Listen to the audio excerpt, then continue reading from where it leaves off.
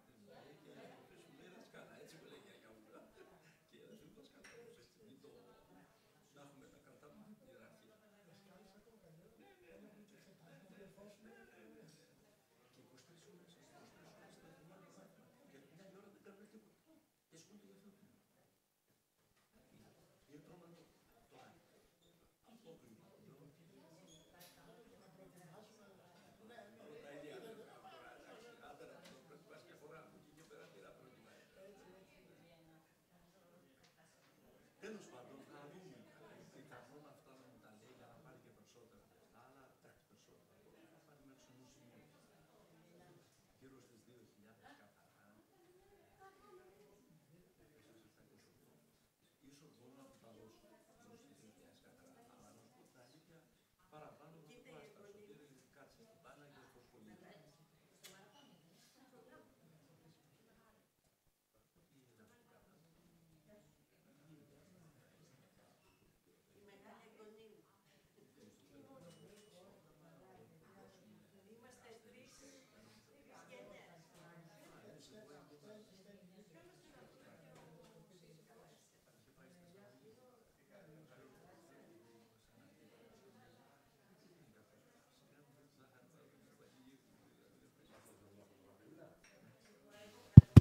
Ένα, δύο.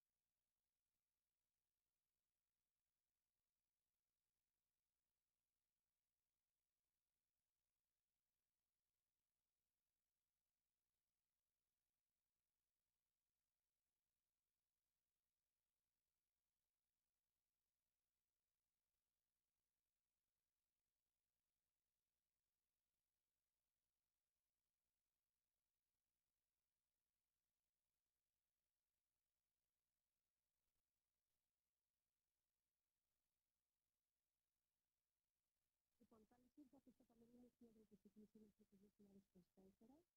Είμαστε πολύ χαρούμενοι που ήρθαμε εδώ. Αυτή τη στιγμή έχουμε και ανθρώπους από όλες τις κατηγορίες της Ελλάδας που μας παρακολουθούν και γεννάμε στο live stream. Είτε στο εξωτερικό, είμαι η ENG, μητέρα της Πανελλήνιου Συνέδριου Κυστικής Ίνωσης και είναι μαζί μου και η Κωνσταντίνα. Γεια σας και από μένα, είμαι η Κωνσταντίνα Ανάσα, είμαι πρόεδρος του Συλλόγου, είμαι μητέρα Αθηνού. Ευχαριστούμε στη σημερινή μας δήλωση, είναι μια σημαντική βοήθειά σας και υποστήριξη που μας προσφέρει. Ευχαριστούμε πολύ.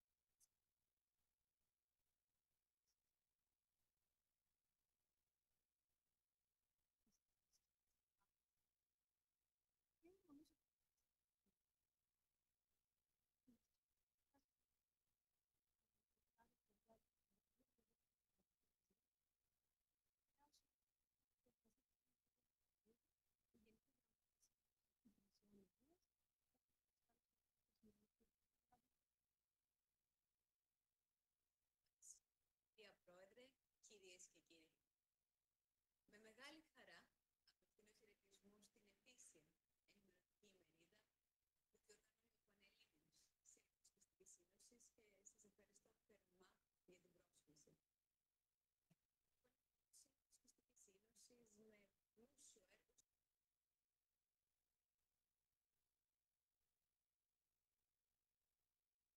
με κυστική ίνωση και αποτελεί σταθερό συνομιλητή του Υπουργείου Υγείας στον σχεδιασμό των πολιτικών για την υλοποίηση του οράματος μιας ζωής με απεριόριστη ανάσα. Το δομημένο σε 3 ενότητες πρόγραμμα της ημερίδας καλύπτει πολλές θεματικές, η προσεγμένη επιλογή των οποίων σε συνδυασμό με τους διακεκριμένους επιστήμονες που θα εισηγηθούν από αυτόν εγγυάται την επιτυχία της.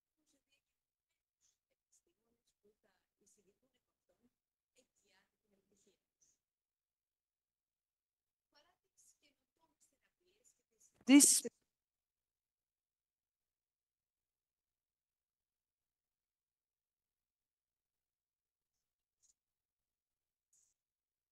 καινοτόμες θεραπείες και τις Υβριδικό σύστημα για να έχει σημαντικές επιπτώσεις στην ποιότητα ζωής των ασθενών.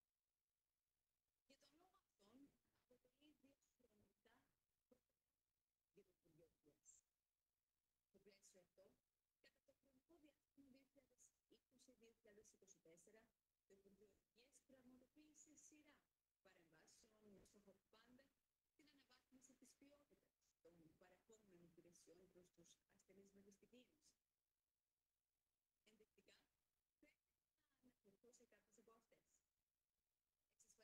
Εξασφαλίστηκε πρόσβαση στις θεραπείες CFTR modulators που δρούν στα αίτια της κυστικής ίνωσης, βελτιώνοντας σημαντικά την υγεία και την ποιότητα ζωής των ασθενών.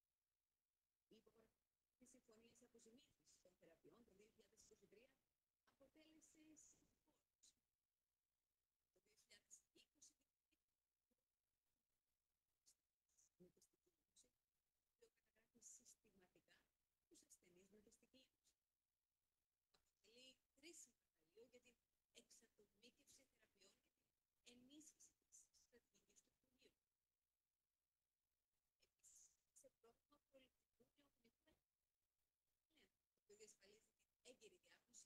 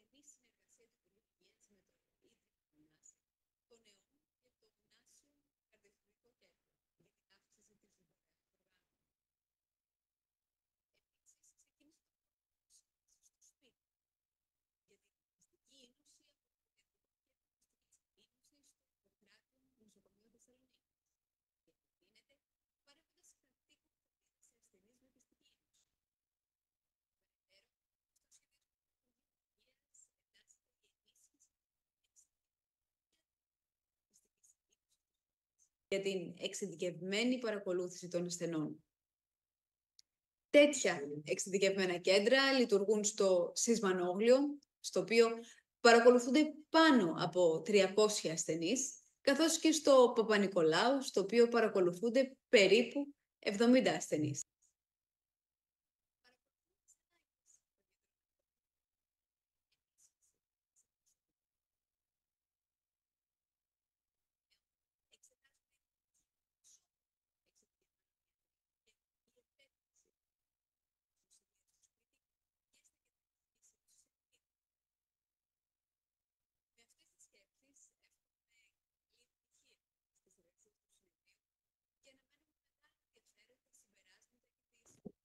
Are actually working with that.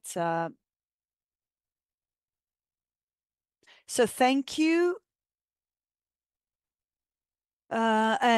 We would like to thank you, and we're working, of course, with the Pan-Hellenic Association for Cystic Fibrosis, and we hope to build a better future for the patients and their families.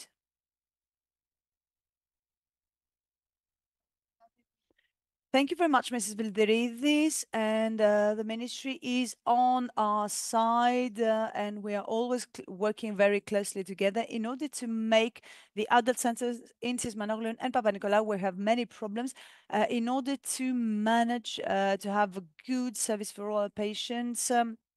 Now I would like to give the floor to Mr. Manolopoulos, President of the National Pharmaceutical Organization. Mr. Manolopoulos, good morning. You're joining us through Zoom.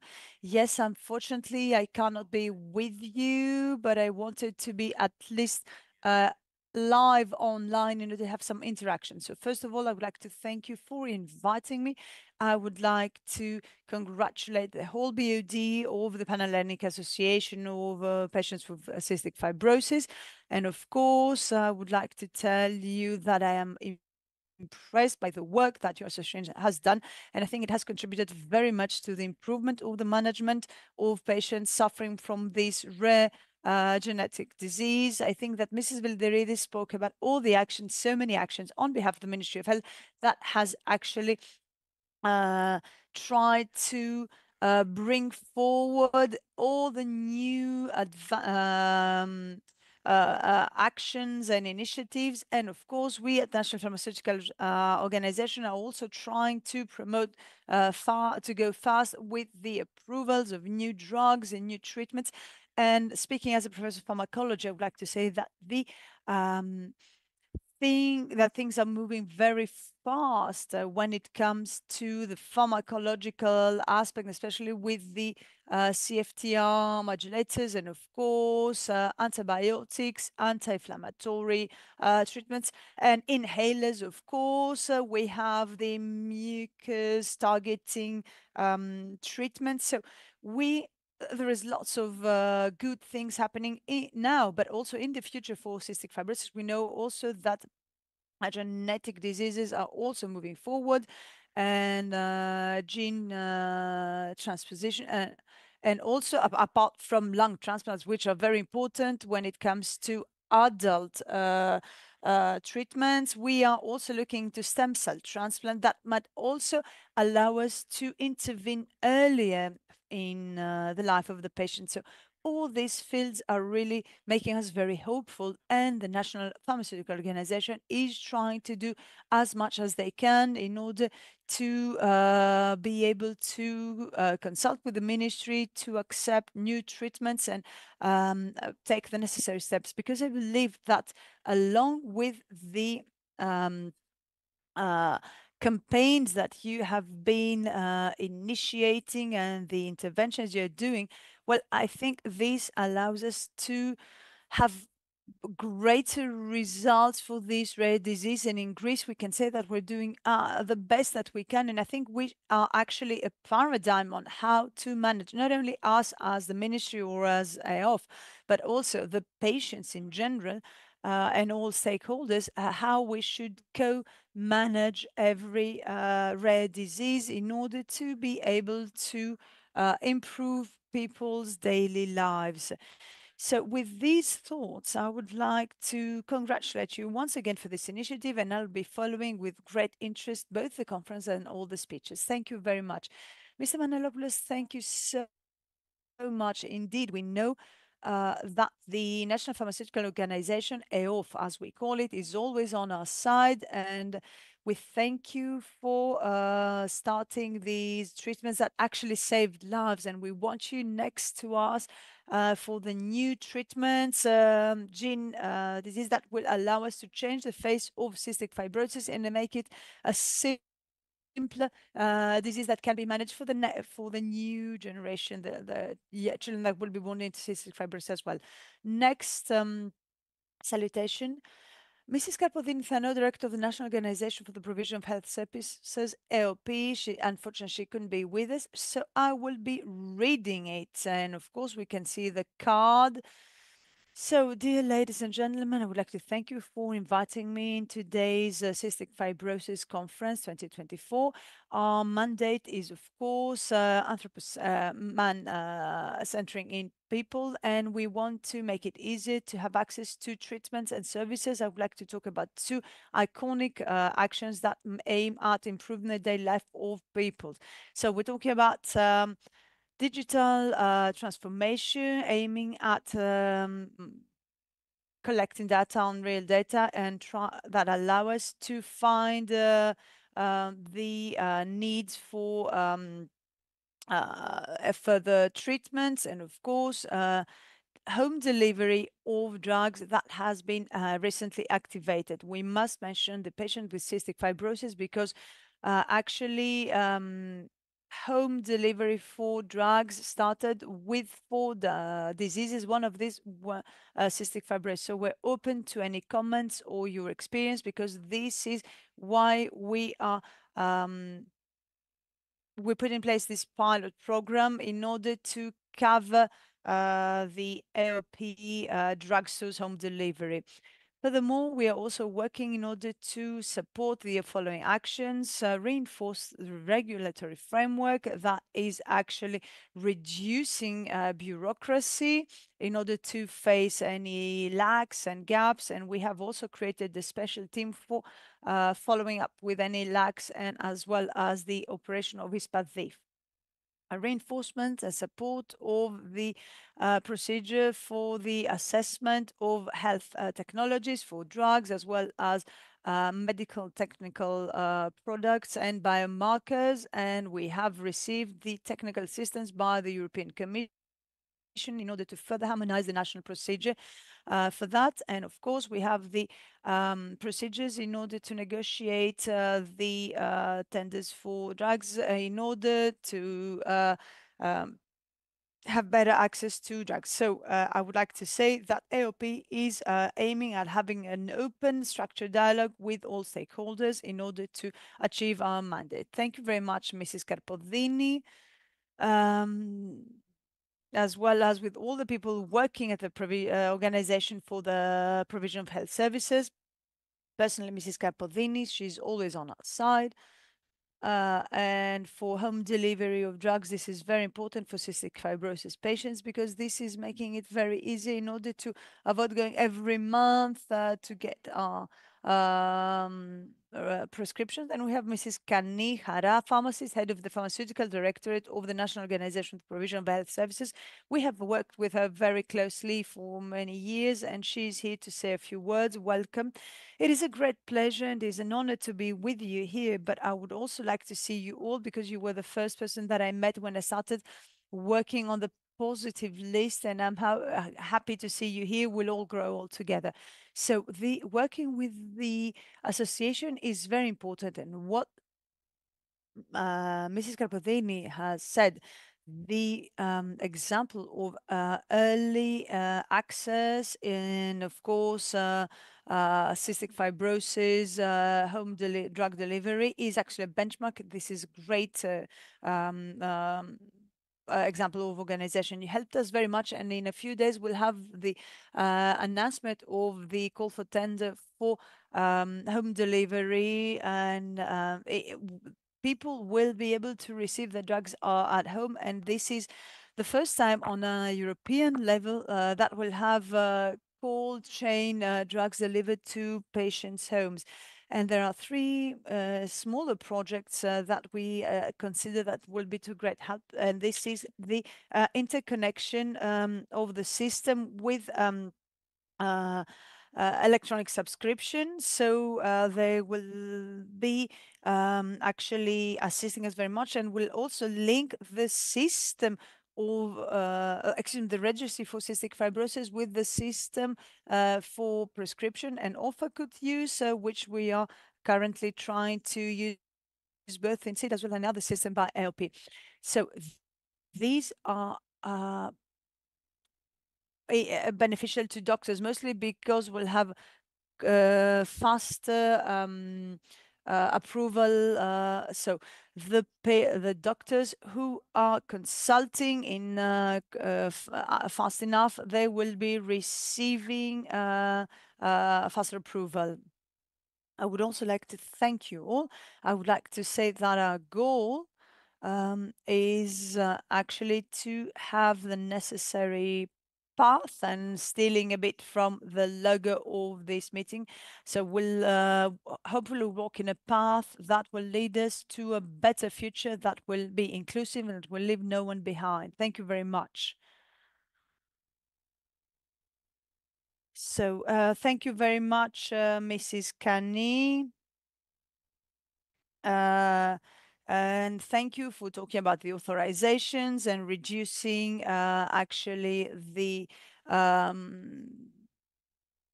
because we have not only FDR modulators, but also inhalers also are in the cold chain. So it is very important to actually deliver them at home. Thank you for your work.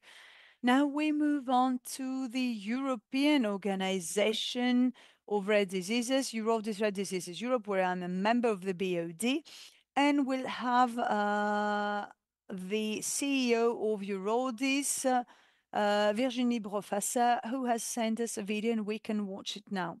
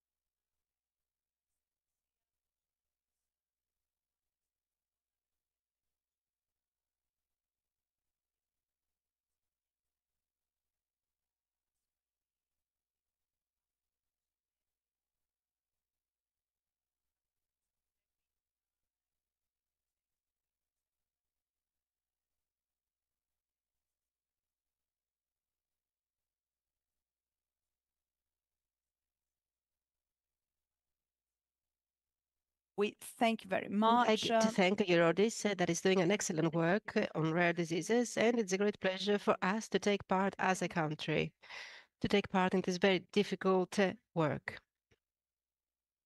Costadina, yes, we have the statement of the CEO of the Cystic Fibrosis Europe, Ms. Hilde de Keyser.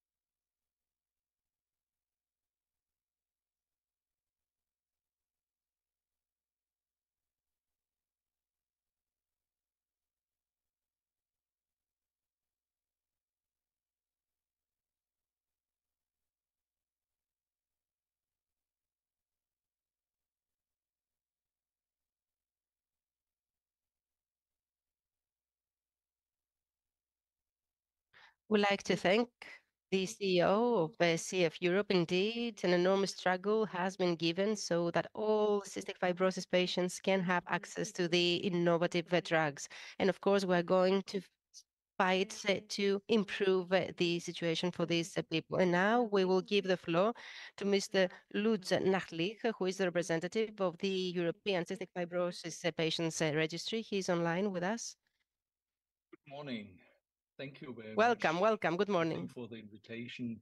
I think the patient registry is mentioned several times, and that's great. It shows how the connection and the collaboration is, because registry data are always, I think, good to improve the knowledge about epidemiology and also, I think, for care and research. I would like to share some slides, I think, with you.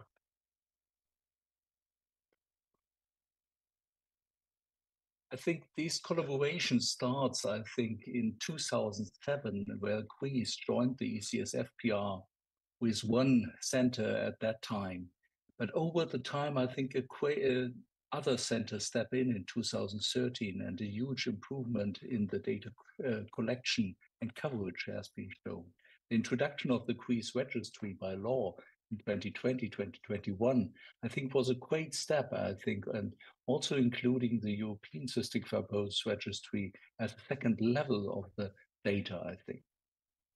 The improvement of the own data collection and management by EDICA was a challenge, but also a chance for us, I think. And in 2023, the last report, which is not published now, I think 684 patients were also transferred to the European Patient Registry. And I think the coverage has been improved to 95%, which gives a very good overview of the epidemiologic situation. Our recent activities, I think, were the data collection in 2024, 2023. And we had also data quality visits in Thessaloniki with ELPIS. And we met also with EDICA in Athens, I think in October 24, to improve the upload process, including data management, the software update, and also new variables which are on the way. There are plans for 2025, like the data collection for the last year, and the data quality on-site visits will be spread over the other centers to improve the data quality and also the discussion between the centers and the central data management. Therefore, I would like to say a big thank you. I think there are many challenges ahead, and you will discuss them, I think, and I hope that the registry gives the right answers to these questions. But the registry is a good toolkit, I think, and a good opportunity to answer some of these questions in the near future. Therefore, I would like to say a big thank you and wish you a fruitful conference, I think. And I think you have a very interesting program with all the challenges for the pediatric and adults. A big thank you to all the contributors, the caregivers, and the patients. And I wish you a fruitful conference. Thanks.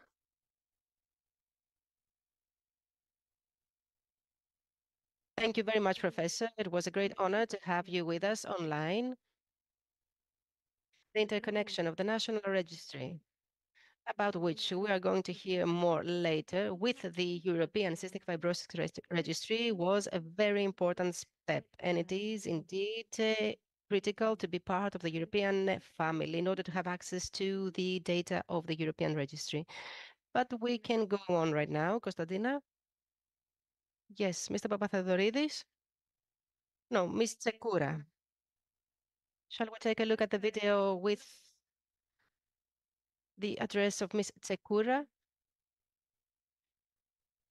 Distinguished Ms. Chair, it is with great pleasure that I represent the National Confederation of Patients Association of Greece that comprises 76 members of all therapeutic categories.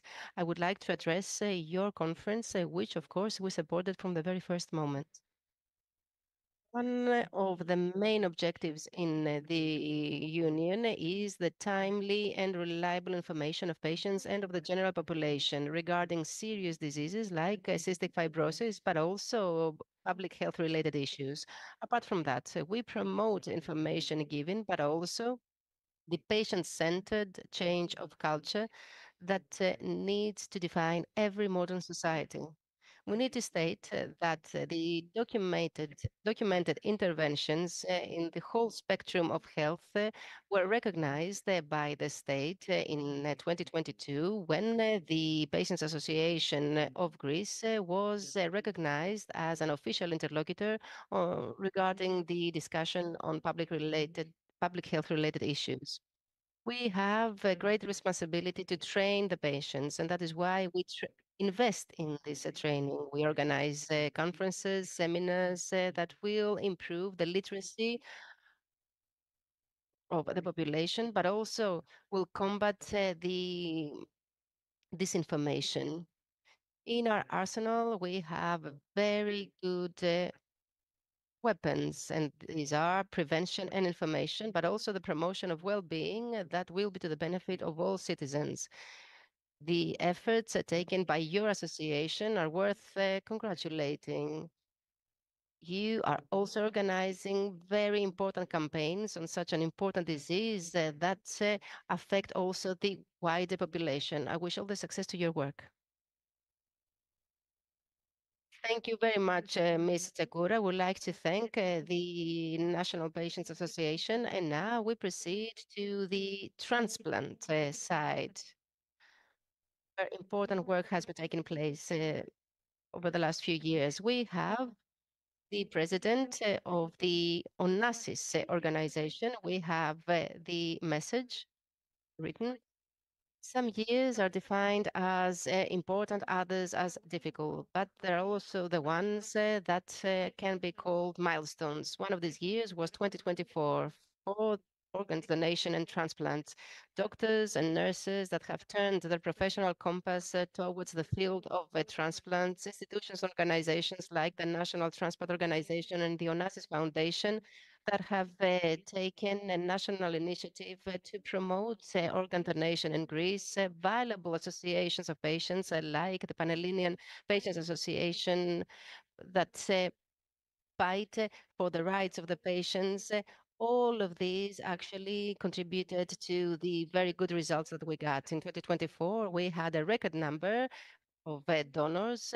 The Onassis Hospital, which is the fully digital hospital in Greece, a part of which is the Onassis Transplant Center, is ready to operate. Moreover,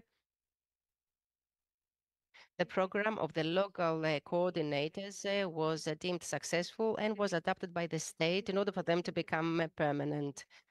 With the contribution of all, the struggle to save even more lives can be won. I wish all the success to the conference of the National Cystic Fibrosis Association. I hope that 2025 will constitute one more milestone year in our joint effort. Thank you, Mr. Papadimitriou.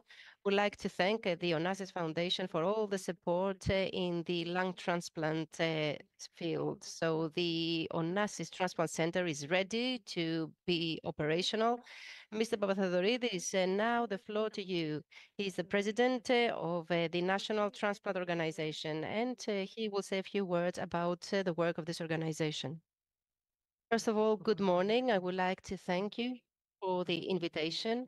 It is a great pleasure and honor to be among you here today. And as you know, I'm always by your side. We have met repeatedly with the president, with members of the association, and with any association that comprises patients that may require transplant. Now, as a doctor, I need to say that I wish and I hope, and I can see actually that the progress, as we have been hearing, is very important. Fewer and fewer cystic fibrosis patients require transplant now. And I hope that eventually there will be no patient requiring transplants. Unfortunately, some may require lung transplant, some liver transplant. Unfortunately, in our hospital, we have lost people who were waiting for a graft. And right now, there is a patient waiting for a liver transplant. He's in a very critical condition. And I believe that this shows that even when lungs operate well, there may be some need for liver transplant. So the organ transplant starts with finding the donor. And in Greece, you know that over time, we haven't been doing so well when it comes to organ donation, even though when it comes to specific diseases, we have been doing well. And this proves that even though there are some rumors saying that in Greece we are lagging far behind when it comes to donations, in certain cases we are doing quite well. Of course, there is margin for improvement. We can increase the percentage. There is also room to change the mentality that prevails in the society with regard to the processes that are followed, to transparency. But the organ donation is something far more complex than the perception that people have. That is why there was this idea that we were not doing well as a country. However, during the last 5 years, we have been organizing the system in a far better way, and this has given results. You have already heard the president of the Onassis Foundation, and I need to say that I feel very lucky for taking on the presidency of the National Transplant Organization. Having next to me a very powerful ally, and that is, of course, the Onassis Foundation, because without powerful allies, we cannot achieve a lot. So with the help of the Onassis Foundation and always with the collaboration of the organization and all the people working there, but also with the financial resources of the foundation, we have developed educational programs, day events for adults, for minors. We have actually recruited the 7 national moderators that were appointed in the big regions of the country. And this actually institution proved its worth. Their number increased, and that was how the ministry was convinced to increase even further the number of these moderators. And now we have 20 moderators around the country. The financing comes from the Ministry of Health, and there are other 8 people working in the central service. So overall, 28 people were recruited. Some of these are going to sign the contract by the end of December. The 20 people, however, have already been recruited, and these people will further enhance the work and will make 2025 even more successful. So with all these activities, as Mr. Papadimitriou said, we have reached a record of donors in 2024. In 1998, we actually had the highest number. And then again, there was another record year in 2008. But this year we had 100 donors. Now we definitely have more than 100. We have new donors being added every day. And of course, by the end of the year, the number will further increase. And 2025, we expect an even greater increase since it is in 2025 that we will see the results of the work of the national moderators. 2025, we aspire to be an even better year. Of course, the organ donation reveals other problems of the system, insufficiencies, especially when it comes to numbers of the transplant units and of the hospitals that have this type of units. And I believe that this will be an even harder step to take and to organize as a country, as a Ministry of Health, but I believe that we will make it. We are eagerly awaiting the new transplant center that will be operational very soon. This will give a breath to the existing transplant units. And at the same time, we need to organize ourselves. And I can assure you that in the National Transplant Organization, we are constantly organizing ourselves in a better way. We have significantly improved our organization. We have gotten ISO certifications for the very first time in the history of our operation. And we got a funding from the Ministry of Health. And right now, there is a large-scale tender to reorganize and update the IT system for transplants. Of course, we need to be careful when it comes to the application of the IT system, because we have seen in the past that many IT systems that were used in hospitals were not that operational and did not give the expected results. However, I believe that in our case, we will make the difference. And with the help of all the stakeholders, with the Association of Patients, with the Ministry of Health, with the scientific organizations, and with the transplant units, we can be hopeful, and we will do even better in the future. Of course, we're not celebrating. We do not claim that having 100 donors is a major achievement. We try to be realists, and we try to do what is self-explanatory. We started with 4.4 donors per 1 million. Now we are at 10, and we are going towards 11, but we need to reach 20. The European average, by the way, is over 20. So even if we reach the 20 donors per 1 million inhabitants, we will have done the self-evident. Thank you very much.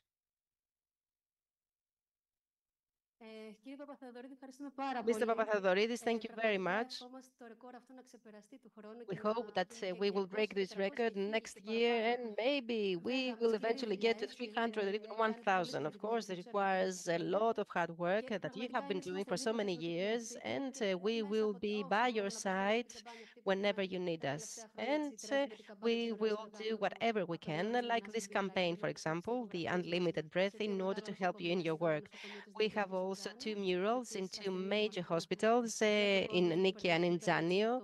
People see these murals and they get the message of the importance of donating organs. And we'd like to thank you for carrying on with this very hard work in the National Transplant Organization. And we are moving on with Mr. Boletis, who is president of the Onassis Cardiac Surgery Center, where all these transplants are taking place. Welcome. Thank you very much for the invitation. It is a great pleasure to be with you. And congratulations on the organization, but also on everything you do for the patients with the cystic fibrosis, the transplants, and the other social actions. I'm a nephrologist, and I'm not involved since the kidneys do not suffer from cystic fibrosis.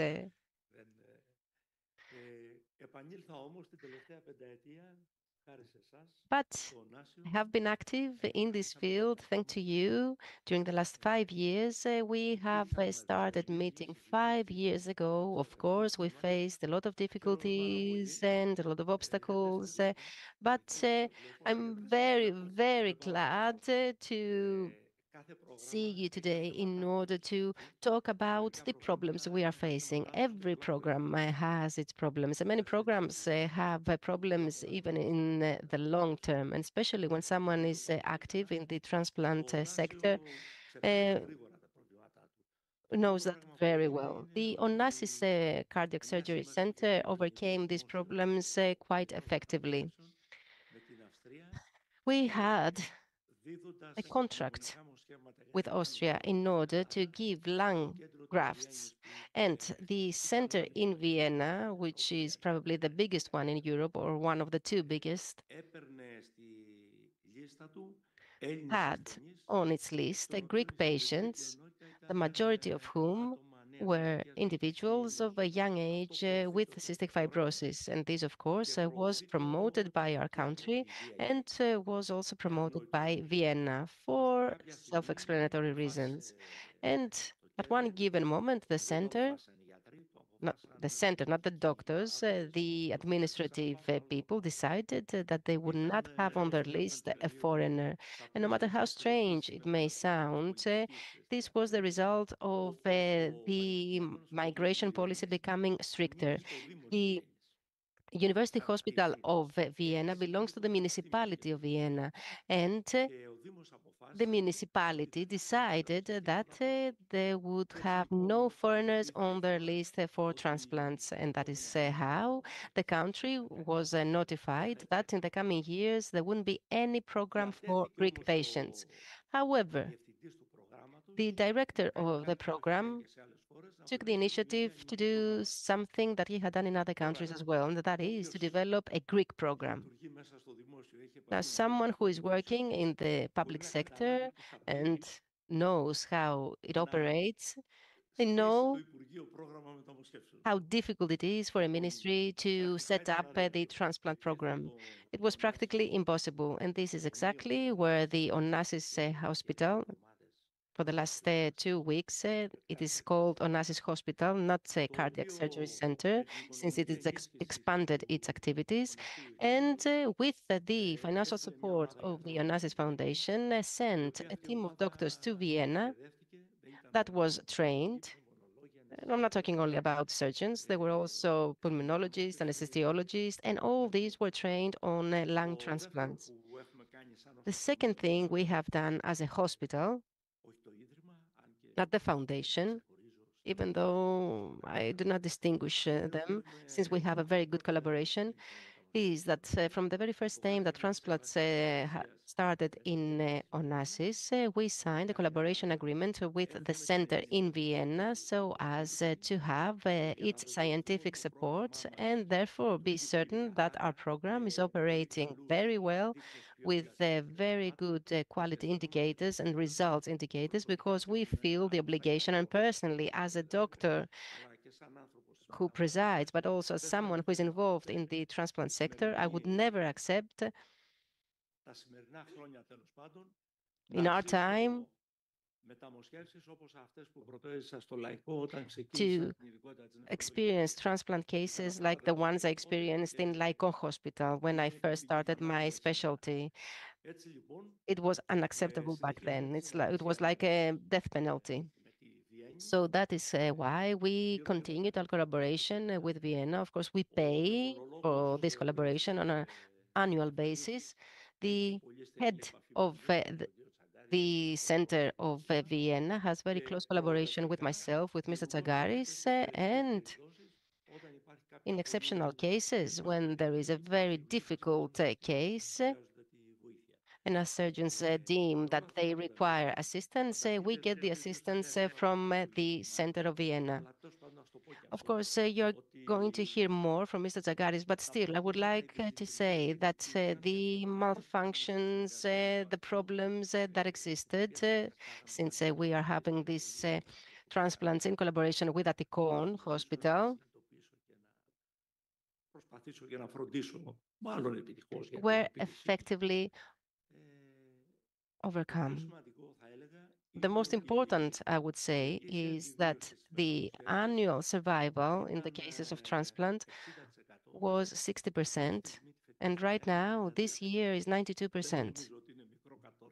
I believe that this is a major achievement. The lung transplant, which is probably the most demanding transplant in such a limited period of time, improved so well and converged to the international results of the very good centers.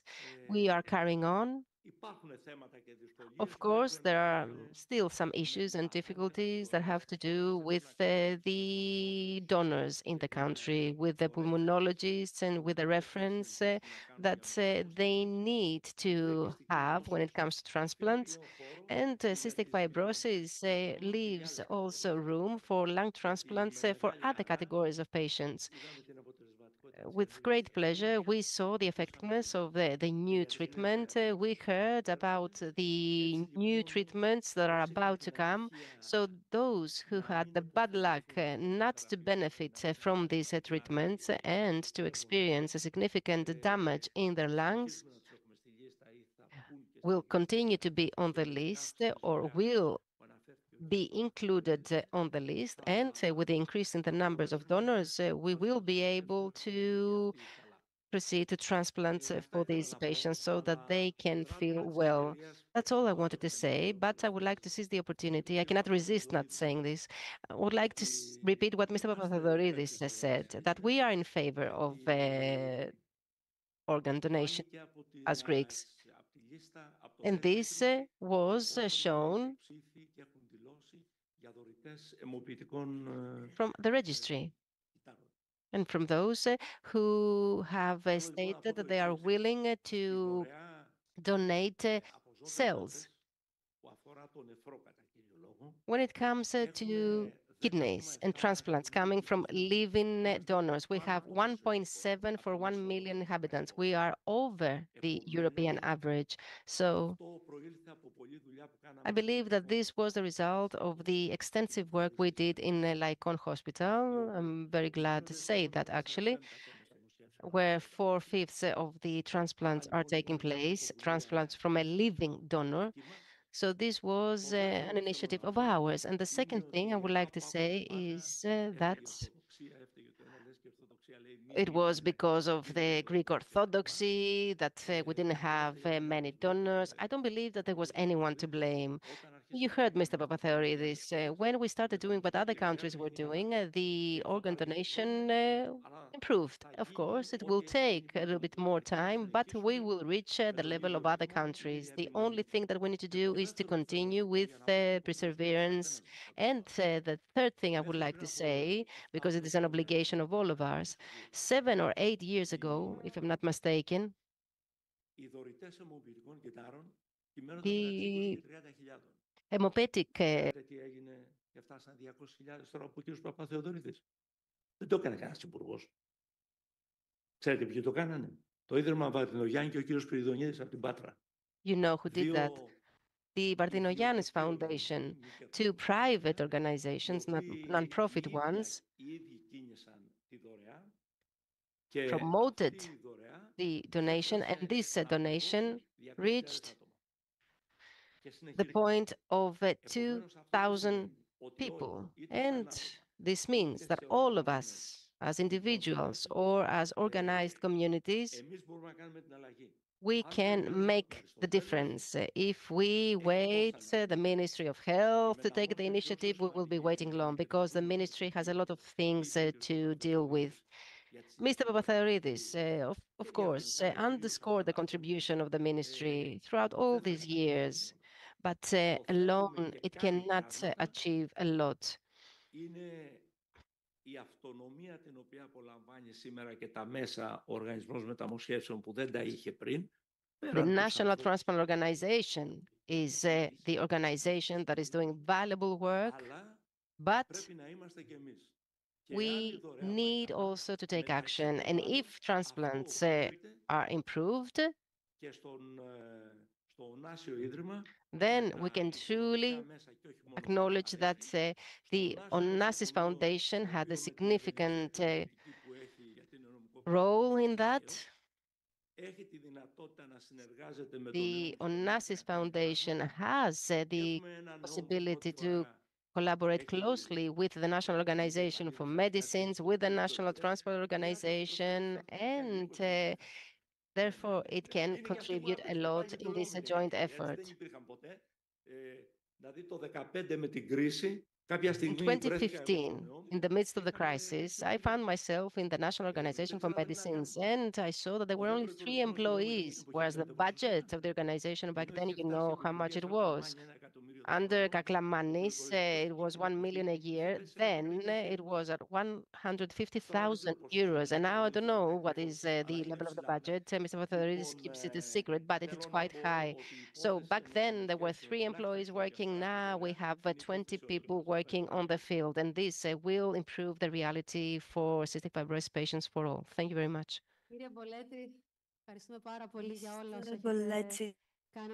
Thank you very much for everything that you have done all these years. And before 2014, we didn't have lung transplants here. There was an organ system, not even in Vienna. So it was in 2014, and Mr. Karabinis, and we worked with him, and they signed this. Yes, it was a very difficult time because our patients died. We lost many children to the disease at the time. So we managed to have this pact with Vienna, and we have children who are alive now. And 2021, as I said, yes, it was very difficult because we needed lung transplants and we couldn't do it. So you had to rush to set up everything put everything in place in Greece. These were difficult times. There were many, but there was great concern, sadness in the patients' community, but we managed things, and the program is moving forward, and we're doing very well. And Mrs. Theodoropoulos will talk about the good results. And so your personal contribution to all that is very important, because you listened to us and you heard our problems and you found solutions so as to be able to really enjoy these benefits, reap the benefits today. Thank you very much, Mr. Balletis. Something I would like to add something. Off microphone, there can be no translation. So the people who have been transplanted are followed up in Greece. No one is going to Vienna, and I'm not saying this for any other reason, but there was also the expenses and having to travel, that was difficult. The speaker is speaking off microphone, and this happened with the consensus. At the beginning, there was some insecurities and concerns, but we managed to resolve everything. Everyone is very hopeful. Yes, this is very important, because the children were transplanted somewhere else, and you understand that they had to start again here. And of course, you have the cooperation of the doctors from Vienna. Yes, this is a team. Thank you very much. And we're standing next to you to continue with this program. And we have more donors, and of course, the good thing is that we have a short list now. Patients with cystic fibrosis who need lung transplant are very few. We're hoping that there will be even fewer in the near future. Thank you for everything. And now we'll be listening to Mrs. Kanaka, President of the Institute of Child Health, Professor of Pediatrics and Pediatric Endocrinology, Director of the first pediatric clinic at Horemio, Research Laboratory of the ECPA, and ERN, Hagia Sophia Children's Hospital. Good morning, distinguished guests, Secretary General of the Ministry of Health, Mrs. Lilian Vilderidis,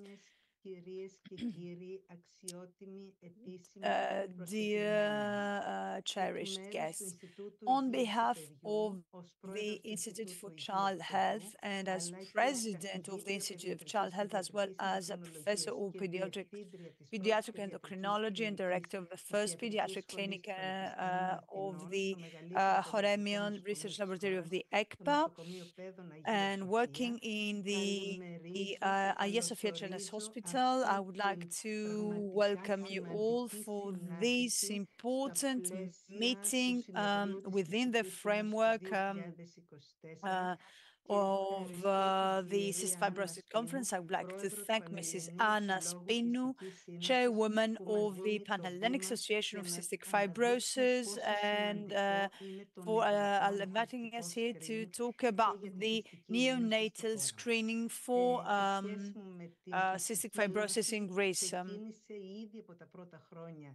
And I already from my first years as a pediatric specialist, when we had the third child of the family and we lost 2 children to cystic fibrosis, and today our children are alive and have a very productive life. Allow me to remind you that in the recent years, both at the Institute for Child Health as well as a program for screening, for neonatal screening, we only identified 4 cases. And in my days as a chairwoman, and thanks to the assistance of the Ministry of Health, we have now 33 diseases that can be screened through the use of neonatal screening.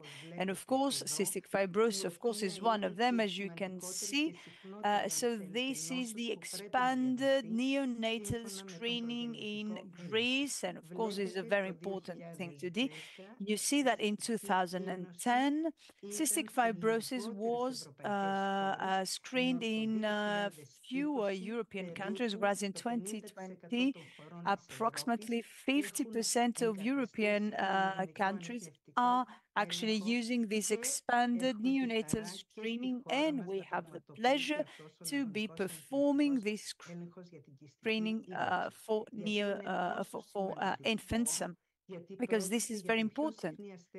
This is one of the most frequent diseases in Caucasians, leading to less survival, and it is inherited. 5% of children are, excuse me, 5% of Greeks are bearing the disease. So early diagnosis is very important. Neonatal screening for cystic fibrosis has been actually is performed in all states of the United States of America since 2010, and since also in most of European countries. And in the disease, you see the dates for Europe. The more frequent followed algorithm for neonatal screening of cystic fibrosis are not the same. There are different ratios depending on countries, but it's early detecting and intervention is very important. So using neonatal screening, average age is 15 days of age, and based on clinic symptoms, 1/3 would have been diagnosed in the first year of their lives, whereas 10% would have been diagnosed in ages over 10 years, and then thus losing valuable time. And the need for rescreening won't be more than 5 in 10,000 samples. And you also see the criteria on which we base neonatal screening for cystic fibrosis in order to have efficient results, which gives us early intervention, offering to patients diagnosed according to neonatal screening higher QI. They become taller because they don't suffer from dehydration. They have, of course, better pulmonary function, less pulmonary diseases, better weight, and they feed better, and they also have better treatment. And you see that we have now better treatment. So there is an algorithm that is used to perform neonatal screening for cystic fibrosis. So we have the GAT3. So we prick the patient's heels before they leave neonatal unit, and then we go through all the stages that you see in order to make sure that the family of the infant has to be informed about performing a molecular DNA analysis in order to have an early diagnosis. And you see the results of 1 year of pilot screening of neonatal screening for cystic fibrosis in Greece. So you see that there were 60,771 GAT3 cards that were checked. The initial cards that on which PAP was performed, 348, repeat cards, 107, fulfilling fully the criteria of sufficient efficiency. And we diagnosed 10 children as suffering from cystic fibrosis, and 4 were actually had the disease. So we are performing these in Greece, and And our goal is to actually expand this even earlier screening. So, of course, we are doing this work in the Neonatal Screening Directorate. Panagiotis Girginoudis, PhD of ECPA, is the coordinator. And of course, there's Dr. Dimitris Platis, who is also participating in neonatal screening discussions and coordination on a European level. You see all the people who participate. And now in the clinical leg of endocrine and cystic fibrosis diseases. Of course, under the umbrella of the first pediatric clinic of the University of Athens, and that I have been directing in Hagia Sophia.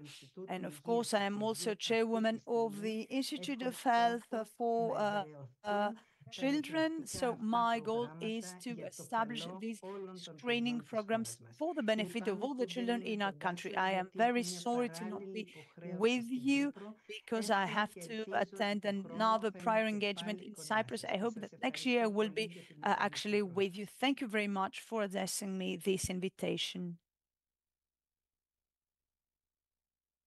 Thank you very much. We know that even if you're further away, you're always very close with us, Mrs. Kanakaki and the team of the Institute for Child Health. So it's very important. When children are born, we see immediately whether they suffer from cystic fibrosis, and they can start the treatment that can give them better life expectancy. Thank you very much, Mrs. Kanakaki. We are actually standing right beside you for the neonatal screening.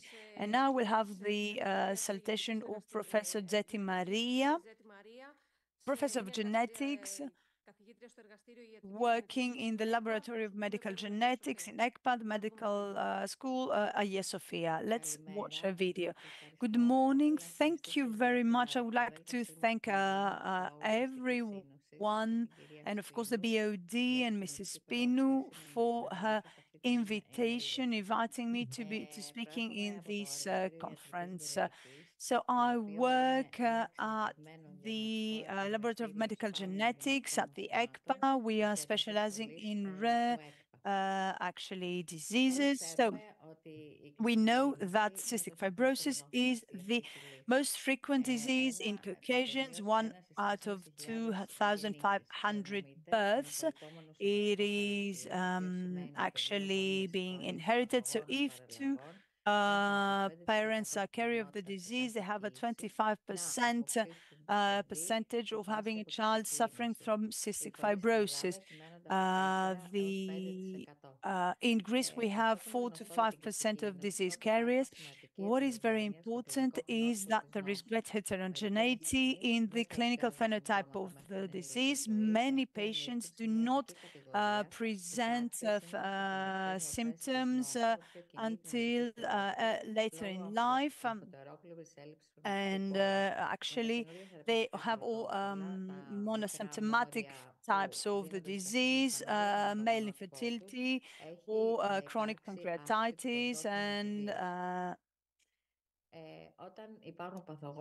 so when they have pathogenetic diseases, the CFTR channel is not working properly, and this is mostly linked to the transport of chlorine ions and HCO3. That causes mucus to be more viscous, and CFTRs interact with other ion transport channels and with other cell pathways related to mucus inflammation.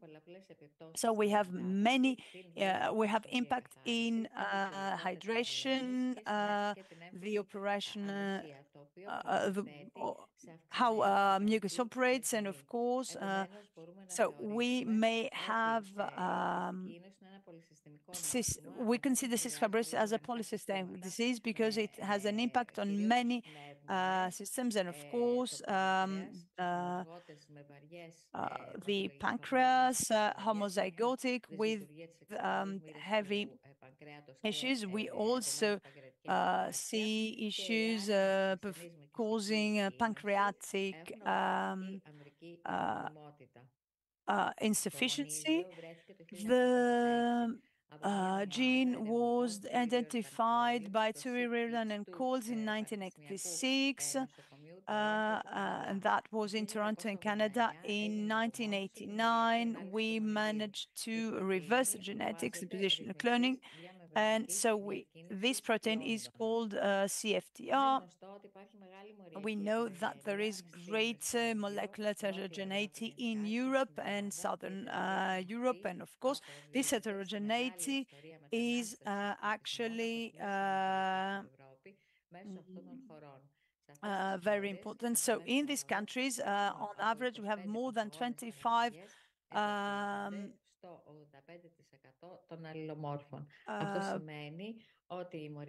cases in 85% of alleles, and that means that molecular diagnosis in Greece is much harder and Southern Europe in general. So if we see the frequency of CFTR in a percentage in Northern Europe and the States, so in Greece we have more CFTR to diagnose now. We said that the gene was identified in 1979, and we had the Cystic Fibrosis laboratory in ECPA in 1992. There has been a control in, we have controlled the majority of patients in Greece, 1,016 patients. We have performed screening in over 22,000 people in general population. And of course, so we have diagnosed we have also performed CVS, and you see some examples using the older techniques. Recently, we are actually having next generation sequencing, and of course, what is very important for us is that there is actually an extended internal database in order to be able to check the phenotype with the genotype. So we have some type of prognosis on patients with specific and we are working very well with the Hagia Sophia Children's Hospital as well as other cystic fibrosis centers for supporting patients in cases where there is a mild genotype or uncertain clinical importance genotype. So you see the first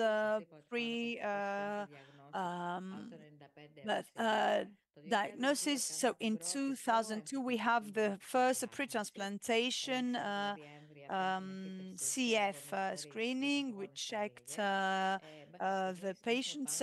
So until now, we have more than 85 cases. And you see the molecular heterogeneity of the disease. So we have about 64 other cases that cover 95% of alleles. It appears that it is very difficult for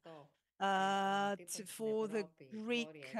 So CFTR genotypes in Europe, 46 have these specific alleles. In Greece, however, we have more than 28 for F508, and you see 45%, 25% in others. So you see how important this is and how we can include it in the protocols. So what we call CFTR-related disorders, these are monosymptomatic types of cystic fibrosis. So these are clinical entities that are related to CFTR disorders, but do not fulfill the diagnostic criteria for cystic fibrosis. So we have CBAVD, 1 to 5% of men suffering from CBAVD, they have at least one variations or two. So in these cases, there can be actually a change of the diagnosis from CBAVD and to or CFTRD to cystic fibrosis. The same goes for idiopathic pancreatitis. This is a complex inflammatory disease. 40% of the cases is of undeterminate etiology. So CFTR in over 30% with SCP have at least one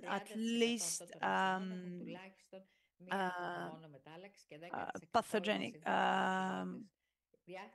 mutation, and 10% are complex heterozygote. So we have a PRSS1, and there's also the SPINK1, and this is considered a multi-factor disease. Now, when it comes to cystic fibrosis prevention and control teams. So before having children, of course, before reproduction, there could be a cascade screening. So in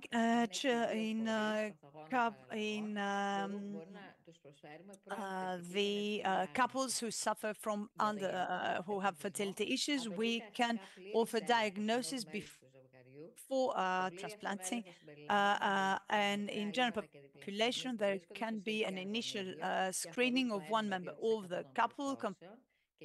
And for monosymptomatic types of cystic fibrosis, there has to be a full screening of both members of the couple if the person with monosymptomatic cystic fibrosis proves to be a carrier of the disease. And of course, we offer prenatal diagnosis in cases of hyperechogenic intestine. Now we have actually,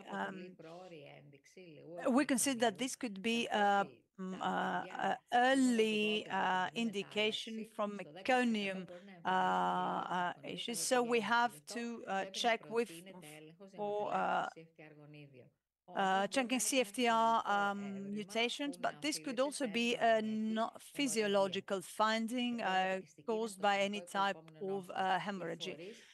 Now, we have to know that carriers do not present clinical symptoms. So when in couples where both are carriers, there is a possibility of giving birth to a child suffering from cystic fibrosis at 25% in every pregnancy. If one member of the couple is not a carrier, there is absolutely no problem. If both are carriers, there could be actually the intervention in order to combine actually the phenotype screening. We have 6 cases of the combination F1052V and these cases decided to continue with the pregnancy and check, of course, during the pregnancy. We also suggest to perform cascade screening, targeting, of course, the specific mutations, and of course inform people about on-time family planning. Just a few words about the new treatment, CFTR corrections. So these molecules given to patients with cystic fibrosis, they are offered according to the genotype of the patient. So groups 1, 2, 3, and 4 have currently specific treatments available, and especially in group 2, we have the repairs. So In 2016, we had the combination of lumacaftor and ivacaftor for patients that were homozygotic for the joint mutation, and we have ivacaftor, which was for mutations in groups 3 and 4, meant for 8% of patients. In 2020, there was the triple combination, so you only need one copy of F58del. This is relevant to 73% of Greek patients, and there's no importance what is the second mutation. Closing, I would like to say that from the identification of the CFTR gene in 1989, we have actually now more efficient treatments for patients. So we've went from CF gene discovery to people, and we have increased the life expectancy, and the triple combination of Trikafta is actually the ideal treatment for patients over 12 years old that bear the F58del mutation in one allele. Thank you again for inviting me. I am sorry to not be able to deliver this short salutation in present. Thank you very much, and I wish you all the best.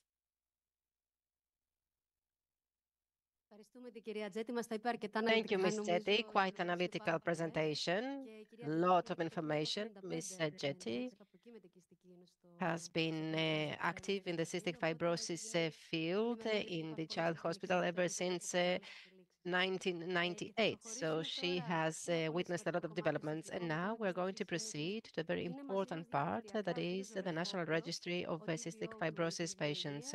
We have Mr. Zohrafopoulos, the DPO of the Ministry of Health, the head for data protection. That is Mr. Zohrafopoulos. Good morning. Good morning. Yes, we have a technical issue. We cannot see you.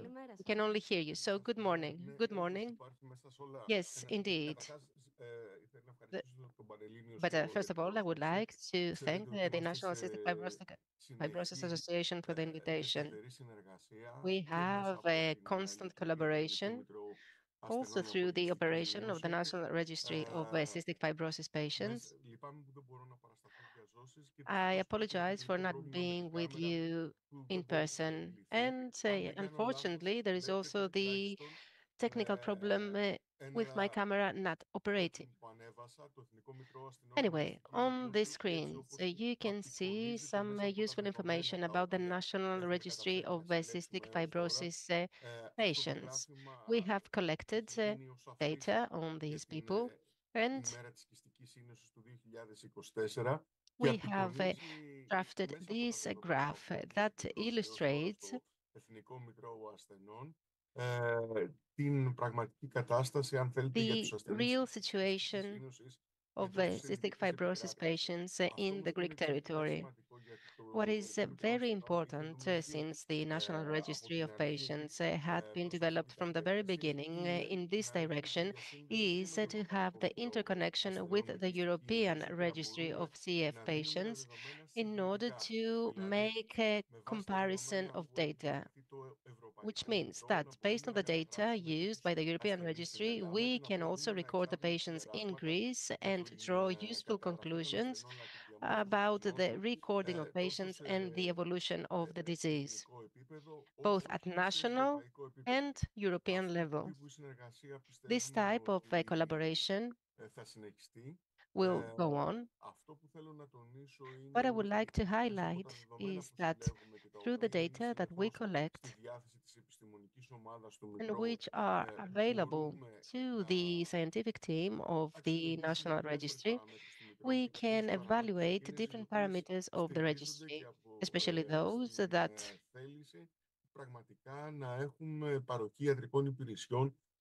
are directed towards the provision of services to CF patients. We are not interested in simply recording the patients. We want to provide effective services to CF patients. What is greatly important is what Ms. Kanakanu said earlier, and that is that the pilot project that has been running since 2023 continues to record the CF patients, This pilot operation will be completed in 2025. With the completion of the pilot project, we will have evaluation data of the pilot operation, and we will therefore be able to make a positive decision about the integration of diagnostic screenings for cystic fibrosis in the permanent programs of the PEN. I don't want to tire you much. If there are any questions, I will be at your disposal. I believe you can send me the questions. I wish all the success to today's conference, and I apologize once again for any technical problems, and I hope the best and health for all of you. Mr. Zografopoulos, thank you very much. Your work is very important because we want the patients to feel that their personal data are secure and that there is no leak whatsoever. Of course, all data are encrypted, are codified. No one has access to the personal data of the patient. So thank you very much, Mr. Zografopoulos, for the very important work that you have done. We hope that next year we will have you with us here in person. And now we would like to give the floor to Ms. Mitru Panayota, who is head of the Department of Therapeutic Protocols and Registries at the Ministry of Health. Ms. Mitru has done wonderful work throughout the years so as to develop this registry and so that we can actually use it in practice. Good morning, distinguished guests, dear colleagues, with regard to the Autonomous Department of Therapeutic Protocols and Registry of the Ministry of Health, but also as a physician, I would like to thank you for the invitation to be with you here today. Cystic fibrosis is the most frequent hereditary disease. Approximately 500,000 people in Greece are patients of cystic fibrosis, and it's quite sad to know that every week there is one child born with cystic fibrosis. Even though it is a frequent disease, it is a fact that to a great extent it remains unknown to the wider population. The delay of diagnosis leads to delayed initiation of the right therapeutic treatment. And of course, this has an adverse effect on prognosis. And it also increases the mortality rates related to the disease. So we all understand how important this type of events are, since they inform the wider public about the disease like cystic fibrosis. The goal of the Ministry of Health is the timely, the early diagnosis and the early initiation of treatment so that the patient can have access to the right treatment as early as possible. The Ministry of Health, since 2020, has established the National Patients Registry so as to record in a credible and reliable way the sum of CF patients in Greece, and especially at the moment the diagnosis is made. We are in the pleasant position to announce that over 95% of CF patients have been recorded in the registry. Here you can see the data that we have prepared for this year, given that there is also the European Week on Cystic Fibrosis. 892 patients have been recorded in Greece. And I believe that this shows the excellent work that the doctors are doing in the CF centers. Out of these 892 recorded patients, 716 have updated data regarding the previous year. So not only we know how many patients there are, but we also know at the stage of the disease they currently are, the treatment they receive, and we have data about the respiratory function, the side effects. We know the treatment they get, and we also know the percentage of these patients that have received transplants. We also know who are the patients that need transplant in the future. The goal of the Ministry of Health, which in our view has been reached to a great extent is to continue being a digital tool that will record the needs of those patients, and that this tool can actually be used in order to develop policies so as to further assist these patients. At the same time, it is very important the fact that we have the possibility to connect with the European Registry, to send anonymized data to the European Registry, and therefore to have the necessary comparison that allows us to know how the rest of Europe deals with these patients. This allows us to improve greatly. On the occasion of this address, I would like to thank the work group for the development of the registry, the moderator, Mr. Tsanakas, Ms. Hadjiagoru, as well, for the excellent work she has done, all the directors, the heads, and the doctors of the centers for cystic fibrosis, and of course, the president of the association, Ms. Spinu, who has helped us enormously. Thank you very much, and I wish all the success to the works of this conference. Ms. Mitru, we thank you as a Patients Association. Indeed, everything happened very quickly. Back in 2020, we had the ministerial decision, and then all the steps were taken very, very quickly. I believe that it's quite noteworthy, the effort that has been made by everyone, all the doctors, Ms. Hadjiagoru, all those who were involved in this effort and who allowed us to have this very important registry in our hands, because data are power, are knowledge, and are very important for the development of health policies by the Ministry of Health, but it's also important for us since they allow us to provide better care. And it's a great honor, actually, to represent the association in the work group, and we are at your disposal whenever you need us. Thank you very much. And after Ms. Mitru, we proceed to the moderator of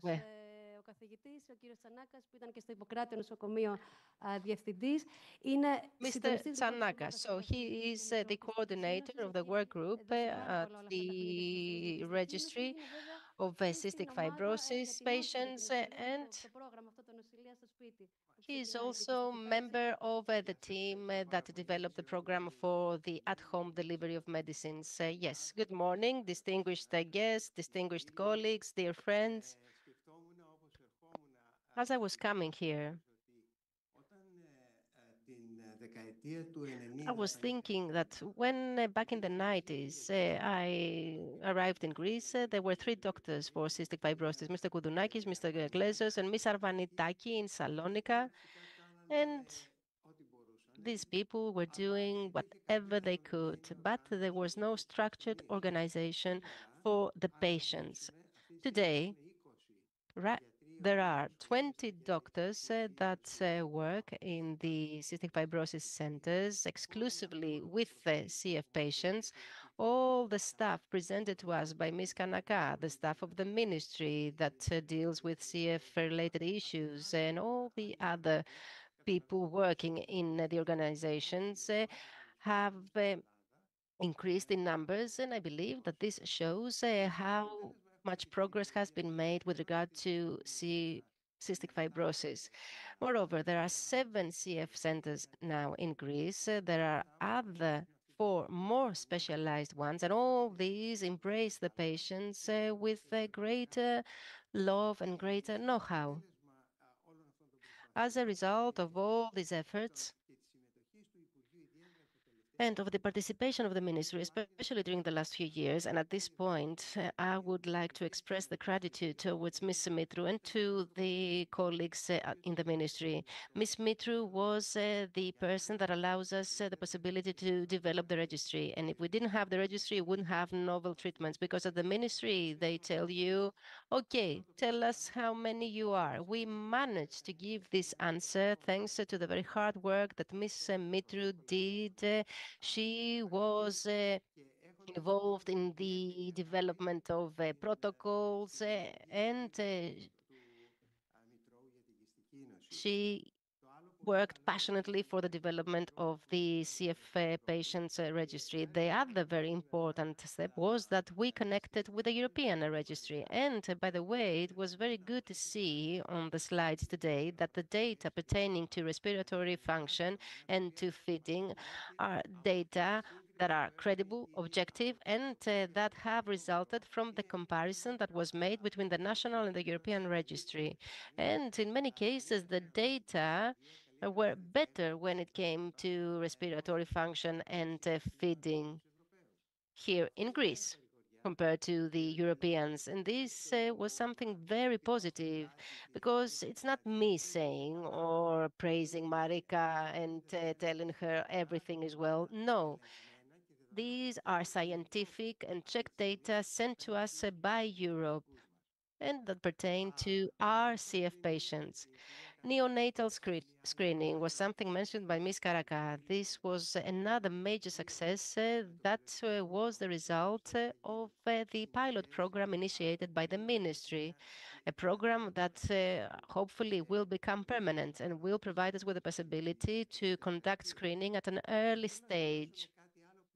And I would like to finish off with something else that you, the association, have helped us with. 15 years ago, we had the children in the hospital, and there was the need for intravenous treatment. They had to spend 15 days in the hospital in order to get the treatment. And back then, we were thinking with my colleagues, why should we keep the children here? We could send them at home and send over a nurse, a doctor maybe, if there was a need to check the state the child was in. So that was when the thought of developing an at-home hospitalization was thought. And back then, there was the Social Security Fund, if you remember, and the inspectors of the Social Security Fund actually attacked us and told us that we are going to denounce you because you allow intravenous administered drugs to be administered at home. But still, we continued, and this is how now we have at-home delivery of medicines. And this is something that has given very good results, and we believe that this institution will become official and will, of course, involve the participation of a physician or of a nurse. With these words, I would like to thank you very much, and I would like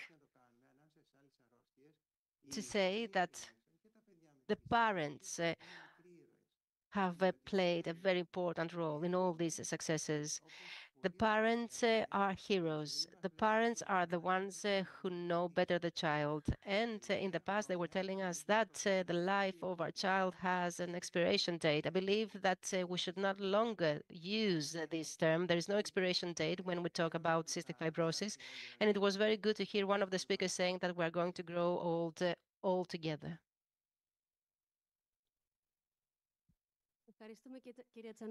Thank you, Mr. Tsanakas.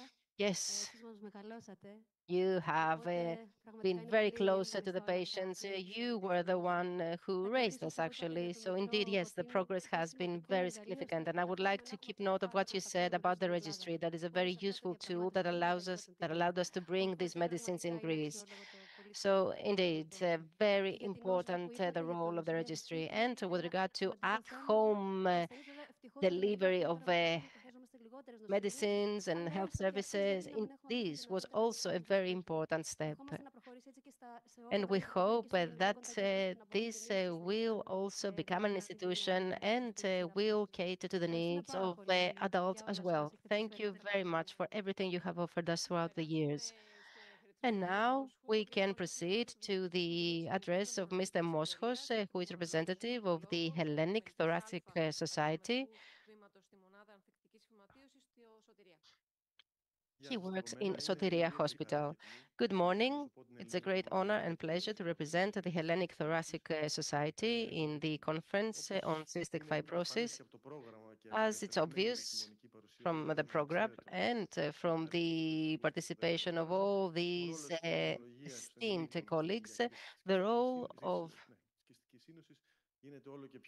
pulmonology in treating cystic fibrosis becomes all the more important. This was not always the case. When I started my specialty 20 years ago, the disease was considered a child's disease. And of course, the training that we received back then in Sotiria was negligible training about cystic fibrosis. There were some colleagues who were working in Sysmanoglio who actually received a little bit more extensive training, but not us. Of course, this has changed thanks to early diagnosis, to holistic management, and to all the treatments that have changed the face of the disease and its outcome.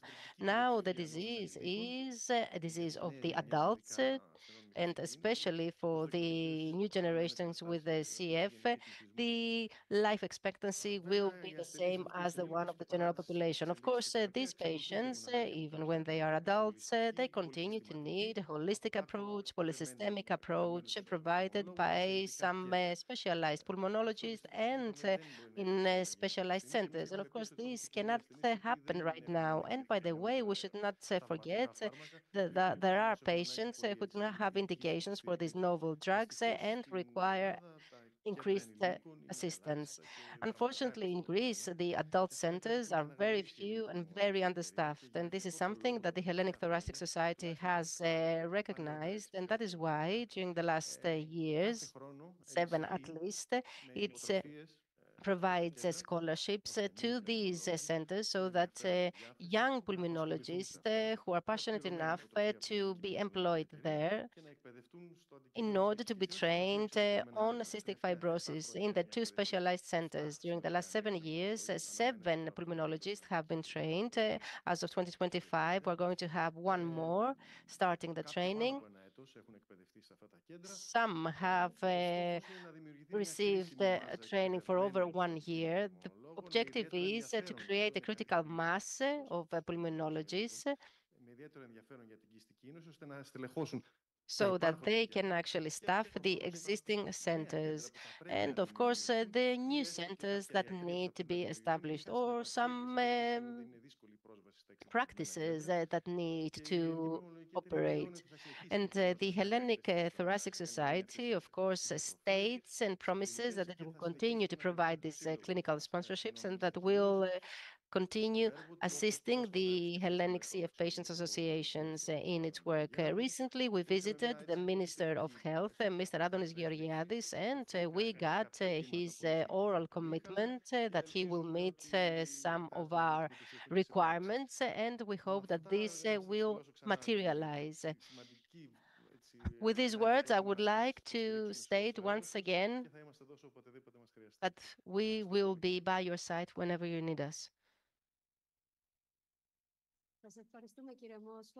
Thank you, Mr. Moschos.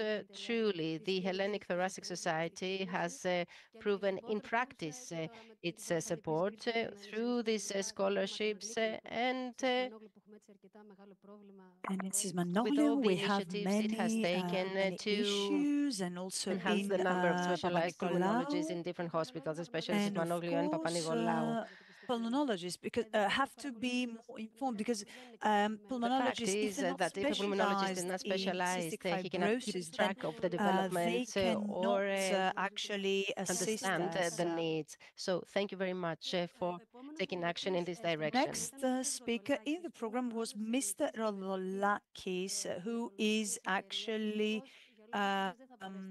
the president of the Hellenic Society of Obstetrics and Gynecology. He cannot be with us due to an unforeseen circumstance, but we are very happy to be working with the Hellenic Society of Obstetrics and Gynecology because gynecologists, OBGYNs, have to be informed about the changes because they're still in what they still think that it is a deadly disease, that children die unfortunately very early, but things have changed. And also we have many women patients who have decided have children. So it's important for OBGYNs to know about these adult patients as well and their pregnancies and what is needed. So now we will move forward to the President of the Union of Pulmonology of Greece, Mrs. Stamatou Tsekrika. I would like to wish you with all my heart a great success in the works of your conference, and I hope that patients suffering from cystic fibrosis will be enjoying many limitless breaths. The Pulmonologists Association of Greece is standing by you, ready to assist with the scientific knowledge as well as the empathy, and we want to be with you in all your meetings. I wish you all the best for this conference. Thank you very much. Thank Mrs. Tsikrika. She wanted to be with us. Unfortunately, she is actually working right now. She's in the university. So I think this is enough with the salutations. But I saw Mr. Dudunakis among the audiences. Mr. Dudunakis, could you just pop up and say a few words? Mrs. Dudunakis, the older patients, we know him. He was a doctor in Pedon, Hagia Sophia, when we were kids. He was the success of Mr. Adam. And I would like to say that we spoke to Mr. Adam. He's also following closely. And he is a pensioner for many years. But as Mr. Tsanakas, he's always with us. Mr. Dudunakis, would you like to come up here and say a few words before we move forward with the program?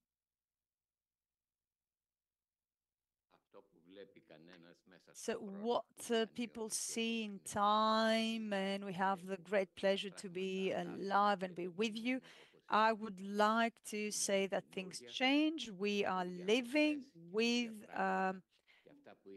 new things, and what we used to imagine has become a reality now. And we're very happy and for giving life to these dear children and dear friend Yannis.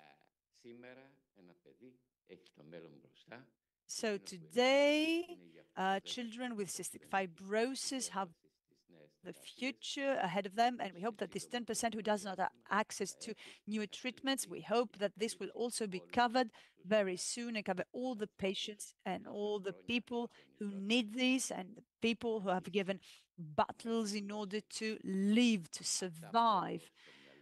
So what I have in mind, I mean, are no longer the reality. They used to be. I know that people had to walk the path of the Calvary in the past, whereas now they are working, and I would like to thank you all for making this happen. We thank you too. It is a pleasure.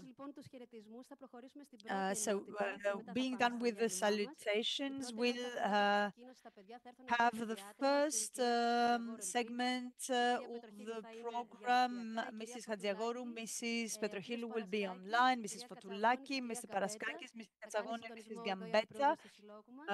The coordination will be done by the Vice Chairwoman of our association. We'll listen all about the holistic care of children with cystic fibrosis and the current ways to treat children with cystic fibrosis. Thank you very much.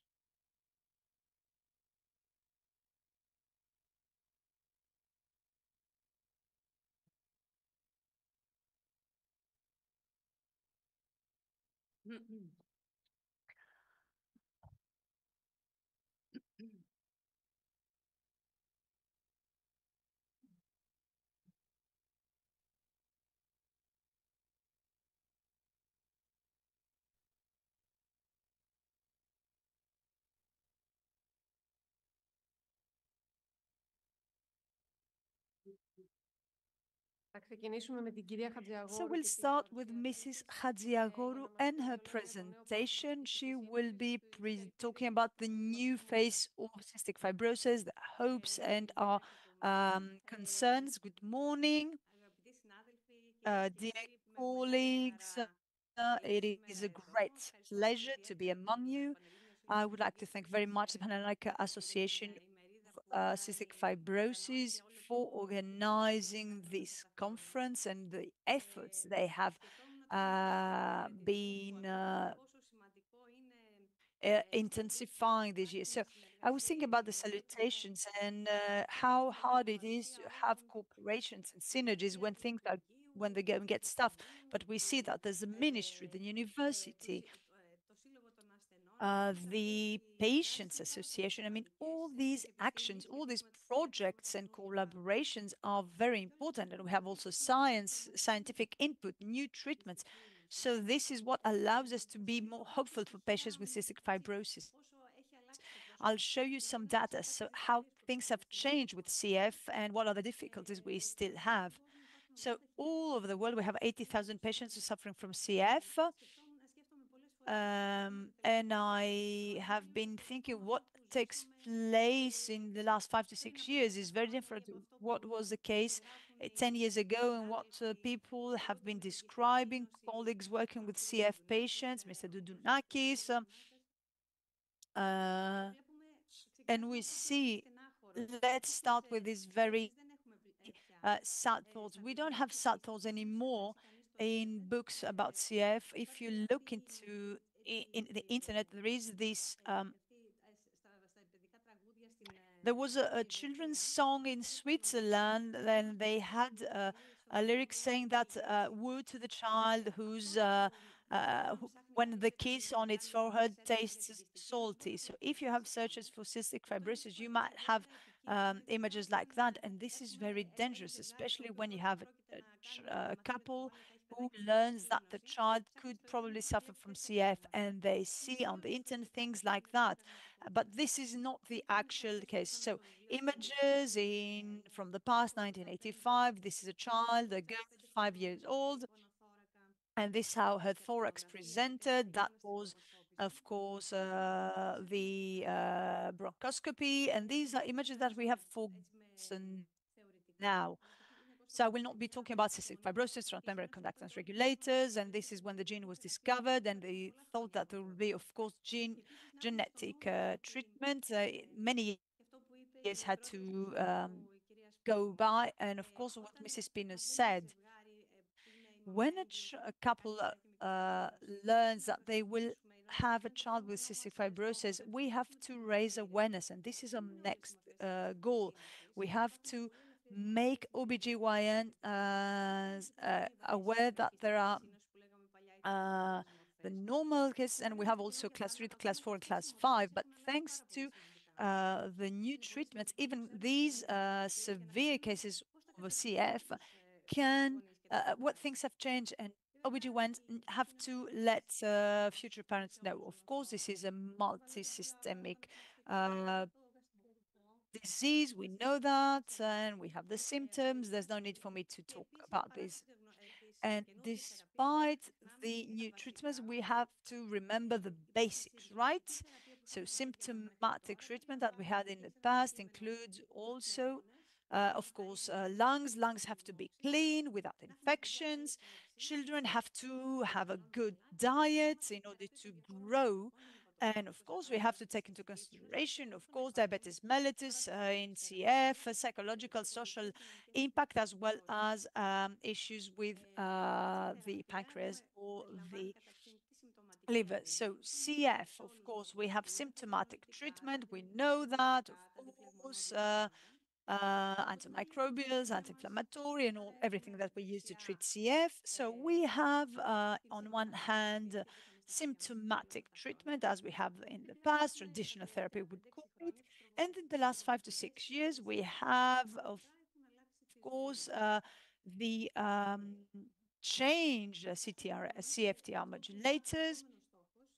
And the next goal, of course, because modulators cannot cover all patients, of course, we hope that we are on a path to a cure, have modulated therapies that will actually target this 10% of patients that are not eligible for the current modulators therapies. So I stole this slide from the American Conference for CF before modulators. So if these are the patients with CF, they are treated with symptomatic therapy. Now, CFTR modulators, you know them. So we have ivacaftor with ivacaftor, and we have dual agents or triple agents even. So when ivacaftor was found, you saw that it was indicated for specific mutations. It covered about 40%. So these were the lucky patients. When we had the dual agent, lumacaftor and ivacaftor, it was indicated for 40%, and Mr. Jetty presented that. And this is why it's very important to work with the registry, with the reference center, because we have everything checked over there. And what she said was very impressive. We had many patients, and we also have now the database with the Greek mutations. And we have, so now with the triple agent, this has become a highly effective modulator therapy, but we have still 9–10% of patients who are not eligible. In Greece, it's the non-eligible patients percentage is a bit higher. There have been many researchers and studies that show the benefits from CFTR modulators until today in respiratory function and many other. So we had also the studies that showed the issues that patients are facing. And of course, we know that this is a multisystemic disease. So we see that it also assists in diabetes mellitus, people being probably people's nutrition. And we saw this study, and we have many other cases and cases of exacerbation in sinus. So we see what happens with patients. So we see what is the normal. I mean, how the sinuses are in normal cases, and we see in CF and 6 months how you see at the beginning they were full of mucus, and then they opened this, and this was not done by antibiotics, but it was after the use 6-month use of the triple agents. So you see, in 2 years, we have an image similar to healthy subjects. And you see, so ETI treatment really makes a difference. And this is a very important dimension through the American Registry for CF, and how we have a reduction in lung transplants with patients for patients with CF, and we have a decreased ETI approval. And you see that 300 and something in 2018, they have been decreased. So you see in 2020, 21, and 22, much less. So we have other data that appear very impressive, because you see that we have data which are very impressive. So when you see what happens in the United States in recent years and the changes, so these are data from 2023 from the American registry. So we see 133,000 patients which are on the registry. Respiratory function, the respiratory function of 10-year-olds, 18-year-olds, and patients, adult patients, 30 years old, suffering with CF. So on one hand, we have, of course, the percentage predicted, and you see the changes in every case. We know that over 80% is considered as a normal respiratory function. So for 10-year-olds, we went from 99 to 103%. So you see, the better you start, the better results you have afterwards. 18 years old, so when they are adults, from 94%, they went to 102. And for 30-year-olds, from 73 to 84, and 84 is also deemed as a normal respiratory function. So this is very important. Now, the progress in 20 years of progress. Pregnancies, this was unthought of a few years behind. So in 2003, 162 pregnancies, 2023, much more in the States. The data is similar in Greece as well. Now, allow me to stick to that. How we were using inhaled antibiotics, great importance. We have less children on antibiotics. And here, again, from the American registry, many colors, but let me make things more clear. So from 2018 to 2023, you see that the percentage of population eligible for modulator based on the genotype, and we see that the triple agent is, of course, the larger. So actually, 76% of patients in 2023 use triple agents, and there are also very few who have no access. They are non-eligible. So you see that 8% cannot use the modulators because they don't have the necessary mutations. Again, data from the United States, transplantation, there was a decrease of people getting a lung transplant because patients are doing much better. So there's no need for a transplantation. Also, mental health, better performances, and also one last thing, nutritional status. You see the BMI in children and in adults, pediatric and adults. So underweight, this is in purple. In adults, you see the differences between 2003 and 2023. So we have 14% underweight in the past, 5% currently. And in red, we should take care of the people who become obese, because now we are moving to the other extreme, and we should look into that. Now, the ESFSPR, we had 33,000 in the States, 54,000 CF patients in Europe. Very important, and it was underlined by pulmonologists before, 50% of the adults, 46% are children. So we have more adult patients than children, than pediatric patients. And we have to now look into adult centers, and we have to reinforce them. Now, CFTR modulators, children and adults. In blue, we have the number of patients that receive a triple agent. And this is actually the vast majority. And also when it comes to pulmonary functions. So in green, normal, in children, and you see how things are going. So respiratory function, 73% normal, and this we have an increasing number of patients with normal respiratory function. Now, nourishment. You see that overweight in Europe is quite a large percentage, so we have to be careful with our patients getting obese in Europe. And allow me to close with the data showed by Mrs. Mitru and Mr. Zografopoulos. So, cystic fibrosis in Greece, this is a result of the cooperation of all the cystic fibrosis centers that participate in this multidisciplinary team of the National Registry for Cystic Fibrosis. So we have this interconnection with the European registry. And allow me to show you what Mrs. Tanaka said, and I'm a bit proud because in the past, if parents or doctors would say that if the child could go to Europe to live abroad, they deemed that they would have a better future.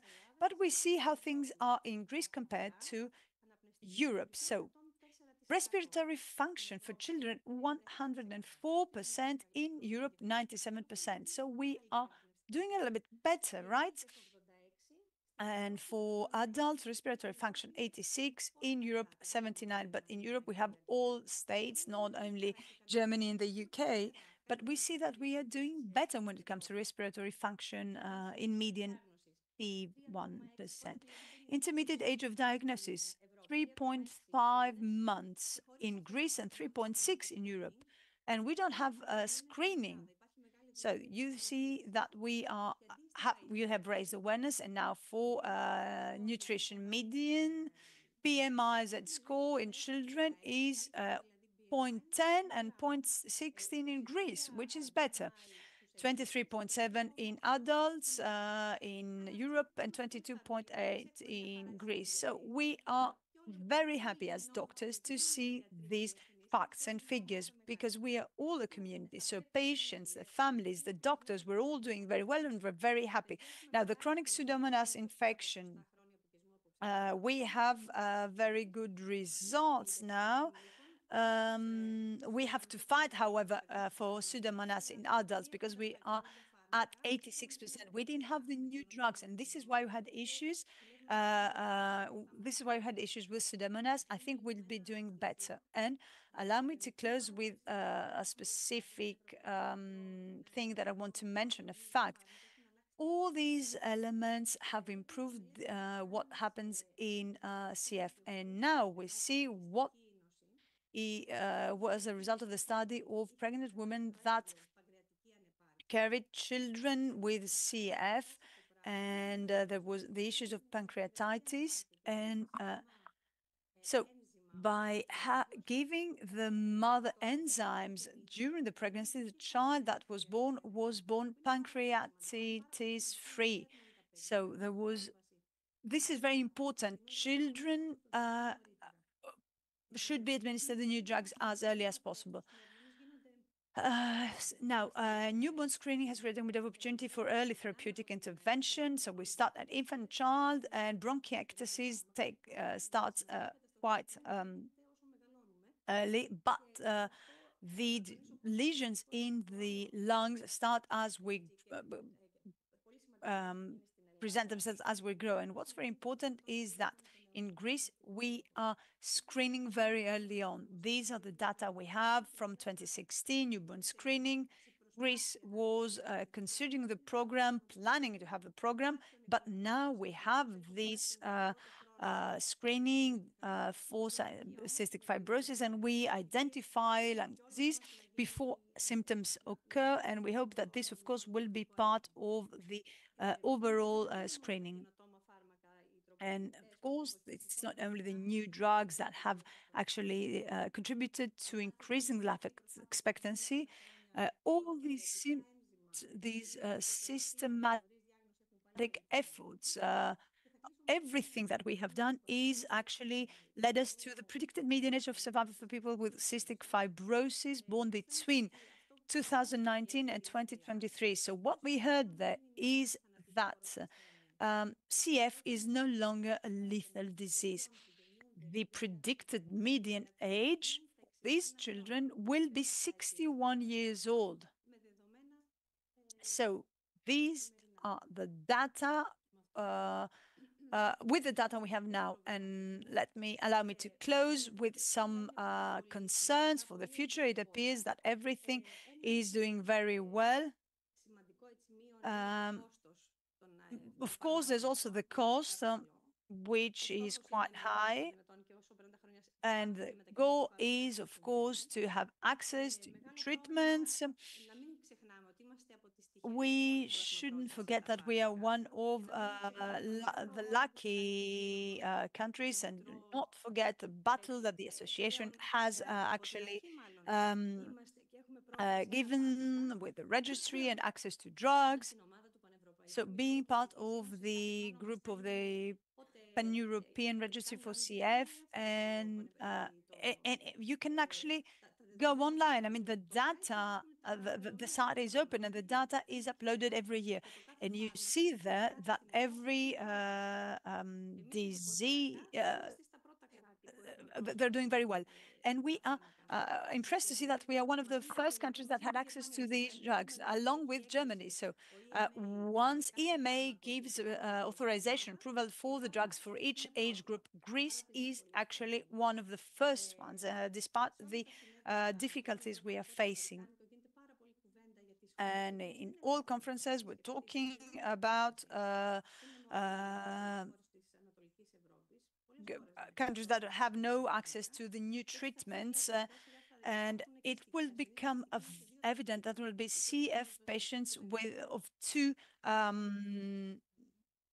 tiers, those who have access, those who have not. There's concern for the 10% of patients who are not eligible for the single, double, triple agent.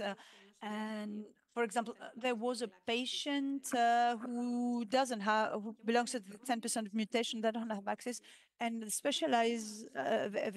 intern said that, we had practically forgotten how it is with CF patients who need oxygen. Of course, there is a great effort, and it appears that there are perspectives for not only for gene therapy, but also for modulators that will make these patients eligible for treatments. And of course, gene therapy, it appears that there will be, for the first time, a perspective to transpose the healthy genes. So allow me to close with this. Thank you very much for listening.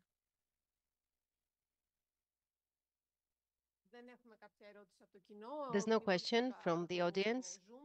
Maybe there is a question on Zoom. Is there anyone on Zoom who would like to ask Ms. Hadjiogoru something? No. However, I would like to point out that the hope is enormous. It's not what you got to know as students. Of course, there are certain apprehensions and certain difficulties that we need to overcome.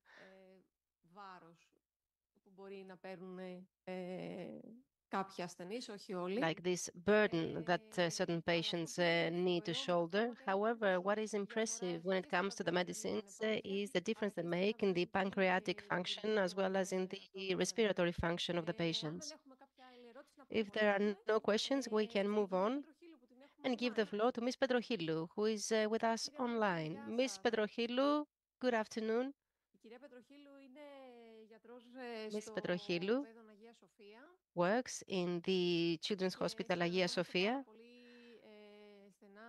and we have a very close collaboration in the context of the drafting of the book on cystic fibrosis, and it's called the Cystic Mission. And on top of that, she is responsible for the updating of the registry in Hagia Sophia Hospital. Good afternoon, everyone. Unfortunately, I couldn't be with you today since I'm recovering from a strain. However, I'm with you online, and I would like to thank you for the invitation. My presentation pertains to the contemporary treatment and the holistic care of children with cystic fibrosis. As the previous speaker said, cystic fibrosis has changed face. And similarly, we're going to change the way in which we approach cystic fibrosis. I'm not going to say a lot about what you can see on the slide because you already know. We all know that CF is associated with the malfunctioning of the CFTR and has different manifestations. Of course, the research is carrying on in order to find more treatments for patients for which there is no etiologic treatment. The frequency or the incidence, 1 per 3,500 living babies in Greece. Those who have the disease are approximately 5% of the general population. I'm not going to talk to you about the different kinds of variants. Ms. Hadjiogoru said that we have variants that cause different clinical image of different gravity. In order to talk about the neonatal screening in Greece, we all know that it started only recently, and we hope that this will change the progress of the disease in children because the neonatal screening has significantly improved in the countries that has been applied universally, the life expectancy since the diagnosis is made in the neonatal age before any damage is caused, which means that we can have better treatment. I believe that you have all seen this picture with the 4 blood spot. It is the card. And now we use that in order to conduct screening for cystic fibrosis. What is the treatment for the time being? That is, I believe you are well aware of all these. We provide and administer pancreatic enzymes and the nourishment of CF children needs to be appropriate. There has to be a hypercaloric diet. We also try to prevent hyponatremia and dehydration. We provide them with fat-soluble vitamins, and we recommend exercise and respiratory physiotherapy. And many variants have etiological treatment about which Ms. Haziagourou said quite a lot previously. What we do, of course, is to follow up the children every 4 or 5 months. They come to the medical center in order to check them. We treat their exacerbations. We provide them with inhalants.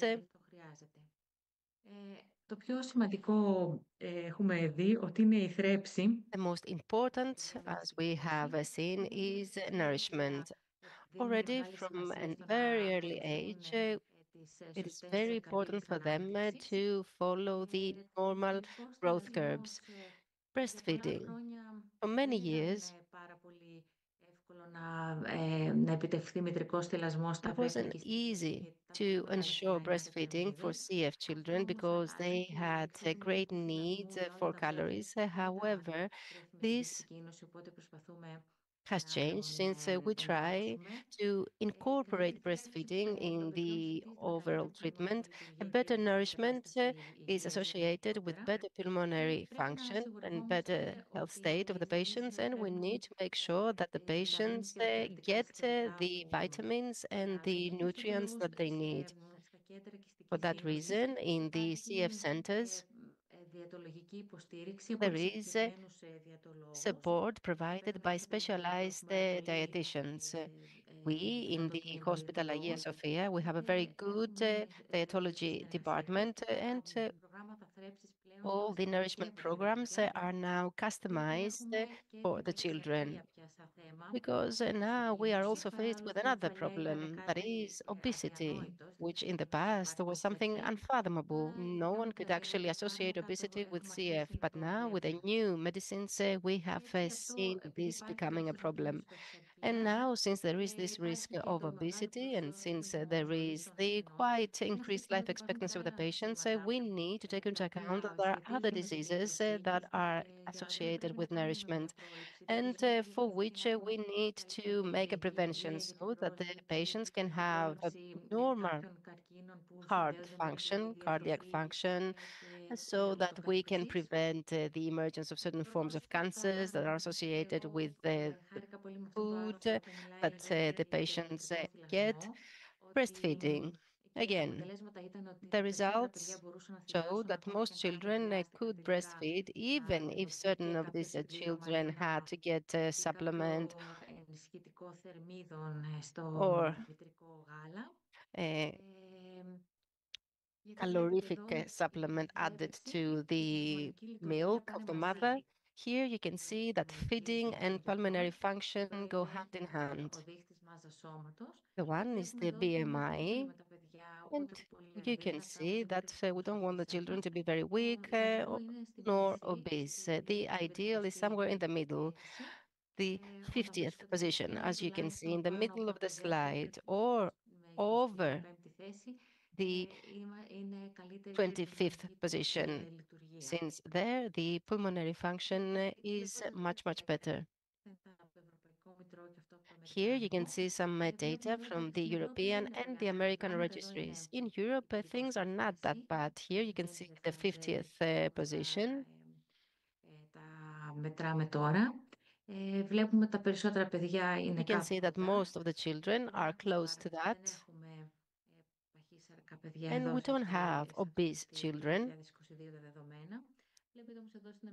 at least in 2022. However, in the United States, you can see that there are some that are obese or overweight, and we believe that the percentage of these will increase. Unfortunately, there are some technical problems with the sound. Again, with regard to feeding, there are some new guidelines on nutrition care for cystic fibrosis.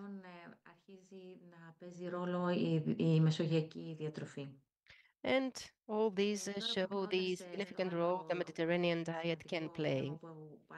Another very important topic is physical exercise and physiotherapy. Why do you use these? In order to mobilize the respiratory secretions and to improve the pulmonary function of the patients. Both are a prerequisite for treating cystic fibrosis. We say that over 80% of the treatment pertains to physical exercise and physiotherapy. Of course, now with the new modulators, this will change. And physical exercise and physiotherapy will continue to be very important, but maybe not as much as they used to be. It is time-consuming and often exhausting to perform physical exercise for patients, but still the benefits are legion, especially the benefits of physical exercise. Apart from the improvement of pulmonary function and the increase of fluidity of the sputum, there is an increase of stamina, there is reduction of mortality, reduction of cancer, better regulation of the sugar levels in blood, better bone health, and there is an increase of muscular mass and of strength. And overall, there is an improvement of the mental health and of the quality of life. This is also true for the general population. And that is why there are guidelines of the World Health Organization about the physical exercise. And you can see that for babies are 180 minutes a day playing. For school-age children, 60 minutes of physical exercise of average or intense resistance, and you can see the respective guidelines for the adults. We know that physical exercise gives a better outcome of CF. Physical exercise is a prognostic factor for the exacerbation of pulmonopathy and for the overall mortality, and it's ideal since it helps us maintain a normal weight. We know that most patients prefer physical exercise than respiratory physiotherapy. The physical exercise reduces the drop in pulmonary function. There is better compliance with physical exercise compared to respiratory physiotherapy. And if someone exercises over 20 minutes, exercise like running, all this improves the frequency and the quality of sputum. Here you can see different kinds of physical exercise, and here you can see some studies that show that we cannot possibly substitute physiotherapy with exercise. But still, the authors of these studies show that physical exercise is as effective as physiotherapy. Και έτσι υπάρχει ένα θρηστικό αποτέλεσμα συνεδριών φυσιοθεραπείας που οδηγεί σε συνολική βελτίωση. If there is a cumulative effect of physiotherapy, then we can actually talk about the very good results of physiotherapy, which become even better if combined with physical exercise. Ms. Hadjiagourou talks about etiological treatment. I don't want to elaborate on that. It is available for various different variants, and it is prescribed even at a very young age. And we expect an extension of the authorization of the modulators of CFTR. For the time being, in order for someone to get modulators, they need to have a variant besides the 508. However, there needs to be an extension of the authorization because it has been proven that these modulators are effective even on variants apart from the 508. And we also expect to have new drugs for variants that do not have an etiological treatment. Here you can see the new data about what I just said. And here is a rather complex graph that shows the different points of research. There is a research taking place at the level of gene, how we can improve the gene. In other words, There is ή πώς να διορθώσουν το πώς φτιάχνεται η πρωτεΐνη. research on how the protein is made up, something that is associated with mRNA that is progressing, and we will soon have more results for patients that do not have treatment yet. And this is the last slide I would like to show you, since previously we talked about the lung transplants, and we said that the patients are doing very well. The transplants are being reduced ever since the modulators came to the market. And of course, πάντα θα ενδεχομένως να χρειαζόμαστε, αλλά ελπίζουμε να χρειαζόμαστε όλο και λιγότερες κάθε χρόνο. they may still be needed, but we hope that fewer transplants will be needed in the future. That's all I had to say. Thank you very much.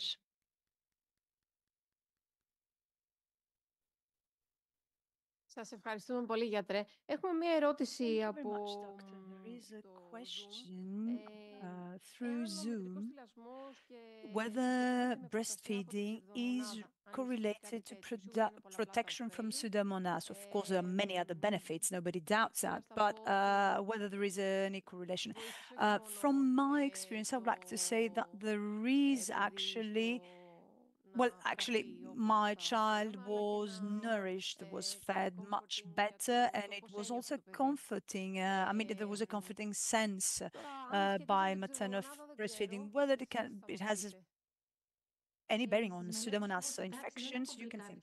Well, I haven't found anything specific in any research studies and everything. But of course, it improves the immunologic response overall, but I don't think there is any specific research pertaining to Pseudomonas. Well, we might see that in the future. Possibly breastfeeding is even more miraculous than we thought. Thank you very much. Now we give the floor to Mrs. Fotoulaki. Would you like to come this way, Mrs. Fotoulaki?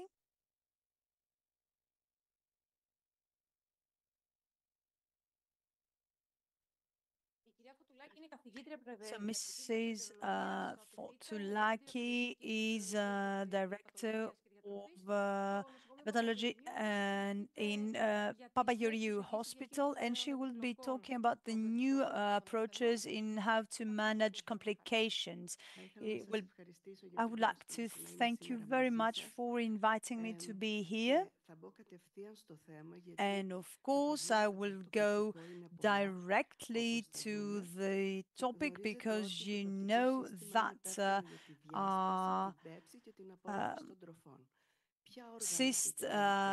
digestive system is very important. So what are the organs which are responsible for the pepsis? Yes, of course, the digestive system is the first one that is actually impacted by CF. 85% of children are born with pancreatic insufficiency. So the first doctors who tried to work with CF were of course, doctors working on the digestive tract. So, and we talked about the past, remember how we started. So at this point, allow me to share my experience and talk about Mrs. Arvanitaki, who was the first one that brought actually the one who CF issues, and this is when actually as a gastroenterologist I started my internship under Mrs. Arvanitac's supervision. I started learning about CF. So things have changed, and CF currently in this modern approach actually, CF has become a pulmonary disease because when children were born at the time, actually, they had issues with the pancreas, whereas now they have issues with the lungs. So I don't know whether will circle back to CF becoming a disease of the digestive system, because now we have improvement of the pulmonary function and respiratory function, but what happens in the digestive tract? So we see that there are many actually threats to the digestive system. So, and we see, so what is happening? We have disorder of CFTR. What does that lead to? Pancreatic insufficiency, as we see. And this means that we have an insufficiency in pancreatic enzymes, which are necessary for digesting, but also as a decrease of bicarbonates as well as water. And why is that important? Because this causes a viscous mucus. And there's also issues with the liver. And where does that lead us? Well, we have issues with the bile duct, and this has an impact along with pancreatic insufficiency to the biliary, and then it causes micelles as well as digestion of fats. We not only need lipase, we also need pancreatic as well as the biliary acids. So issues with the liver. What does that cause? Of course, in malabsorption of fat, and of course we have what we know what takes place, what happens in lungs. But how do we face all these issues? We have high fat nutrition, and also we want to resolve the problems with mucolytics. So for the malabsorption of fat, we face it with pancreatic enzymes and high fat diet. But what does that where does that lead us to? Intestine inflammation. So we have to see what happens in the intestine, and what are the issues. We have dysbiosis. This dysbiosis leads to inflammations of the intestines, and thus many of the symptoms symptoms we see in the digestive system are caused by dysbiosis. So clearly the malabsorption syndrome is a complex phenomenon and leads to not only pancreatic insufficiency, but there are also issues with liver malfunction, and of course we see that there is the increase of specific microbes in the intestine. So is, of course, the flora that important? Yes, it is very important, and only with fat acids that are produced by the normal flora of the intestine are important for the patient's nourishment and the good regulation of the organs. So this is what happens in CF. And of course, what are the issues? Well, we have constipations, we have Dios syndrome. So we have the feces which cause occlusions in the duodenum and the right intestine. We have, of course, issues also in the motility of the intestine, overdevelopment of microbes, and of course, reflux disease. And thus we have also pain in the intestines, and we have the reflux, so that causes also pain, nausea, and then anorexic patients. And you know that in the pulmonary symptoms, we have specific tests in order to check the pathology. We don't have specific tests to check the function of the intestine. So what does that show? That the disorders in the digestive tract, we have a high impact on the daily life of CF patients. So we have to look into all these disorders. Now, let's move forward and what are the new drugs and treatments doing? How do they change, of course, this thing? Pancreatic insufficiency. When these drugs are given very early on, we see that some of the patients actually suffer and from that, and we have sometimes to reduce pancreatic enzyme intake, but we have better results in the bicarbonate secretion and water secretion, and we have better secretions, less viscous, and this, of course, allows us to have better flora in the intestine, and it appears that we have a better outcomes in the biliary and in some cases, and less secretion of hepatic enzymes and decrease of gamma GT. So we don't have to have such high levels of fat absorption, and thus having better results. So how do we prove? What are the indications that we have less intestine inflammation? We have an increase of fatty acid of short chains in the feces, meaning that we have quantitative indices. So I already said that we have an increase of beneficial bacteria, anaerobic types, Akkermansia spp, that protect the mucous membrane. And of course,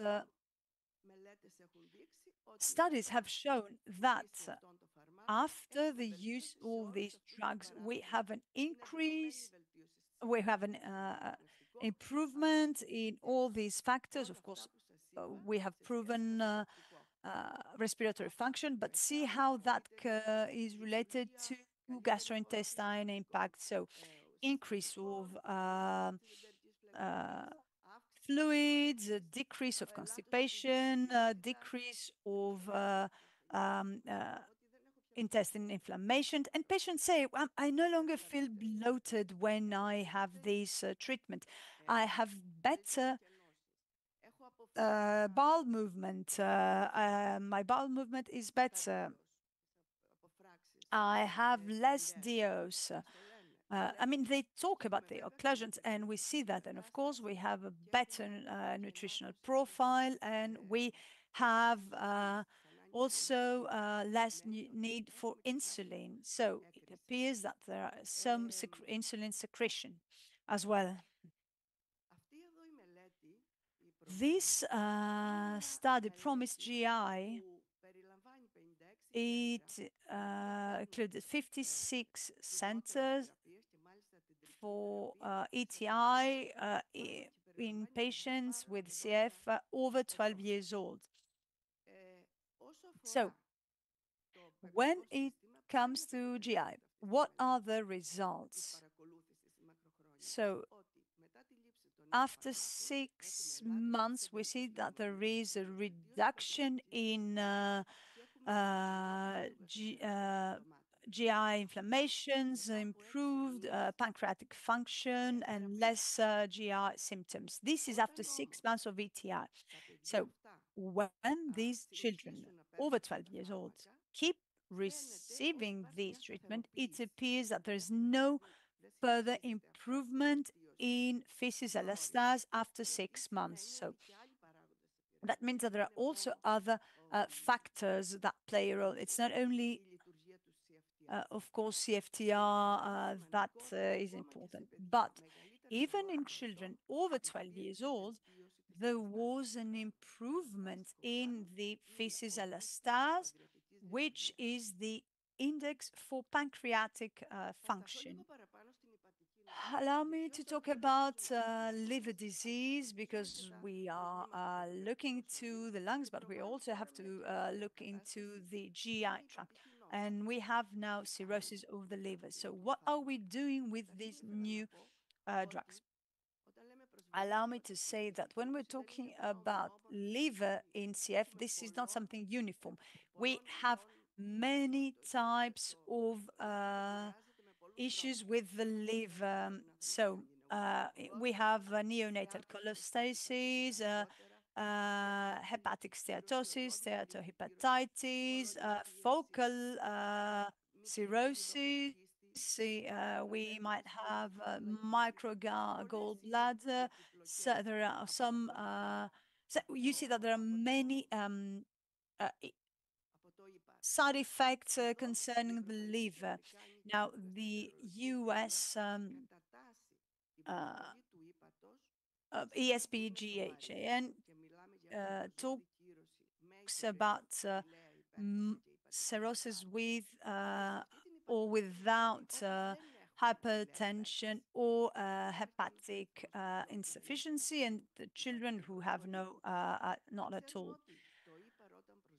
Allow me to say that when we have issues in the liver, the clinical symptoms are very mild. I mean, even with hepatomegaly, we only see that in really severe cases. So what do we see? We have actually some echo indices. So when is the liver affected? The liver is affected, as you see in this diagram, quite early on.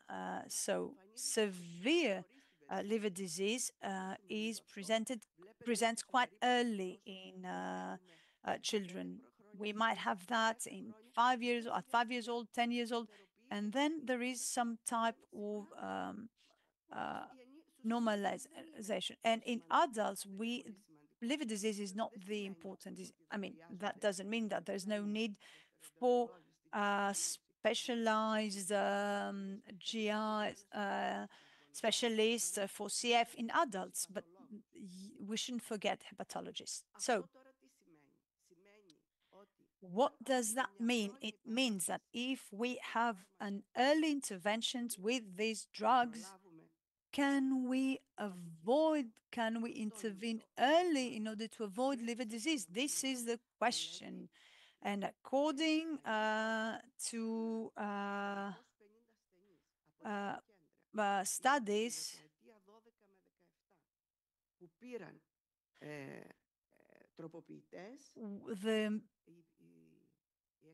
the modulators, I mean, actually led to less severe liver disease. That means that it acts early on in liver disease.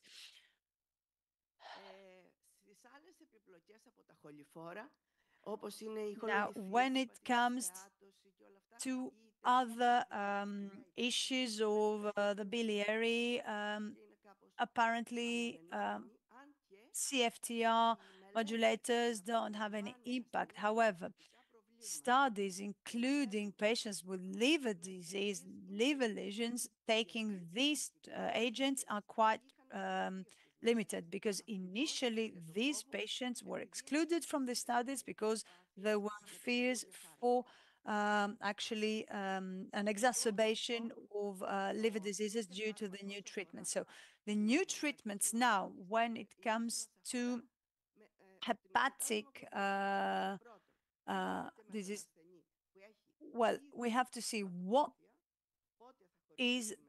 when do we give drugs or treatment, or shouldn't we give them these new drugs, and what happens with the same drugs in children with CF? Can it cause any further problems? So this is a consensus from hepatology, this algorithm about how to approach patients with CF when we want to administer new treatments, new therapies, and what to do when it comes to the liver. So it's easy actually to deal. I can say that first of all, we have to check pancreatic enzymes and hepatic function 3 months before the initiation of therapy. And we have to consider these and INRs. If INR over 1.5 has to make us very reticent or even deny the therapy, because INR is the index for synthetic liver dysfunction. So if we have low enzymes or no enzymes, then we can administer the therapy, but we have to follow very closely for the rest and see how things are and how the enzymes are. If we have a 3 to 5-fold increase of what is considered normal, we have to check cholesterol, and according to cholesterol, we have to decide whether we should stop, whether there should be a cessation, and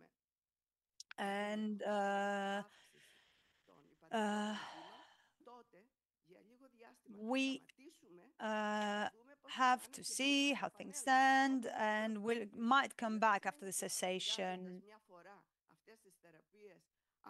So,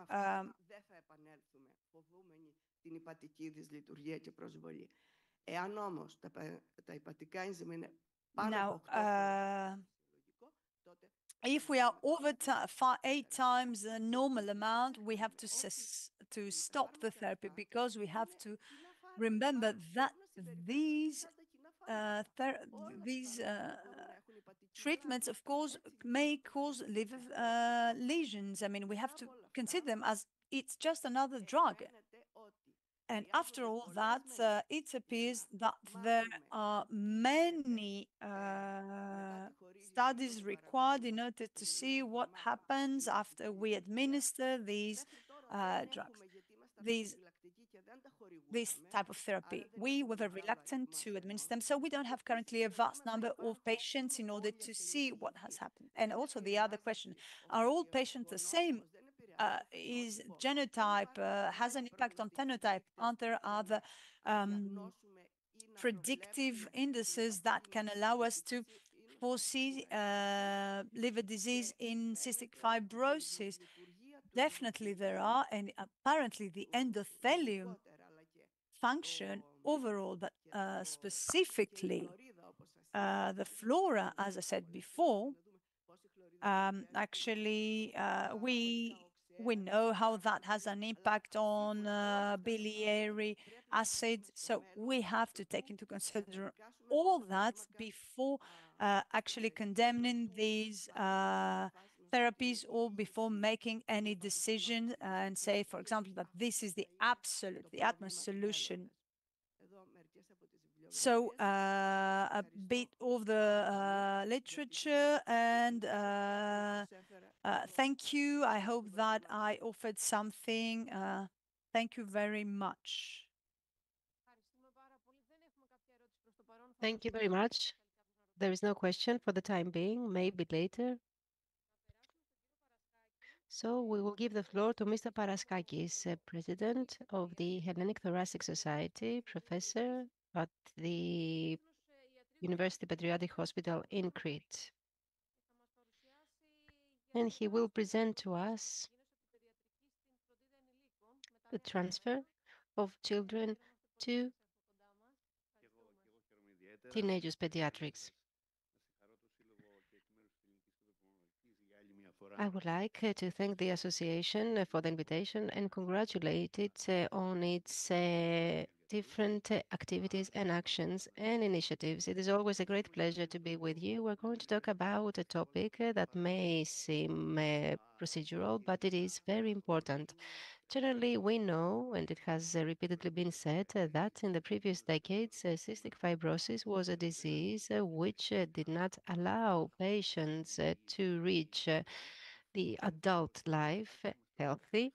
This has changed, and we are all very glad about that. Now, the majority of the patients reach adulthood, and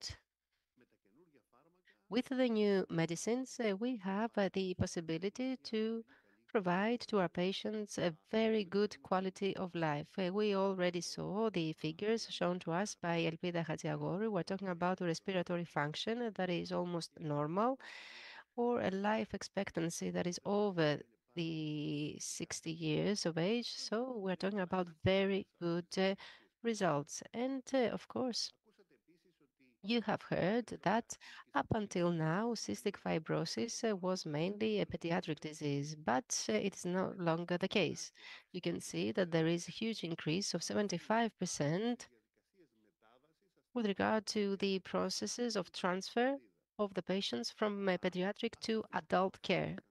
This is due to the new medicines. It is well known. It is also due to the improvement of health services provided that have led to a decrease of child mortality. And we are now in the pleasant position to see big countries like US and United Kingdom having more adult patients with cystic fibrosis than pediatric patients. This is good news, but at the same time, it creates an enormous responsibility that we all need to shoulder in order to complete this transfer from pediatric to adult care. It is quite a dangerous process, and especially when you have patients that feel quite well and may actually conceal certain issues. So now we will see how we can ensure this transfer, this transition in a more systematic way. Generally speaking, the transition services need to start early on. They need to start from early teenage years. We need to work with the patients so that they can become more independent, so that they can manage their disease on their own. This is not an easy process. So many centers start this discussion early on. They start discussing about this transition process after the age of 10, and this has given very good results because the child does not reach the age of 14 and hears the doctor saying that, I'm not going to be your doctor anymore. You are going to be consulting a different doctor, a doctor for adults. So we need to change that because now children, almost all children, will go through this transition process. The ages differ from country to country.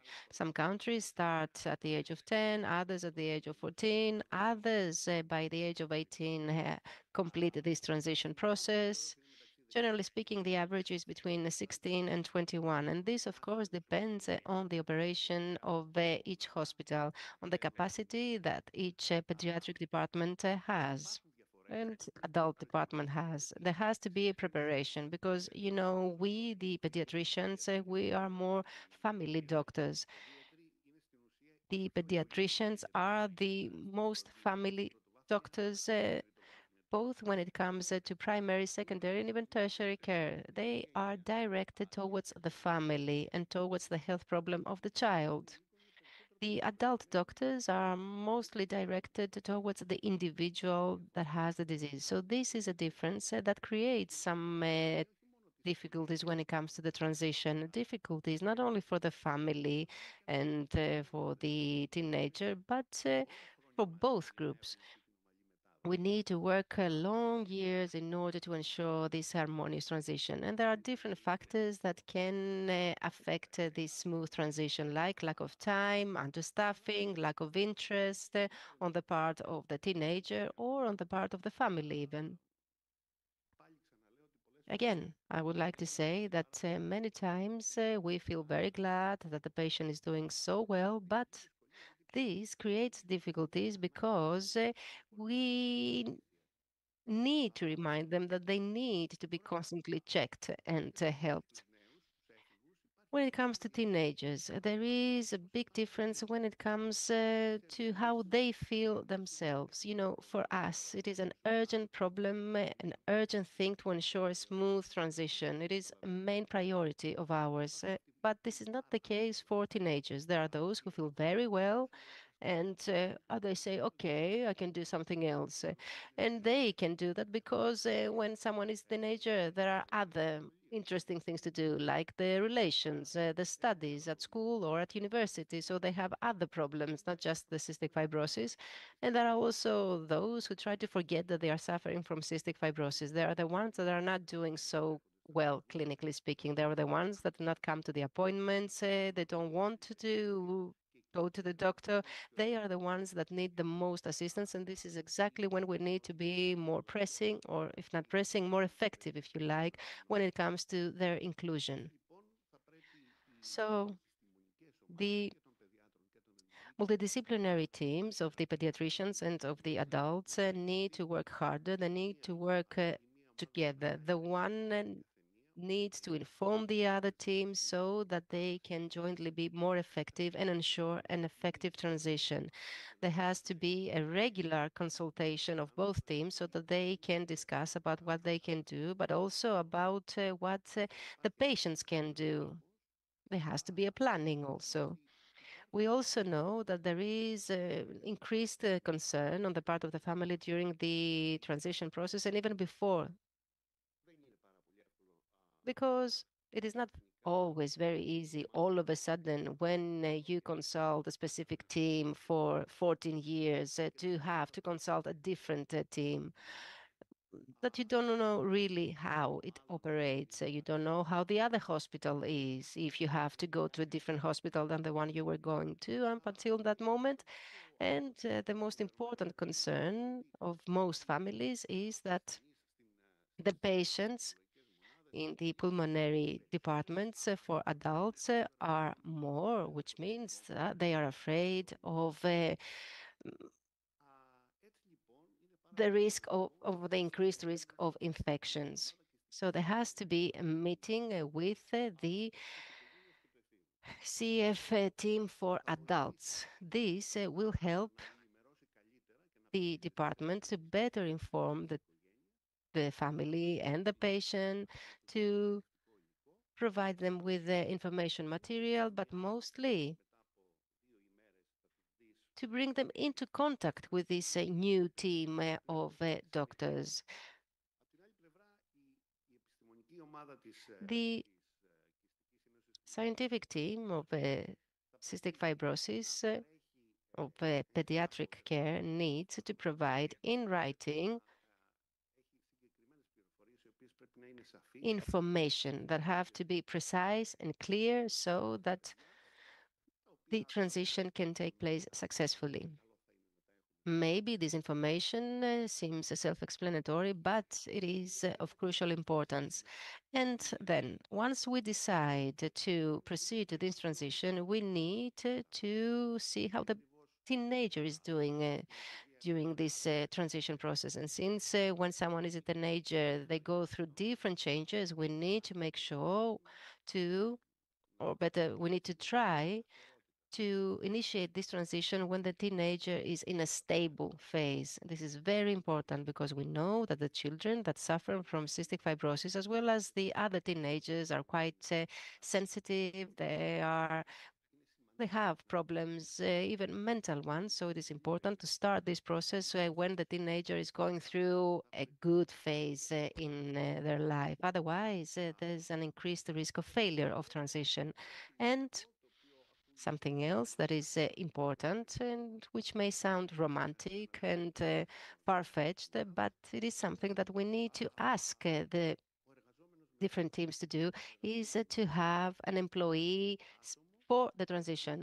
This employee does not have to be a physician necessarily. In most of the departments abroad, this employee is a second CF nurse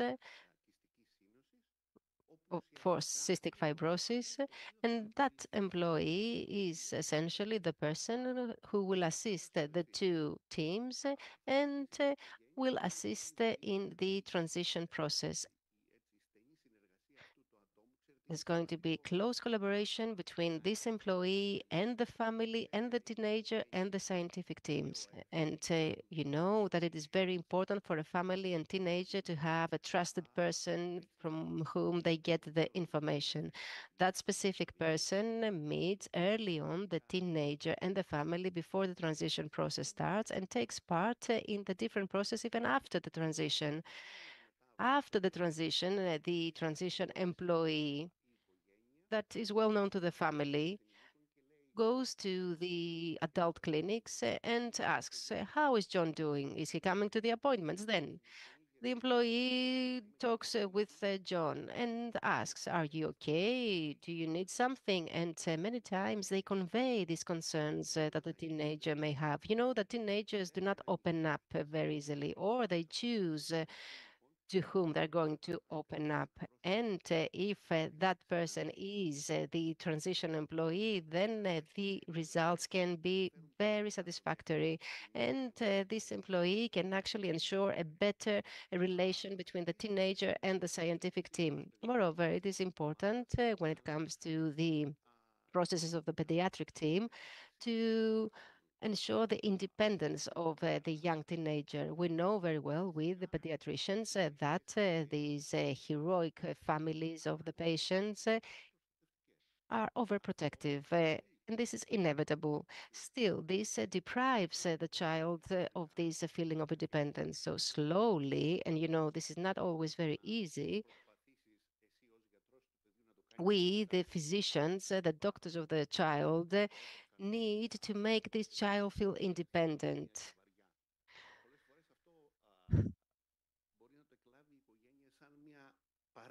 There is the risk of the family misunderstanding this intervention. That is why we need to be very careful when it comes to this process. However, this process is of utmost importance and needs to take place gradually. First, there is a discussion with the family. Then, for a specific period of time, the teenager talks with the team alone about the health problem, and then the parents get into the room and the teenager explains to them what they talked with the team. This is an educational process that allows a child to take part in the problem and to get the most of this discussion. It is important for the parents to participate. However, there has to be a time period during which the parents are not present in order to allow the child to learn how to talk about the problems, but also to learn that they need to take control of the disease. Moreover, the parents themselves may remind the teenager that they have forgotten something, for example, that they had talked in the house. There are also several issues which, like in the general pediatrics, have to do with the interpersonal relations of children, which the pulmonologist and the doctor needs to talk with the child. And if the child decides to share this with the family, okay. Otherwise, they can keep it to themselves. There are many educational programs. You can see all these beautiful names: Ready, Steady, Go, CF Rise, Americans, or On Track, the Canadians. There is a similar program from the Dutch. I cannot pronounce it. These are programs that help the patients and the families in this transition process.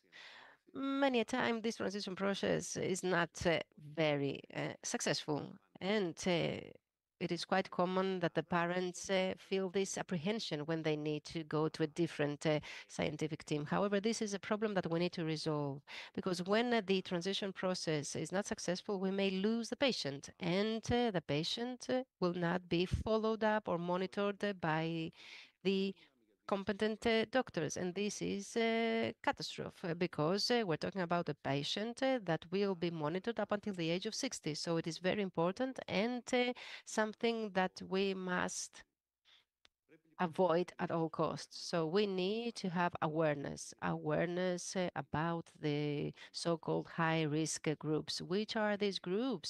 Which are the teenagers that leave this process? The ones that didn't have regular monitoring, the ones that were not going to their appointments before the transition process started, those that moved the city, or the children who were feeling very well for 2-3 years, and because of that they may have lost contact with the health services, and the children that are not well, they have very bad access to hospitals, low social background. So these teenagers and these families, we need to keep them close. And this is exactly where the transition employee will take on a more active role, since they will make the calls, then they will try to approach the family and the teenager. So in conclusion, they may sound self-evident, but they are not. And we need to keep them in mind so that we can properly organize the transition process, so that we can demand more help and assistance from the state for the organization of the competent unit. So we said that the transition takes place between the age of 16 and 21, that the discussion with the family and the teenager needs to start early on, that there has to be a smooth collaboration between the different teams, the teams for the teenagers and the teams for the adults. The planning needs to be flexible so as to suit the family and the teenager. There have to be meetings with the adult teams and the family before the transition starts, so that the family is properly informed. We need to give the teenager time to adjust, to talk about their problems, ideally to the transition employee, who then shares this with us. And you know,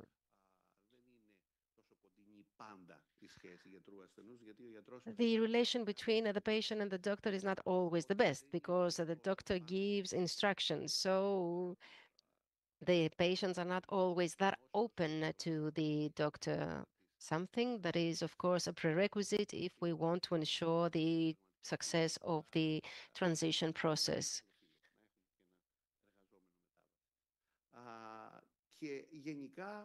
And generally, we need to remember that this transition employee needs to be present even after the process is completed. When the teenager completes this transition process, he still remains in our radar. We need to check how they are doing, even for 1 year after the process is completed. So you see that we have quite a lot of new things to do. However, we are very glad that our patients are doing better and better. Thank you very much.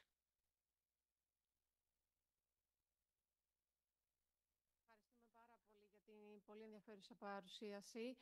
Δεν ξέρω αν υπάρχει κάποια ερώτηση από το κοινό ή να δώσουμε λίγο χρόνο να τις κάνουμε στο τέλος, με το κλείσιμο της ενότητας.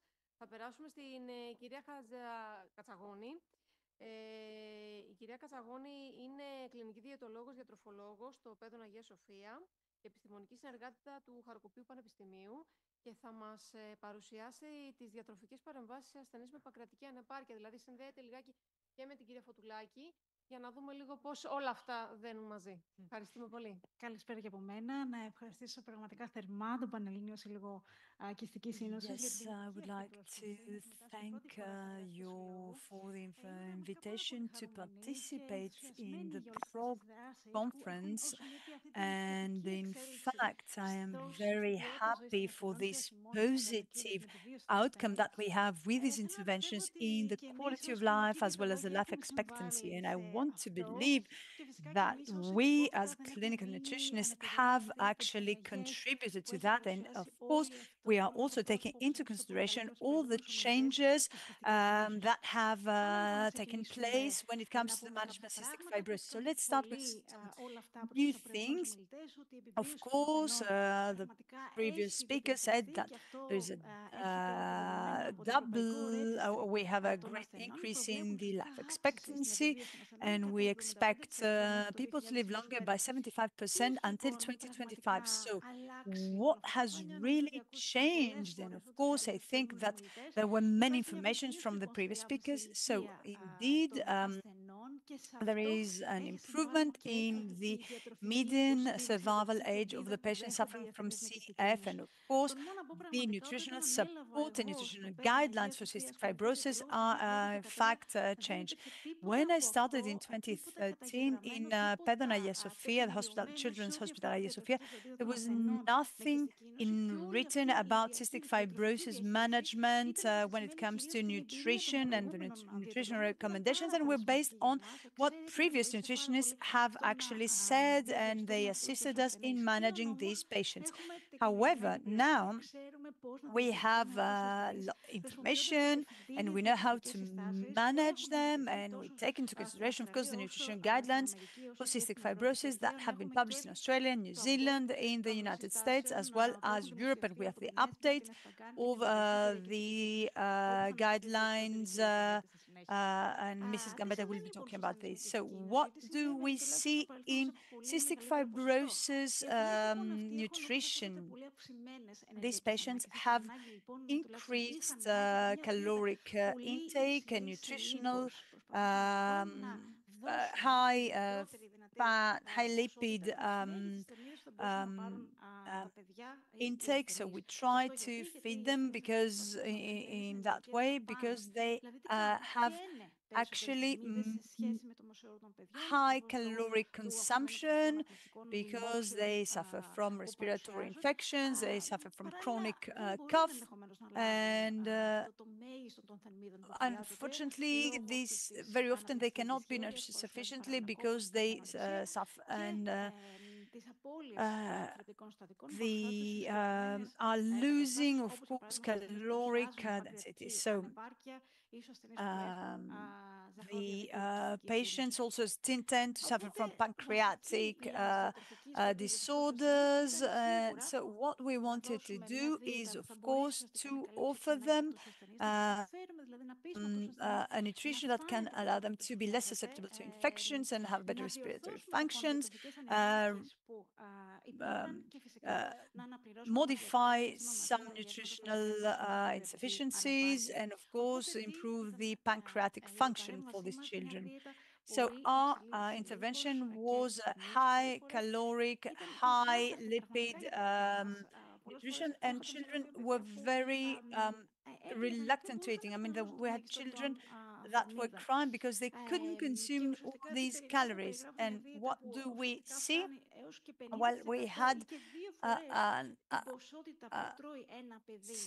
we want them to feed twice, approximately twice as much as other children were receiving, and they were also taking fat-soluble vitamins, and of course we had increased natrium consumption, especially in summers. So when it comes to pancreatic enzyme replacement therapy, we know that what we do when the patients come to our practice, we have to we try to train them, and so apart from before any lunch or snacks, they have to take this enzyme replacement, and if they have to take, if they're having a really long lunch, they have to gradually receive enzymes. And I hope that leaving pediatric hospitals, moving towards adult hospitals, both parents, carers, as well as the patients themselves, children with CF, and later on others with CF, I hope that they have been well trained into receiving enzymes during their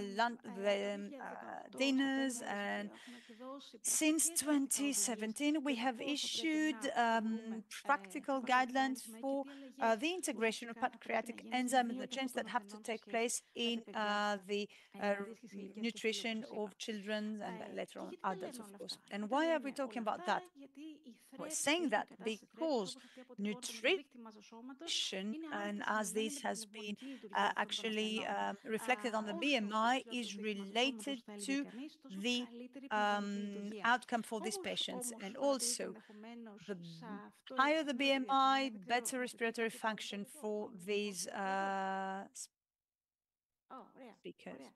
So, as you can see in this slide, in both children and adults, there seems to be a plateau, and this is in the 85th percentile.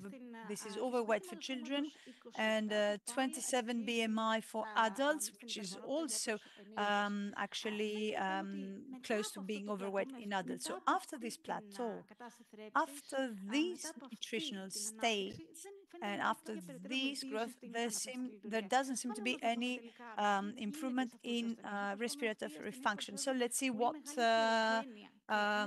takes place and see what.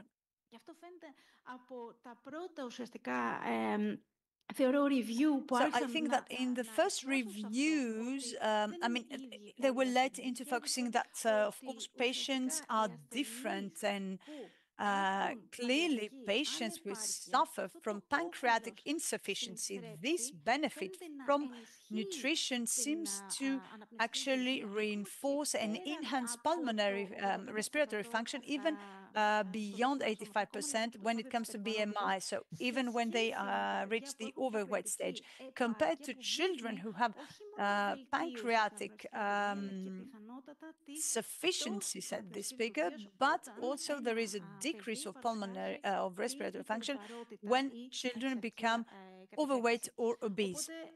So this is what we wanted to highlight and do with our patients. We had children aged 7 to 13, 134 children and adolescents, and see what were the differences between patients with pancreatic insufficiency and compared to patients with pancreatic sufficiency. And you see that children with pancreatic sufficiency, approximately 50%, 1 out of 2, are overweight or obese, compared with 22% only of children with pancreatic insufficiency who are overweight or obese. Now, this could lead people to wonder whether this has an impact on other diseases and disorders compared that are related to CF, such as dyslipidemia, and we showed that patients suffering with pancreatic insufficiency compared to those with pancreatic sufficiency have a better lipidemic profile, and this is, of course, related to other factors. I don't have much time, says the speaker, so allow me to say that one size doesn't fit all. Each patient is different, and we have to have an individualized approach when it comes to nutrition, and I think that this is what we managed to do in Hagia Sophia Hospital, and we are, of course, also tweaking our approaches for CF patients when it comes to their nutrition.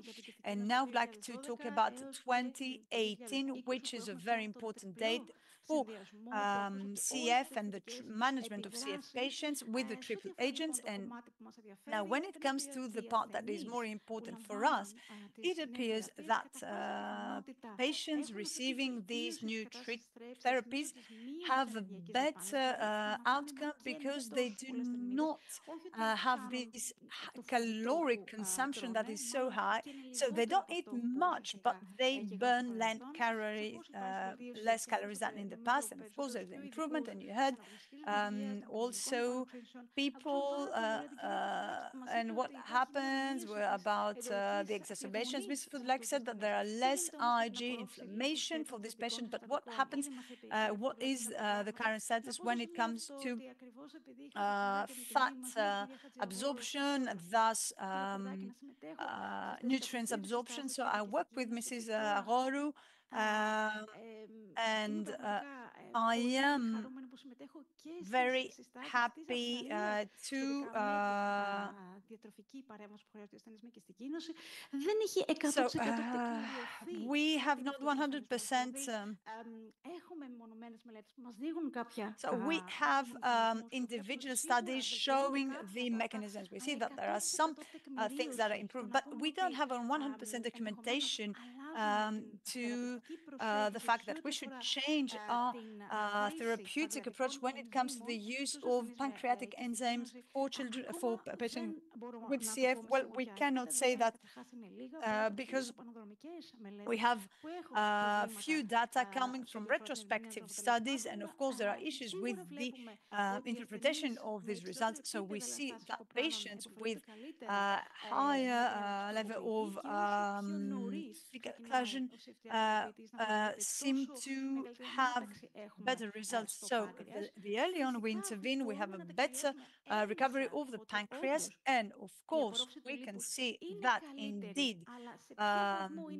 fat absorption seems to be better, but the level of this, and of course how that has an impact on pancreatic outcome, we don't have an answer yet, but we see that these patients seem to have better levels of fat-soluble vitamins after starting CFTR modulators within 3 months. So,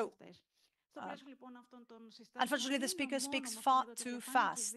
And I would like to close with this slide, and I will give the floor to Mrs. Gambetta, who will be talking more about that. So every patient is different. We have to have a tailor-made approach for nutrition. For the first time in recommendations, we seem to have a new definition for the weight, because we tend to say that the higher the BMI, the better. Now we are a bit cautious when it comes to becoming overweight and obese, so we have some cutoffs in order to avoid overweight or obese children.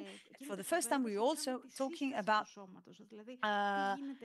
the composition of the body, what about lean muscle, what about fat in the body mass. So thank you very much for your attention.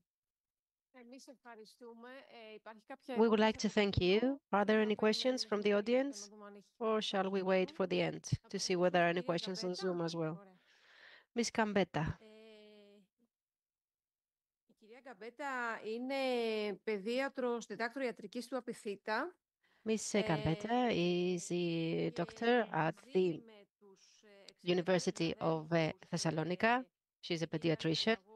And with this, Ms. Hadjiagoru and Mr. Hourdakis, who is also a professor in the medical school and in the health sciences department, and with Ms.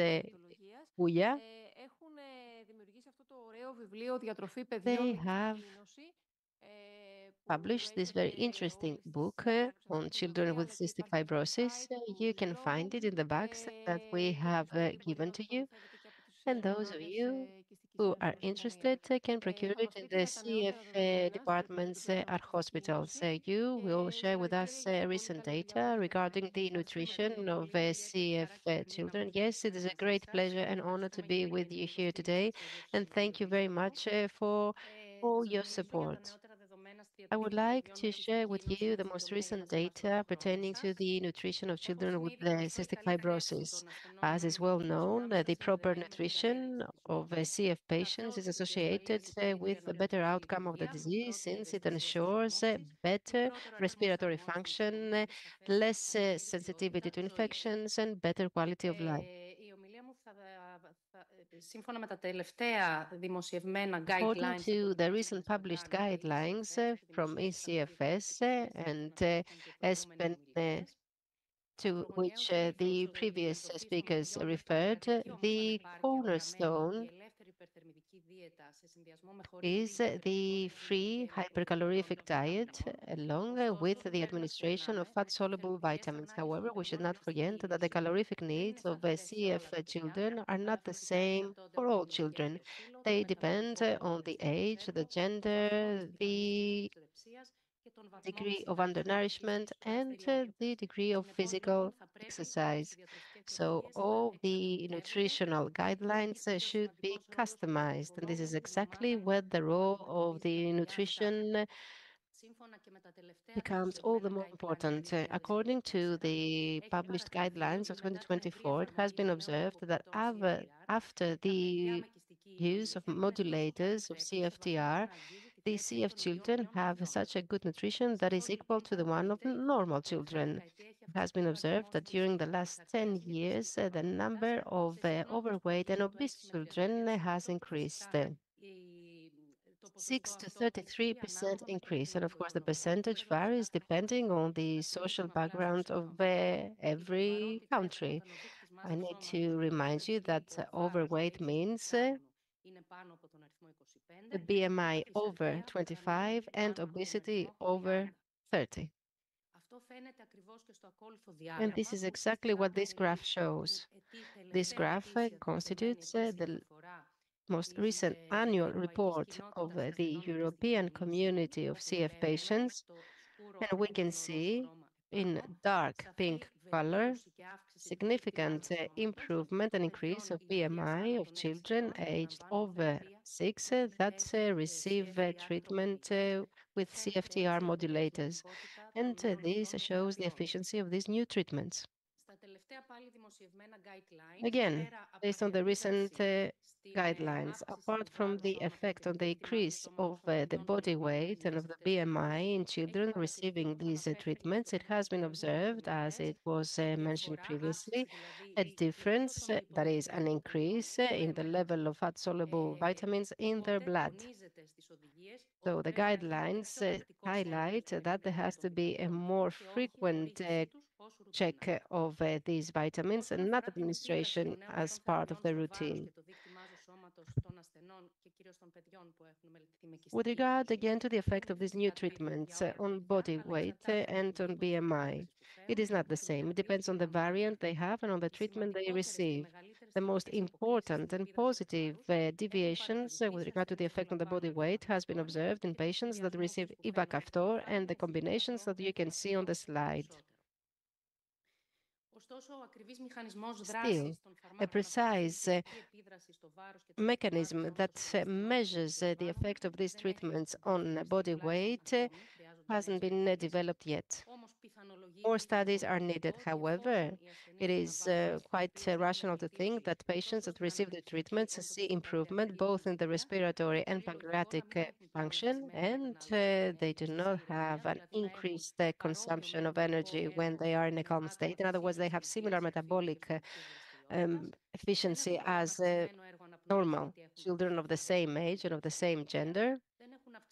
They do not have increased metabolic needs that are related to the disease because the number of the infections has been decreased, which means that there is no need for intravenous administration of medicines. And as Ms. Potoulaki said, there has been a change in the pH of the small intestine and of the intestinal microbiome, which has a positive effect on gaining weight.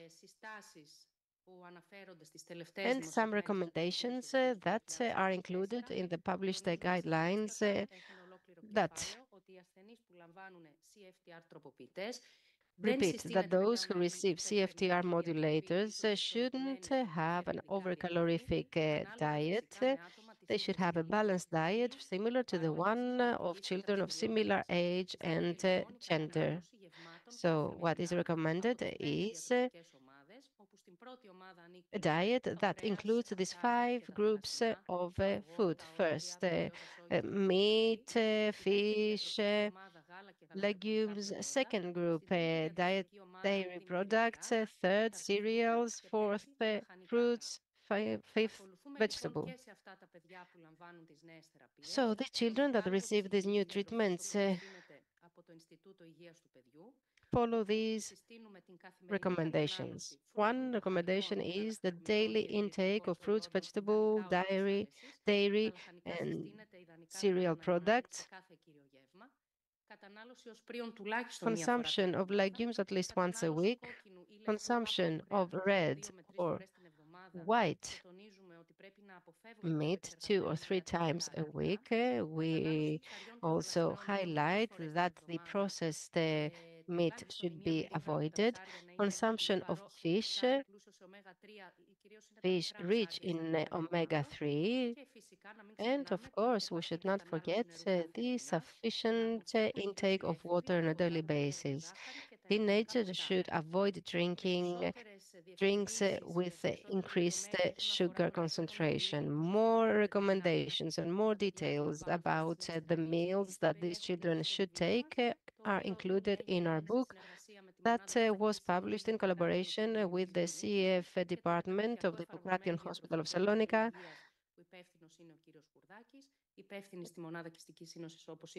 The heads in this department is Ms. Hadjiagoru, as you know, and I would like to thank the National Association for all its support in publishing this book.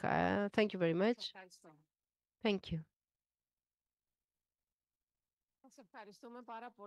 We would like to thank you, and since we are lagging behind, we will take a 15-minute break and we can have a coffee and a snack back there.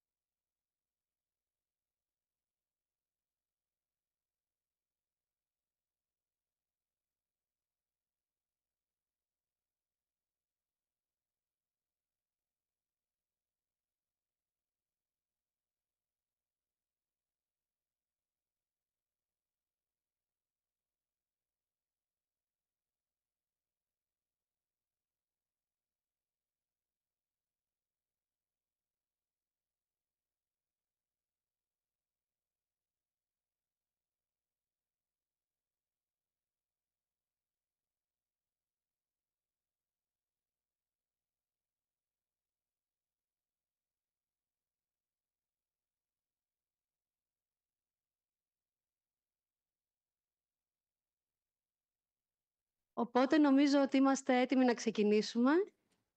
I think we Ωραία. are ready to resume. Λοιπόν, πολύ So, ενδιαφέροντα πριν να ακούσαμε από τους παιδιατρούς μας. what we heard by the pediatricians were very interesting, also in nutrition, and would like to thank again Mrs. Gambetta for this great book that they have put together along with our colleagues.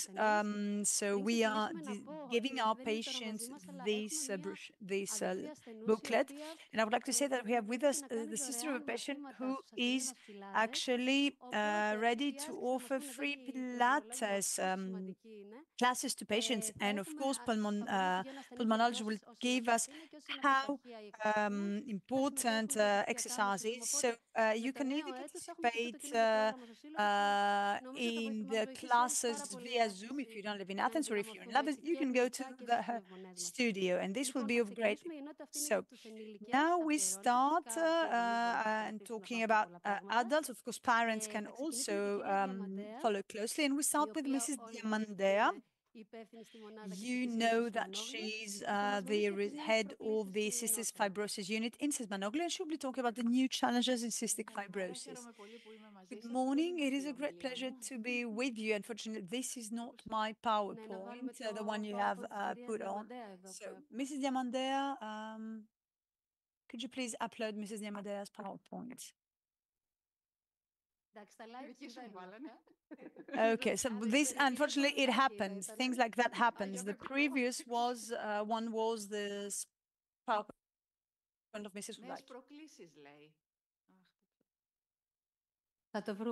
We're talking about the new challenges. So, Mrs. Diamandea, things have changed a lot when it comes to adults, right? Because I remember when you were first part of this unit, things were different. And now, yes, of course, we are, things are much better, but follow-up, close supervision is very important, and you'll see why. Of course, I'll go through it quite quickly. Yes, and this is why we think that a priority is to reinforce not only children's cystic fibrosis units, but also adults' cystic fibrosis.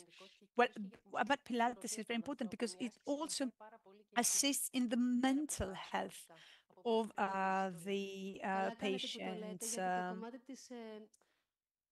So, of course, we tend to forget the psychological aspect and we focus mostly on the physical aspects. And then we'll have Mrs. Rakidzi and the other psychologists to be talking about the psychosocial support, which will be analyzed and we'll go into it in detail.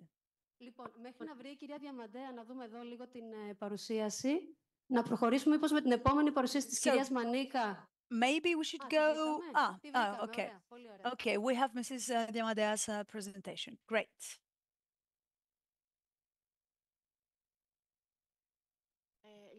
Το καινούριο μότο στην κυστική είναι not only the new motto in cystic fibrosis is not only surviving but thriving. So patients will thrive and they will not just survive for a few more years.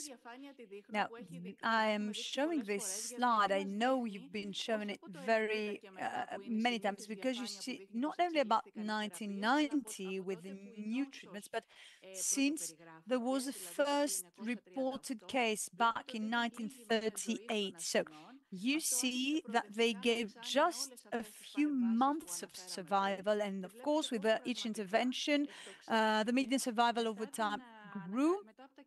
And after the new therapy, I mean, the last 10 years, things have changed a lot. So currently, the median survival for patients that have been born since 2019 to 2023 seems to reach 61 years. However, this is only for those who have access and who are eligible for the new therapy. Those who are not have a median survival of 10 years less. So, the factors that contribute to the improvement of patient care in the last 10 years are, of course, screening of newborns, panel genetic testing, especially for population, recording of data in registers, and development of evidence-based and consensus-based training care, teams that has an approach to quality improvement, life quality improvement, and encourage patient and family-centered care. So you see the increase of the number of patients from 8.5 to 20,000 patients who reach adulthood. However, growing up with the chronic disease, people, well, we have to actually focus on other systems because the lungs will not be the main organ that will suffer the complications, especially those who have started the new therapy since a very early age. It seems that they might have an almost normal respiratory function. And until now, we were focusing mostly in lung diseases, but we will certainly see other complications. Mrs. Fotolaki talked about GI, about liver, of course, some malignancies, depression, anxiety, sinus diseases, pancreatic insufficiency, CF-related diabetes, or even kidney stones. So, cystic fibrosis now has become a chronic disease of adults. So we'll have these classic CF complications, but we'll also have new nosological entities such as metabolic syndrome, arthropathy, bone disease, kidney disease, malignancies, polypharmacy and drug toxicity, as well as neuropsychiatric disorders. So it appears that there will be, of course, a diversity of adult patients suffering with cystic fibrosis, and there will be of all ages, wide age range. There will be patients who receive or not receive CFTR modulators. There might be before or after lung transplantation, pulmonary diseases, complications, other comorbidities. So what will happen with the early initiation of new therapies? The population of future older patients with cystic fibrosis will be different from for the patients who started therapies too early. So these patients will likely have a normal respiratory function. They will not develop some systemic complications of the disease, but they will show the diseases of wear and tear related to advanced age. So the challenges for the adult centers does not only lay in the increase of the number of patients, but also the different monitoring needs compared to the past. For example, there might be a reduction of hospitalization, but an increased need for follow-up in regular clinics. There could be also some telemedicine monitoring meetings. There has to be a setup of multidisciplinary teams. We should include cardiologists, nephrologists, OBGYNs, who were not part of these multidisciplinary teams until now, because now we'll have an increase in comorbidities and other complications. There has to be also follow-up for the complications with symptomatic treatments. And of course, we have to look into the long-term drug complications. We know that with long-term treatments, there might be complications we do not know yet. And of course, there will be also some old age diseases such as diabetes mellitus, liver disease, kidney disease, cardiovascular disease, as well as malignancies. Now, when it comes to transplants, we know that there is a reduced number of patients referred for transplant, and possibly in the future, the patients that will be referred for transplant will be much less. They will be older in age, and they will have more other morbidities or comorbidities. So, one of the issues that we'll be looking into, of course, is also the fact that some of the patients will become overweight and even obese, and this is related to metabolic syndrome. So this is an older study from the United States before Kaftrio. So when Kaftrio started, there was an increase of both overweight as well as obese CF adult patients, and you see that the purple line, which is obesity, is actually now quite streamlined with the general population and obesity in general population. Now, one of the issues that will arise in the future are malignancies. Until now, we knew, and it has been highlighted, that CF patients are mostly vulnerable to malignancies in the GI. We're talking about intestinal cancers mostly. You know that the protein is actually acting as a suppressant, but when it isn't functioning well, it could cause oncogenesis when the protein is malfunctioning. There's also an increased systemic inflammation that will be a risk factor, and dysbiosis, of course, increased fat absorption. And of course, we also have implication for tumor suppressor genes, altered composition of intestinal microbiota. There are also studies of 20 years where it appears that actually the main risk factors are, the main site of primary cancers in patients are the intestine. So there is actually now the recommendations are for cystic fibrosis colorectal cancer screening. There has to be the average age of onset of malignancy is around 40 years, 23 years earlier than the general populations, and so age 30, there should be done the main prior screen. Now we have polyps that could be benign, but could actually later turn into malignancy. So it's very important to look into those in order to avoid, prevent colon cancer. Now, CF also causes renal disease, so we have oxalate nephropathy. We have also diabetic nephropathy, immunosuppressive drugs for cause renal disease, as well as nephrotoxic drugs. So all these may cause renal disease. Cardiovascular diseases will become a problem in the future. We have the traditional ASCVD risk factors, and of course we have potential CF-related ASCVD risk factors. So we have chronic inflammation, oxidative stress, high salt and fat dietary intake, and of course older age, hypertension, smoking, obesity, overweight, diabetes mellitus, family history of CVD and dyslipidemia. Until now, cardiovascular disease in cystic fibrosis was not considered as a main concern. So you see here that in the above study of 5,500 patients following 4 life centers in the USA, only 6 patients were identified experiencing acute myocardial infarction. And so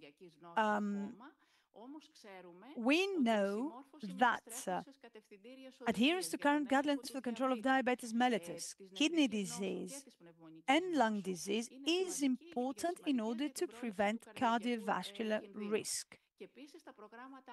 Furthermore, exercising is very, very important in order to maintain good health when you are a patient with CF. Now, disorders from the mental disorders. Among adolescents with CF, it is reported that 10.2% suffer from anxiety and 13.4% suffer from depression. There are also some mention of actually clinically significant depressive symptoms to be associated with these new diseases, the new therapies. However, patients, aging CF patients will be vulnerable to age-related cognitive dysfunction, which will be affected by both new drug therapy and diet and chronic disease. Now, the traditional model of care in CF will change as well because it was initially center-based. So we had patients going to special centers and where they were taken care of by multidisciplinary teams. So they would go there every 2 or 3 months to have a follow-up, and it proved very successful because this is one of the main factors where in the recent decades we have increased survival and improved quality of life for patients. However, there are also some issues such as the fact that not all patients have easy access to that. Some of them have to go out of town to do that. All centers may not have the know-how to cover all patients' needs. In some cases, patients might have an overloaded information, and also there are some patients and families who are worried about any infections while they go there. Now, the new model in cystic fibrosis will actually focus in chronic and preventive care. This will be the most important. And finally, allow me to say that there is not a 10%, but over 20% of people with cystic fibrosis in Europe, and this is also true for Greece, who are not receiving the new modulated treatments. However, for them as well, there are currently very good news, because this is the first time where we have gene therapy in CF reaching final phase. All other efforts have been proven barren. So now we have 4 gene therapies who are in stage 1 or stage 2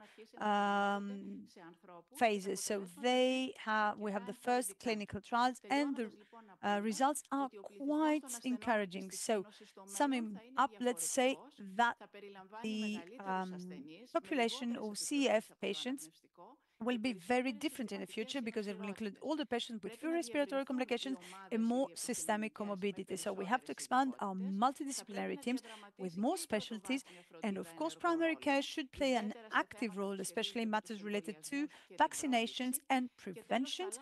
And finally, disease care models will change, and the need for prevention of complications related to chronic disease and age will be highlighted and underlined. This is what I had to say. Thank you very much. Thank you very much, Thank you very much, Mrs. Diamandea. It's good to see this representation, because we no longer focus only on the lungs, which was our biggest problem, and we are now focusing on other organs as well. Yes, we are focusing on the prevention of chronic systemic complications. Okay, if there is a question, we will answer it later. And now the floor to Ms. Manika, head of a CF Center in Papanikolaou Hospital. She will talk to us about the administration of a triple combination, CAF trio, to patients without the Delta F508 variant. Thank you very much. I believe that an event like this is a celebration, because the developments in cystic fibrosis are such that allow us to be optimistic. I would like to talk about the topic that I had also talked about last year.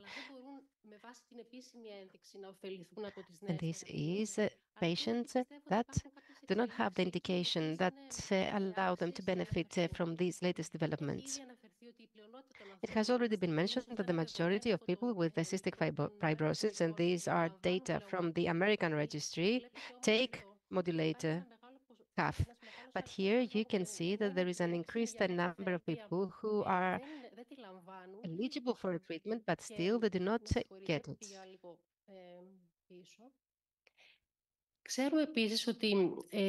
We also know that the CFTR gene has 4,000 different variants, out of which 800 can cause a disease. So out of all these variants, the new triple combination that I will call as of now ETI,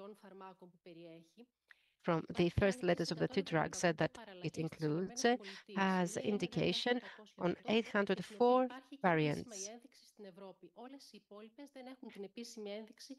The rest do not have the official indication in order to get this drug.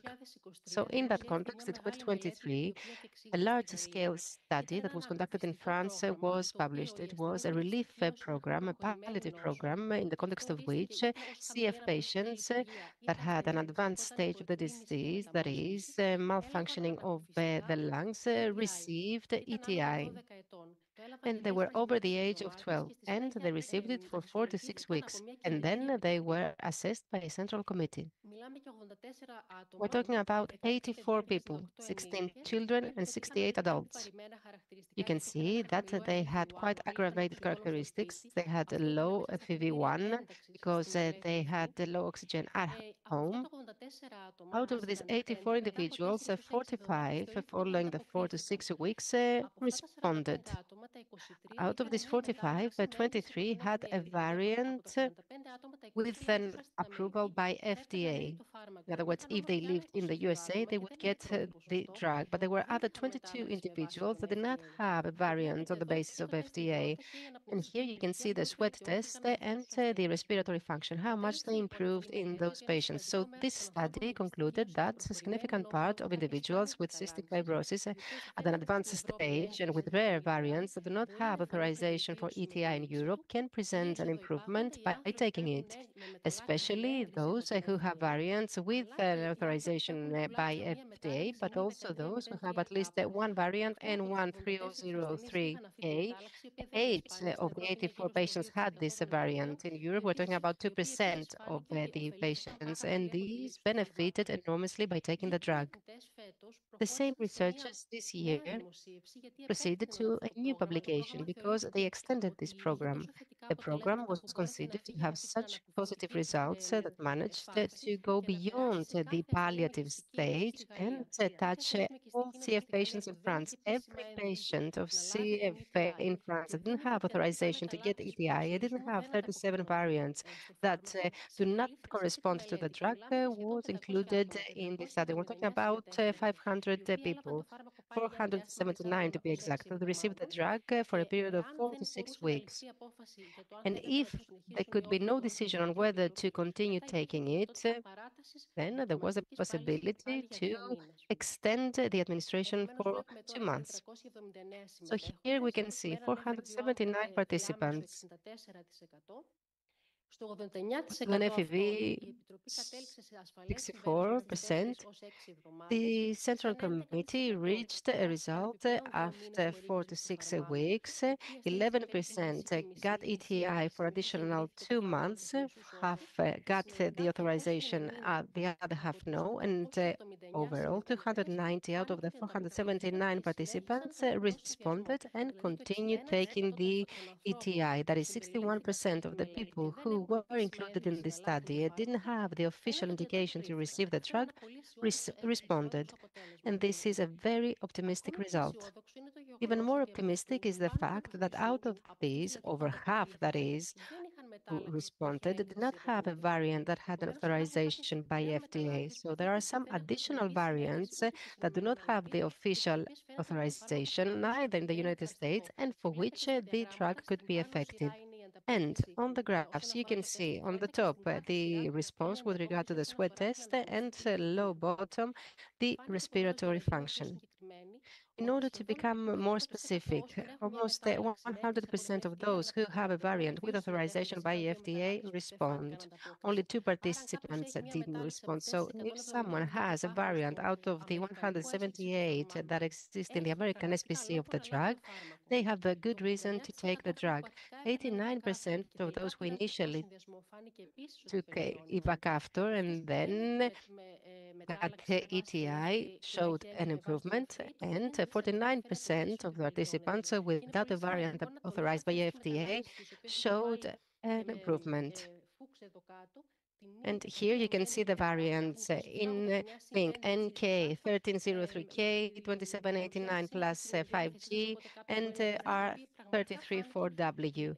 These are the variants that showed good response. This is a study mentioned by Ms. Diamandea, whom I would like to warmly thank. This is an experimental study. In other words, they got cells, the cells that they usually utilize in CF studies, the FRT, that do not express the CFTR protein. And to these, they transfer gene material that may be variants of the CFTR. And here we had the variants of the CFTR. So these cells, when they are agitated with a substance, they increase the transfer of chloride. Here you can see a normal cell. If you take a look at the black line on top, you will see that initially the function is low. It significantly increases after fosfolin is administered, and this is the normal function. If the cell has delta F508 are the white spots that you can see at the bottom, no response. If there are the blue ones, you can see that there is a response. This is where the SECA factor was added. So they checked the function and the response that the cells have, the different variants. In black, here you can see the initial function, and in blue, you can see the increase they showed following the triple combination administration. So out of these 655 variants, 342 had a very low initial function. In other words, if they were in humans, they would present a very serious CF, and 474 below 30%. 104 variants had a very high functionality. Here you can see that 83% of the sum of the variants that responded to the administration of ETI had an increase of chloride transfer over 10% compared to the normal. It is the pie at the top. Blue, green, and red show the improvements that result from the administration of ETI. And we say over 10% because 10 is considered to be sufficient in order for these variants to get authorization by the FDA. Moreover, out of the variants that have very bad initial functioning, 2 out of 3 show response to the administration of ETI. Always we're talking about at cellular level. And this is a very interesting slide. It says that 152 variants that have a very bad initial functioning and that do not have authorization to get the drug seem to respond very well. In red triangle, you will see the variants that do not have authorization. Blue triangle, the variants that have authorization.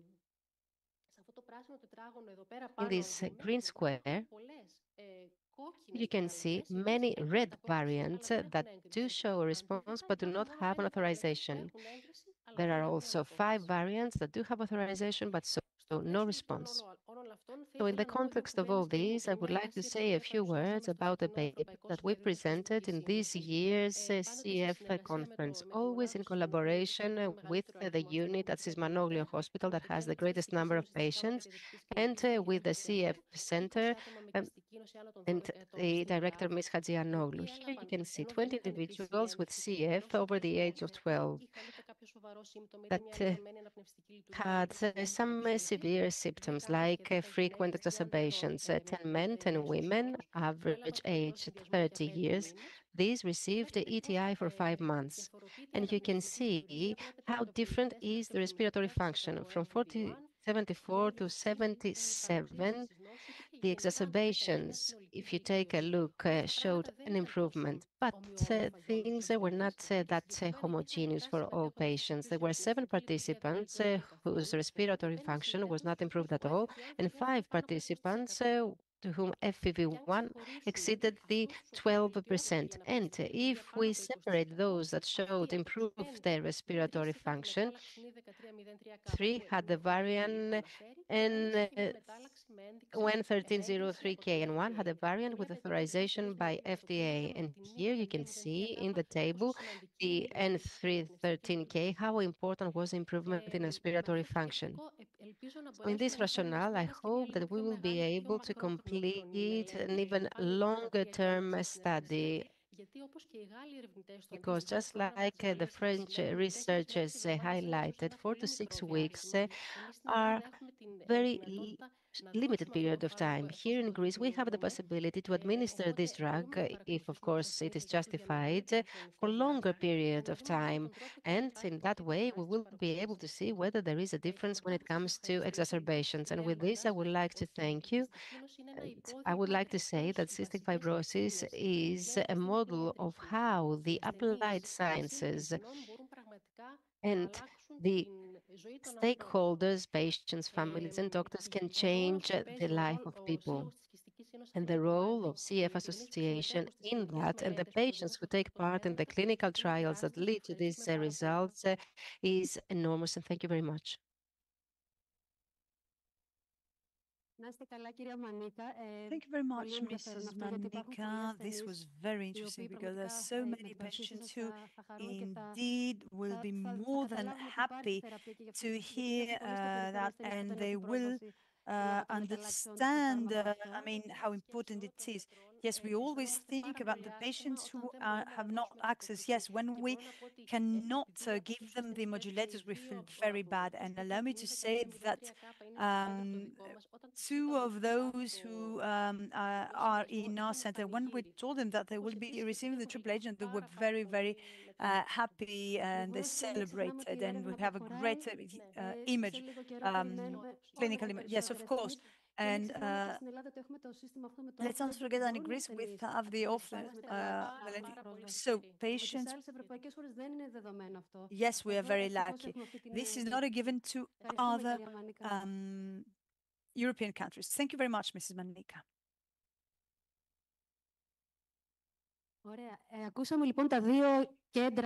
Great. So we heard from the two big centers in Athens and Thessaloniki, and now we will give the floor to Mr. Pitsidianakis.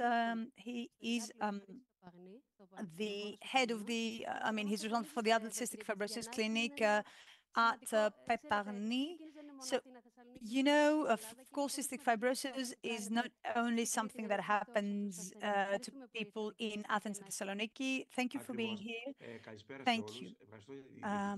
It is a great, thank you very much for inviting me. It is a great honor to be invited here, and we had so many useful data for our patients, concerning our patients. I will try to skip some of the data that has already been mentioned in order to gain some time, because we have taken a great delay in at the beginning of the conference. And so allow me to jump to we are based in Heraklion in Crete. Okay, so I would like to speak about our experience in managing adult patients with cystic fibrosis in the regional hospital in Heraklion in Crete. We started the operations in April 2017, and Mrs. Diamade helped us very much. She trained us, she assisted us very much, and she's also still consulting when we need her, when we ask for her help. And I would like to say that there was an ambulatory clinic that tries to cover the needs of the patients in this area.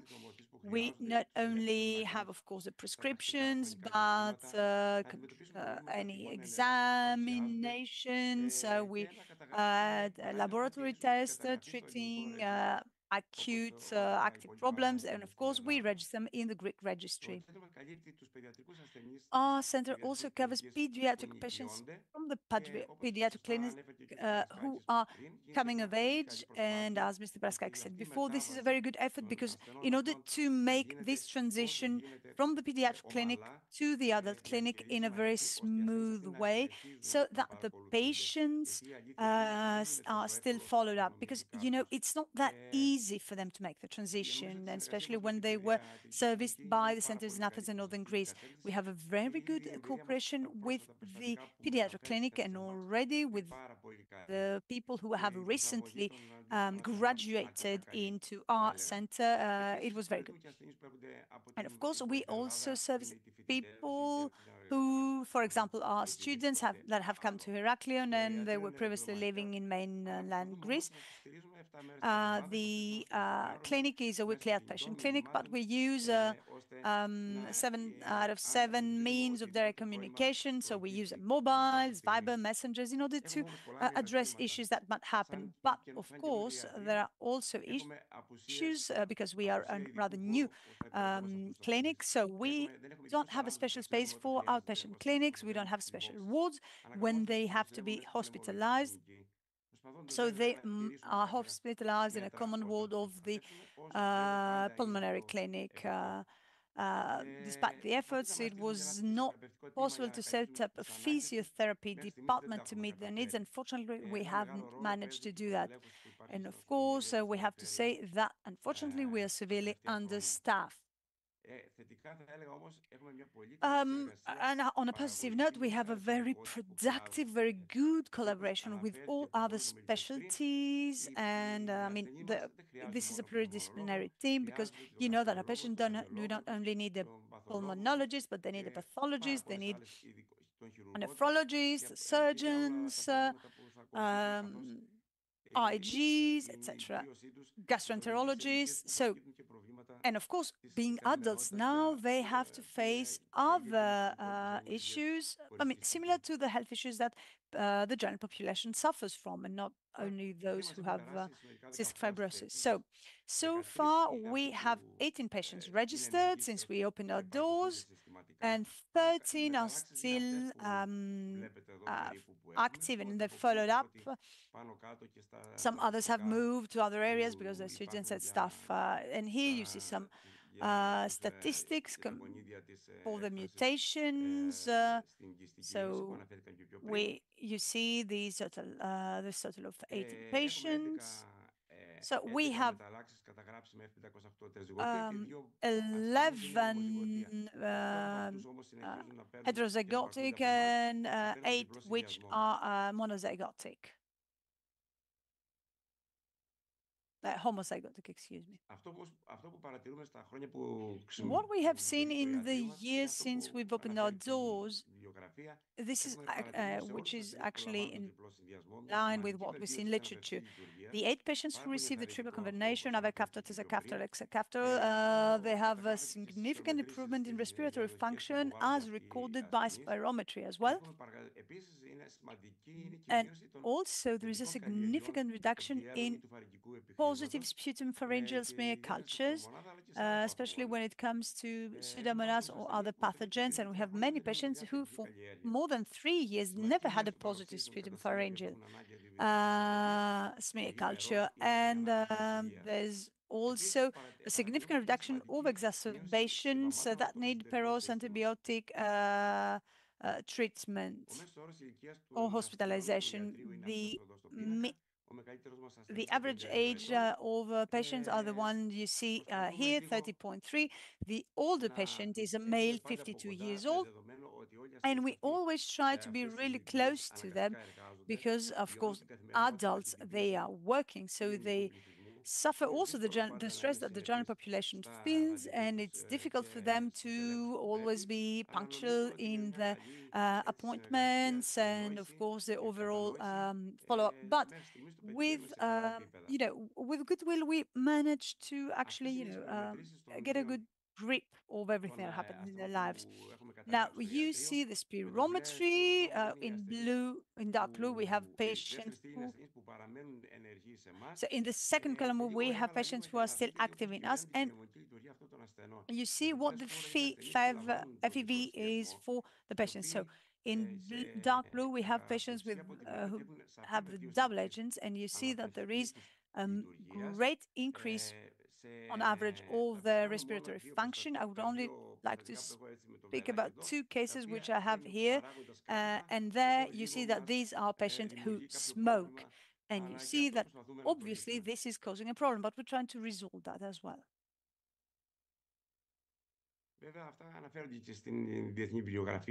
Of course, what you see here is also mentioned in international literature. Improvement of FEV1, this is very important. There's also an increased BMI in these patients, I mean, improved BMI when it comes to exacerbation and quality of life. Also, this seems to have improved. What I would like to say is that something that we see here, I mean, it's a remark, and this is rather general, and I think other speakers also mentioned it, and we see that also in international literature. The fact that reduction in patient compliance with other medication, and mostly inhaled bronchodilators, pulmozyme, a little bit less with Creon, and multivitamin preparations. So there is a great effort. I mean, we're trying to bring these patients back to the adherence for this medication, because we know from literature as well as from our experience, these are still useful tools that we have in our arsenal in order to improve the quality of life of adults with CF. And of course, this improves their overall health. So it's important for them to comply with the treatment regimens. And of course, we also have other studies that have been published, adherence to lumacaftor therapy in patients with cystic fibrosis in France, for example, much better results with inhale. And this is very, this makes us happy because we see that the results are very good. So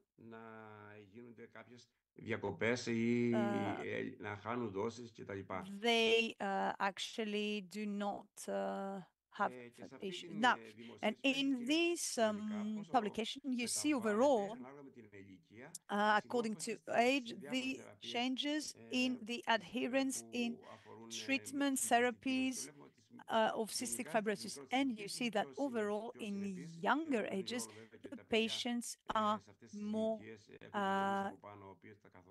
well adhere to the therapies. And of course, this is the children who have the parents who are actually insisting. Now, when people become adults, we don't have such good results, but they're still better in Peros therapies, and they are lagging behind when it comes to inhaled therapies. So we have to work in order to improve this, because I think that it's important to take care of our respiratory function. I'm trying to imprint this on my patients because this will make the quality of life better. And when other comorbidities present, well, we will be, as they progress in age, there will be other comorbidities. So they have to be in a better condition in order to be able to overcome other issues as well. I will stop here because I didn't want to repeat all the things that have been said before, says the speaker. And again, allow me to say that this conference is very interesting. I've been online since this morning, and you've touched upon many, many issues and topics. And I would like to thank you all for inviting me. And I wish all the best also to the next speakers. And I hope that you have a very fruitful conclusion. Thank you very much. Thank you very much, Mr. Pitsigiannakis. We are by your side as association, as doctors, in order to support you in this very significant work you do in Crete. Thank you very much. Thank you very much. You too. So we conclude the part with the pulmonologists in the CF centers, and we proceed to another very important topic. This morning we had Mr. Boletis, Mr. Papatheodoridis, who talked about the huge work that has been done in the lung transplantation. And now we have Mr. Tsagaris with us, who will talk to us about the state of affairs when it comes to the lung transplantations. Thank you very much for the invitation. It is a pleasure and an honor to be here in order to provide you with information about something that concerns your life. On Friday, I attended a conference in Vienna.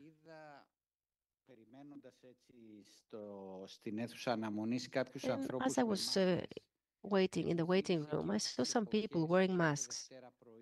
And I remember this time in the past when every Monday morning, those of us who were involved in the program in one capacity or the other, relatives, patients, doctors, families, we were going there and we were wearing masks.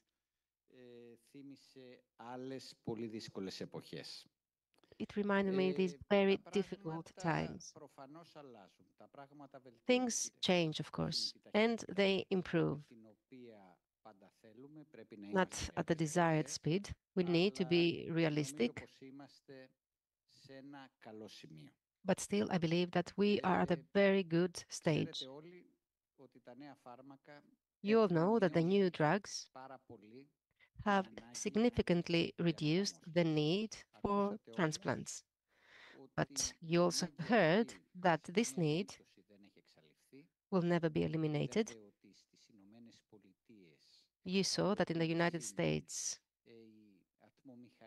that are the locomotive, to put it this way, of transplants. From 300 dropped to 60 per year, and this is a significant decrease. And just for you to know, the United States have 300 million inhabitants. They perform over 3,000 lung transplants. They did in over 3,000 in 2024. This is the projection. And here you see where we stand as a country. Back in 2022, we had done 12 transplants. This year, we have done 12 transplants. I don't know whether we are going to do a couple more in the month that started today. And you can see that 48 out of the 91 countries, that is half of the countries, do not have a lung transplant program. In our neighborhood, in the Balkans, there is no lung transplant program. In Serbia, Northern Macedonia, in Bulgaria, and we are actually in talks with these countries along with Romania, and we will have a meeting on Thursday with Romania so as to create a network. I don't know if Mr. Boletis actually mentioned that in the morning. A network similar to the very successful one that we have developed with Cyprus. Our goal is to develop a larger team than we currently have, because as you can understand, size matters. There are three factors that will define the success of a transplant. Who is the recipient? And we all have responsibility in maintaining our body in the best physical state. So the physical state of the recipient is the first factor. The second is the donor. And here in Greece, we have done a systematic effort in order to ensure that people will have good quality lungs. This year, we conducted 12 transplants, 5 lungs of these in the unit in Attikon Hospital that has 27 beds, and the rest 700 beds of Greece have given 7 lungs. So you can see that there is here disproportionate representation of reality. Survival. You can see on the graph that it is not as satisfactory compared to the other organs. However, we should also understand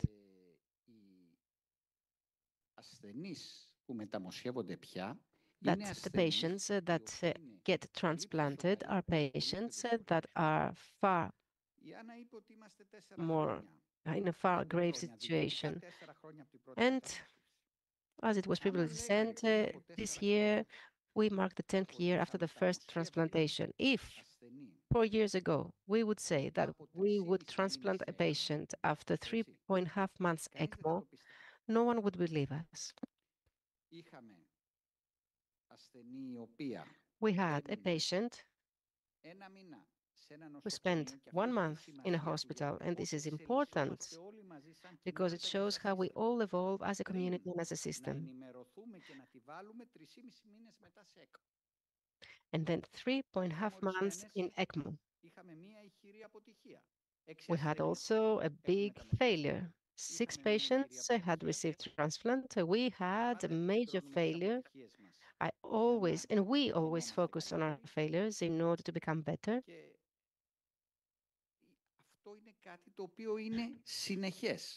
And this is something that is constant and continues. 1 hour and a half ago, I would like to tell you that I got the news that the 17-year-old patient that we have had spent 1 month in a previous unit, and now, on the first day of intubation, she was transferred to Attikon, and she's 68 days ECMO. The child is 68 days in ECMO, awake, waiting. 2 times we took her to Onassion Hospital when we found a compatible graft, which unfortunately was not a good one. We have patients who get transplants again after the first one. They are on the list, and we are waiting to find the right transplant.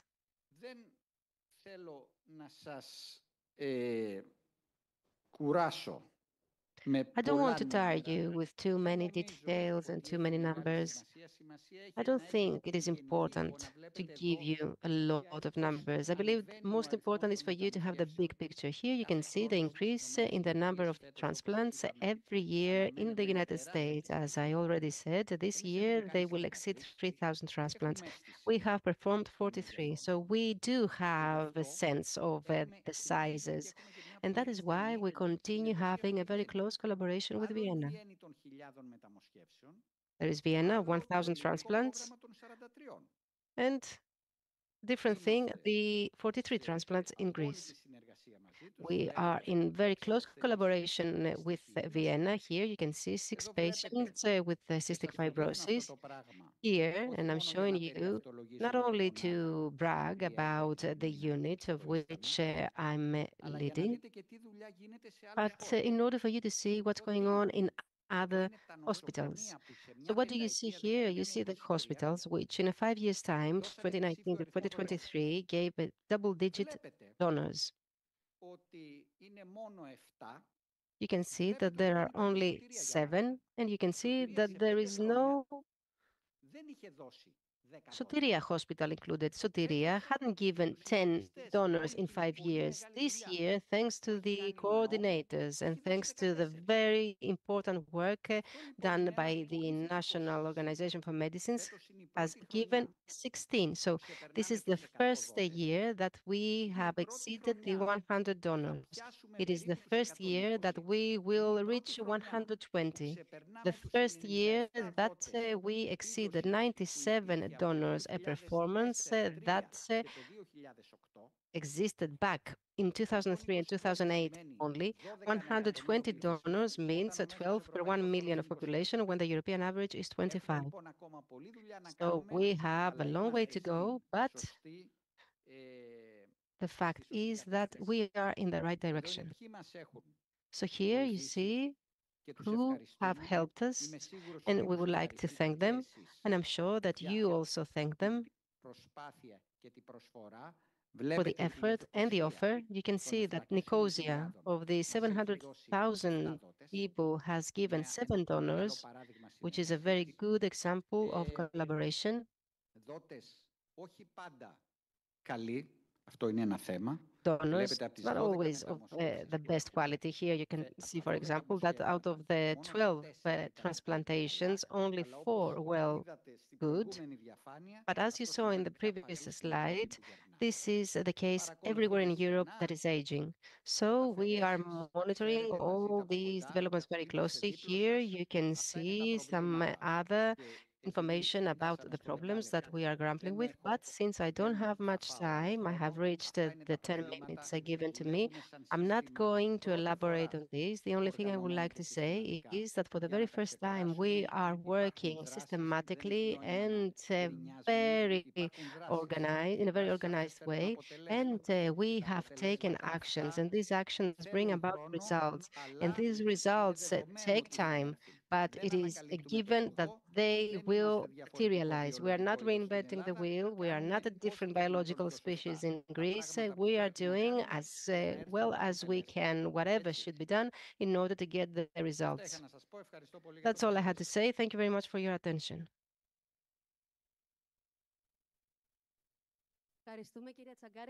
Thank you very much, Mr. Tsangaris. Allow me to say that as a child of Vatican, I knew you very well. I mean, before the transplant and before the national program, I was with Mrs. Christopanagiotou, and I'm feeling so proud that you are actually one of the pioneers in lung transplants and the donors. So when we started in 2020, things had to be organized very fast and get results very fast.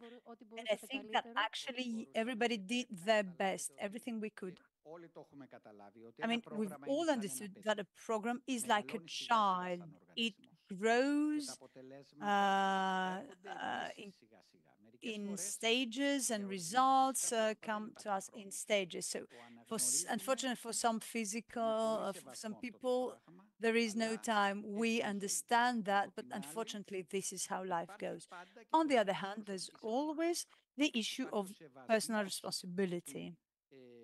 There is respect to any personality and free will, of course, but transplantation are a very heavy, professionally dealt with issue, both for patients as well as for their relatives, because they have to become carers, and of course for us. So this is something that we all have to take that into consideration, and of course adherence. I'm sorry for taking a little bit time, but I saw my colleague from Crete. He had 2 arrows pointing to smokers who receive these very expensive therapies. I'm not someone who comes from CF. My background was not CF, but I was very impressed. During a recent pan-European pulmonary, there was at a session a lady, she was a pulmonologist from Central America, and said that in her country, where there's no access to this special treatment for cystic fibrosis, there are parents in middle class social strata that choose to go in the United States illegally in order to have the children treated, because they go into the United States, they have access to drink. So they go into refugee camps in order to give the child a second chance, because they don't have access to these treatments. And of course, we should look closer into some things, because we are lucky, thanks to the very good work that has been done by the association, but we have to treat some things with respect. Yes, you're absolutely right, and allow me to comment on something else. And you said that we have little grafts, but we have few people needing transplant now. And this gives us the opportunity to more patients that could maybe be rejected from the list.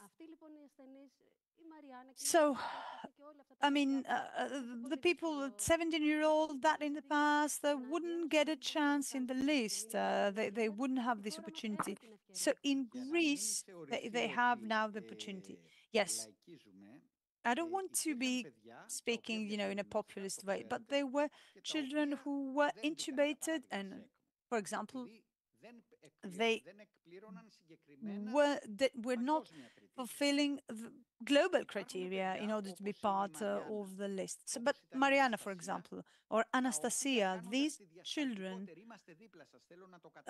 were standing next to you because indeed we are, trying to expand the criteria in order to include them. This is not easy. In public ICU, you cannot keep a child for 3 months there. But it's not easy to do that.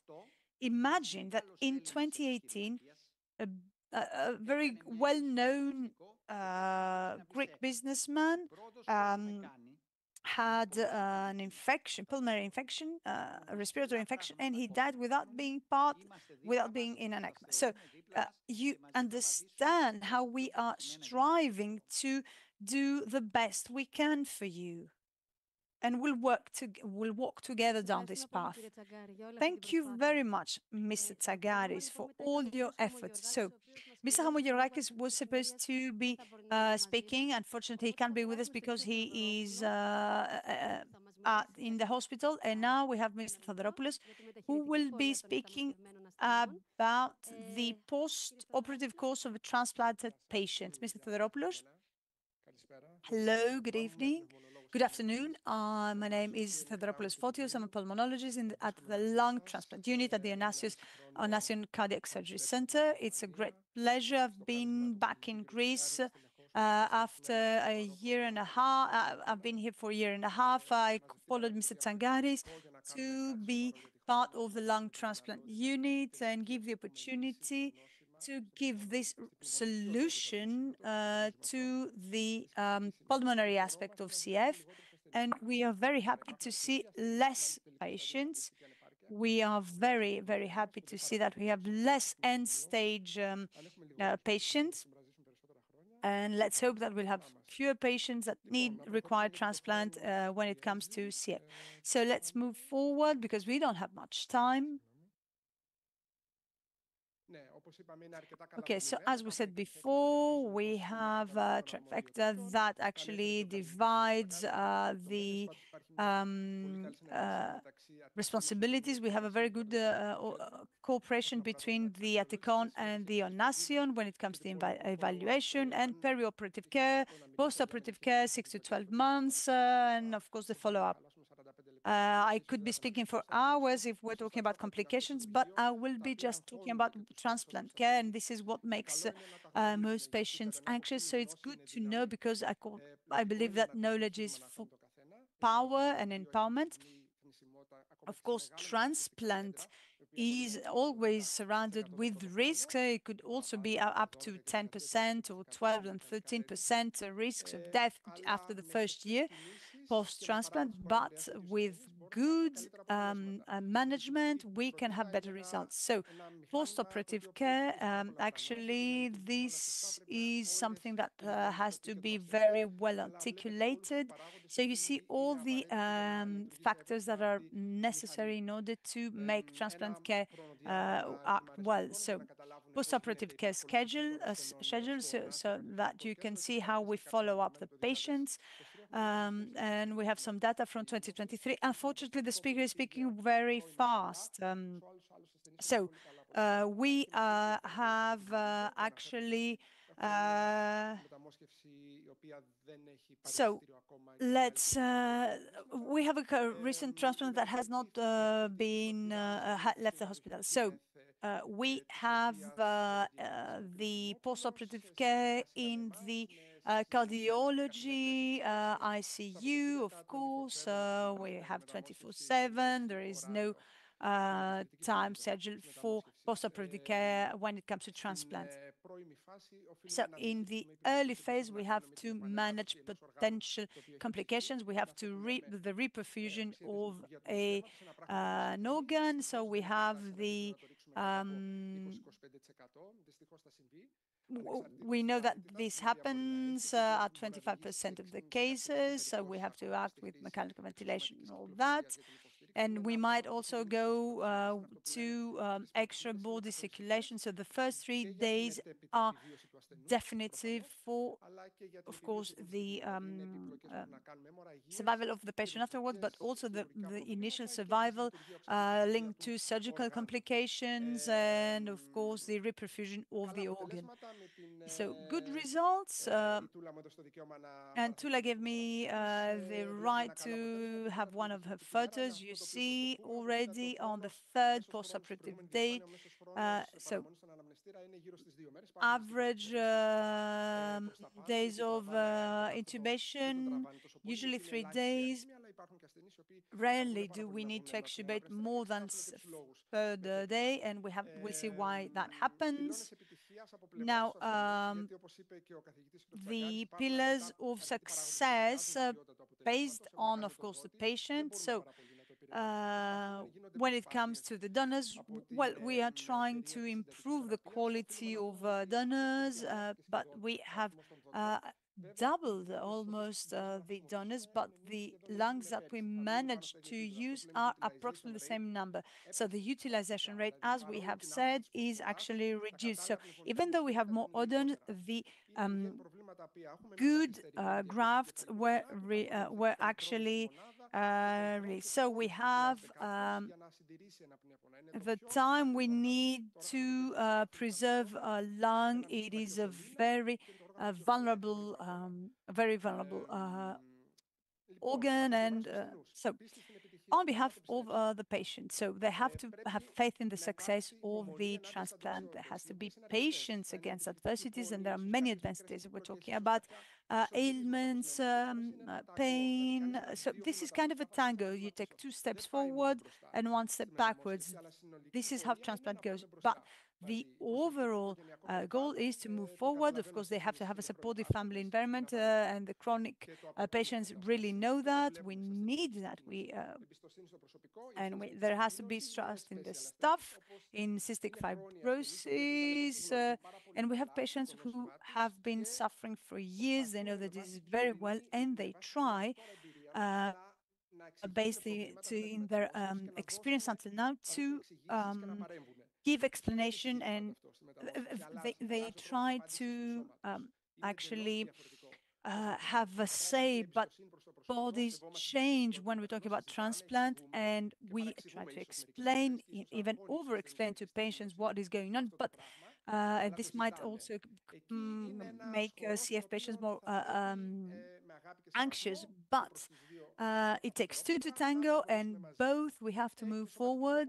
And of course, there's physical training, and I would like to insist on that because this is one of the few elements that patients with CF may actually have an impact and influence the outcome of transplants. So you see 2 physiotherapists, Faye and Yorgos, so they work with us, and they are making people more mobile. So you see a patient that is intubated, as you can see, but she wishes to work and she wants to move and walk. So this is the 10th post-operative day. This is a very heavy surgery. I was in that.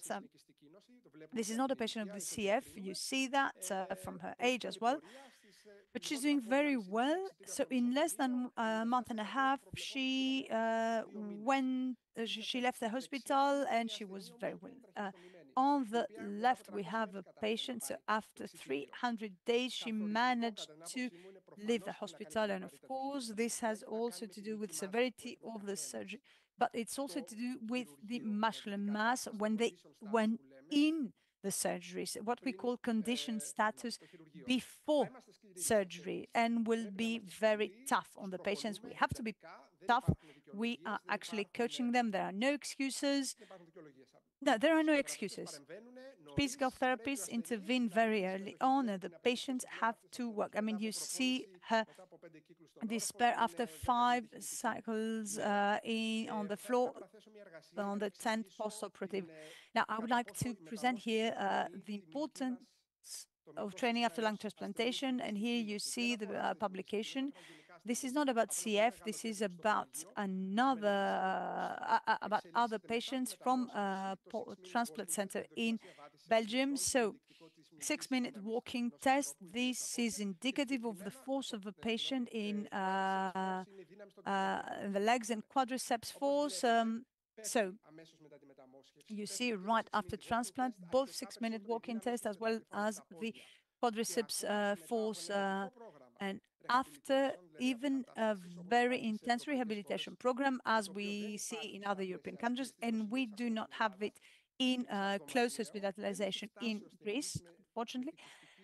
So CF patients in that case have not reached the level where they were before transplant.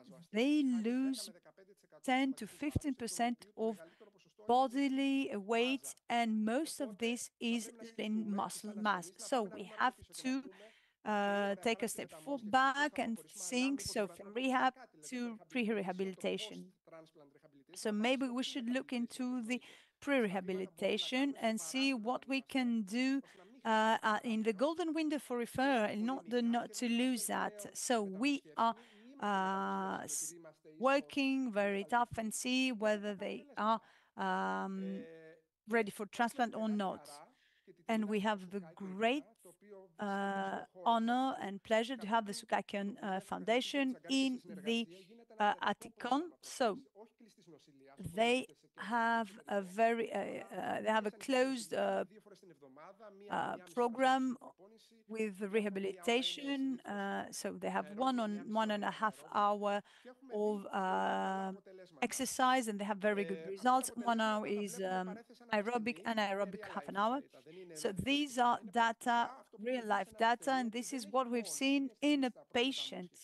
Real life data after 6 months pre-rehab in Soukakian. So you see, this is a patient that also suffers not only from pulmonary insufficiency, but also cardiac insufficiency. So you have issues.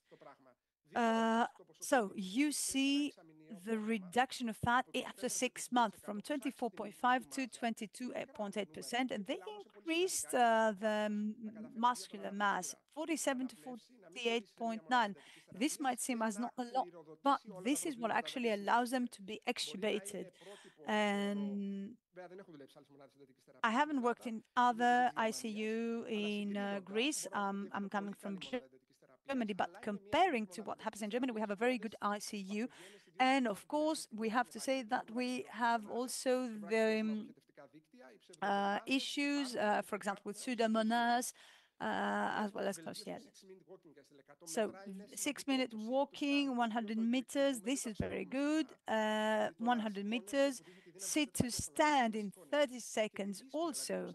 And also, 6 to 20.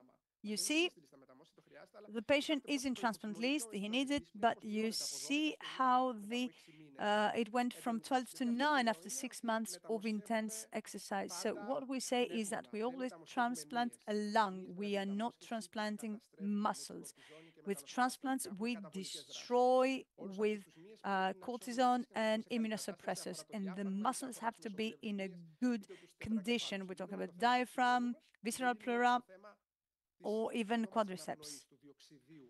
So CO2, this is another issue. Now, of course, we need specific postoperative issues, targeted intravenous antibiotic treatment based on donor recipient cultures. We have hepatotoxicity, nephrotoxicity, and the fungal coverage. It's continued in case of prevent colonization by aspergillus, and we have inhaled antibiotic treatment.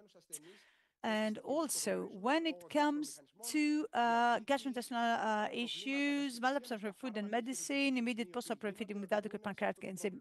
Unfortunately, the speaker is speaking far too fast for us to be able to interpret adequately. We are sorry for that. So, postoperative, we have these issues. We can resolve them. We can improve them after 3 to 6 months. Immediate postoperative feeding is very important, and with CF, we see issues also with laxative treatment to avoid DIOS. especially in patients with a previous positive history, high need for sedative or even analgesic treatment, and we have a high load of secretions with the need of frequent bronchoscopies. Patients do not fully understand it initially for the use of such frequent bronchoscopies, but there is a reason. So all in all, we can say that this is actually a balance. We have graft rejection and infections. We have to find the ideal point for high immunosuppression and gradual reduction. This is the golden rule. And this can touch about 20 to 25%. So, of course, not all graft rejection events, they're not the same. We might have, within the first year, at least one gradual graft rejection. When the patient is compliant and he adheres to the guidelines we are giving, so you see the drugs that the patients are receiving. So of course, we have to have adherence. I cannot go into details, all of that. So professional patient, this is what Mr. Tsagari said before. The patient has to be a professional. They have to have spirometers, and very few patients that have been transplanted have are performing home spirometry. So pit flow, this is checking on FEV1, and this can give us and we can have, of course, in the fifth year, the case of an acute graft rejection is not something that we haven't, but we can have other information from the spirometry. And we see also the differences in the survival. You see a patient from Hanover, a very fast sugar and diabetes. It can increase. The median time of DM development after transplant was 80D. So these 8 that we see, of course, this is not actually something that can be accepted. I mean, 8 to 9 in HbA1c, this is related to increase in mortalities. And now I will close with psychiatric diseases. Of course, transplant cannot resolve a psychiatric disorder, depression or anxiety. It improves quality of life, but a chronic psychiatric disease requires the intervention of a psychiatrist. And if there are also other psychiatric risk factor, I mean, they should turn to specialists. So we looked, of course, the benefits. We have dramatic increase in lung function, and the peak is reached after 6 to 9 months post the transplant. So we have an increase in FEV1 up to 80 to 90% of the predicted bilateral. I mean, we've seen also transplanted patients that have climbed the Mount Everest. What are you saying? I can't hear you, says the speaker. Comments off microphone. Yes, I will show this photo. So, freedom from oxygen, most patients, so oxygen free. And so would we retransplant again? Would you decide again for lung transplantation? Patients mostly said yes, 92%. What is your chief concern and complaint? Of course, the side effects of immunosuppression. Of course, this is not, we know that what we are doing is not something natural. So, of course, it has its people suffering. And of course, this is a photo from Kilimanjaro. Yes, it can be done. Someone who is very well trained and they have muscular muscles So, yes, a lung transplant will give you a second chance at life. Thank you very much for following.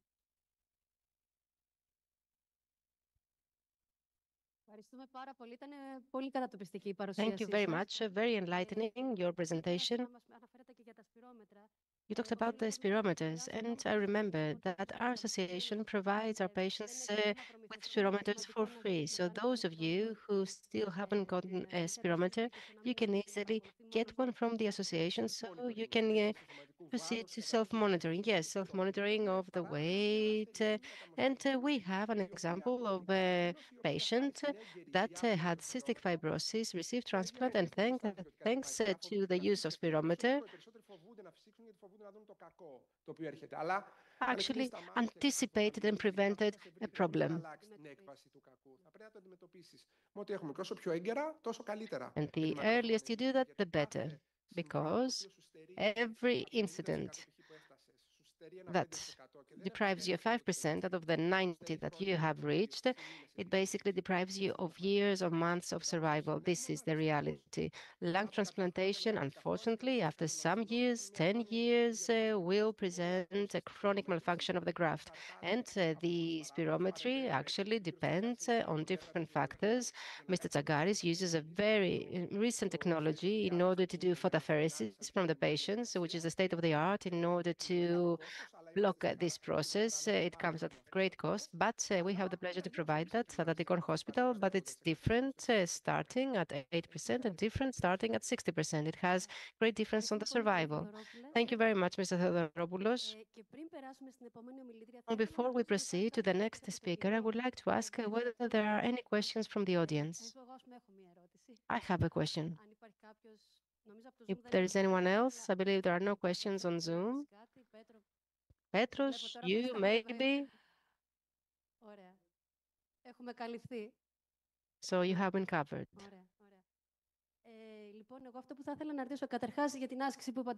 First of all, I would like to ask you about the physical exercise that you mentioned and said that it is very important, and not only for patients before the transplantation, but also for those after the transplantation. I would like to ask about the novel treatments, CAF3, for example.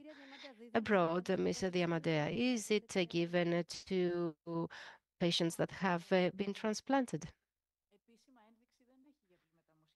Officially, there is no indication for the transplanted patients.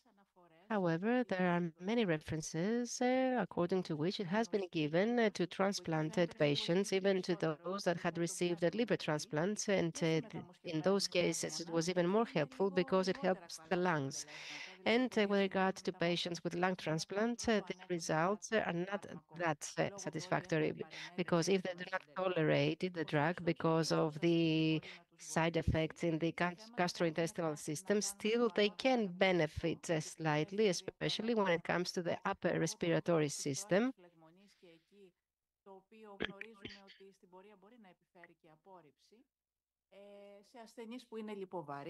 Patients that are underweight, other systemic complications like diabetes. So Atikon asked us to approach patients and ask whether we had the approval. A patient that has received the transplant, yes, lung transplant. We have one of our own patients that had received liver transplant at a young age and gets this drug and has an excellent respiratory function. And maybe we will ask other patients. The experience is what I just explained, and we are very lucky that we actually get it because we ask for it, even for patients without indications. Yes, we are lucky enough here in Greece that we have this possibility. And you understand that in the recent European conference, there was indeed this confusion on whether we should or shouldn't give this drug. This confusion, of course, comes because of the economic background. On the other hand, the patient on which we used it was on a list for retransplantation.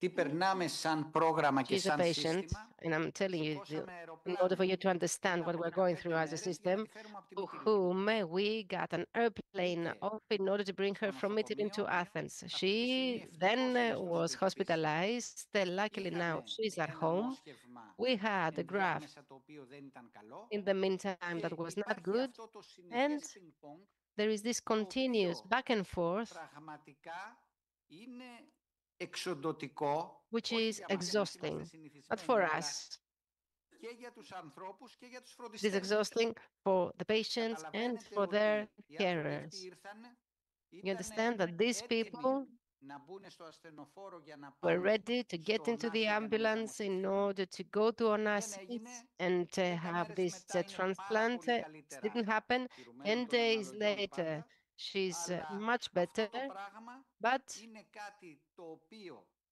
δεν το θέλουμε. this is something that we do not Θέλουμε want καλούς, to see. οργανωμένους We want ασθενείς, to have έτσι.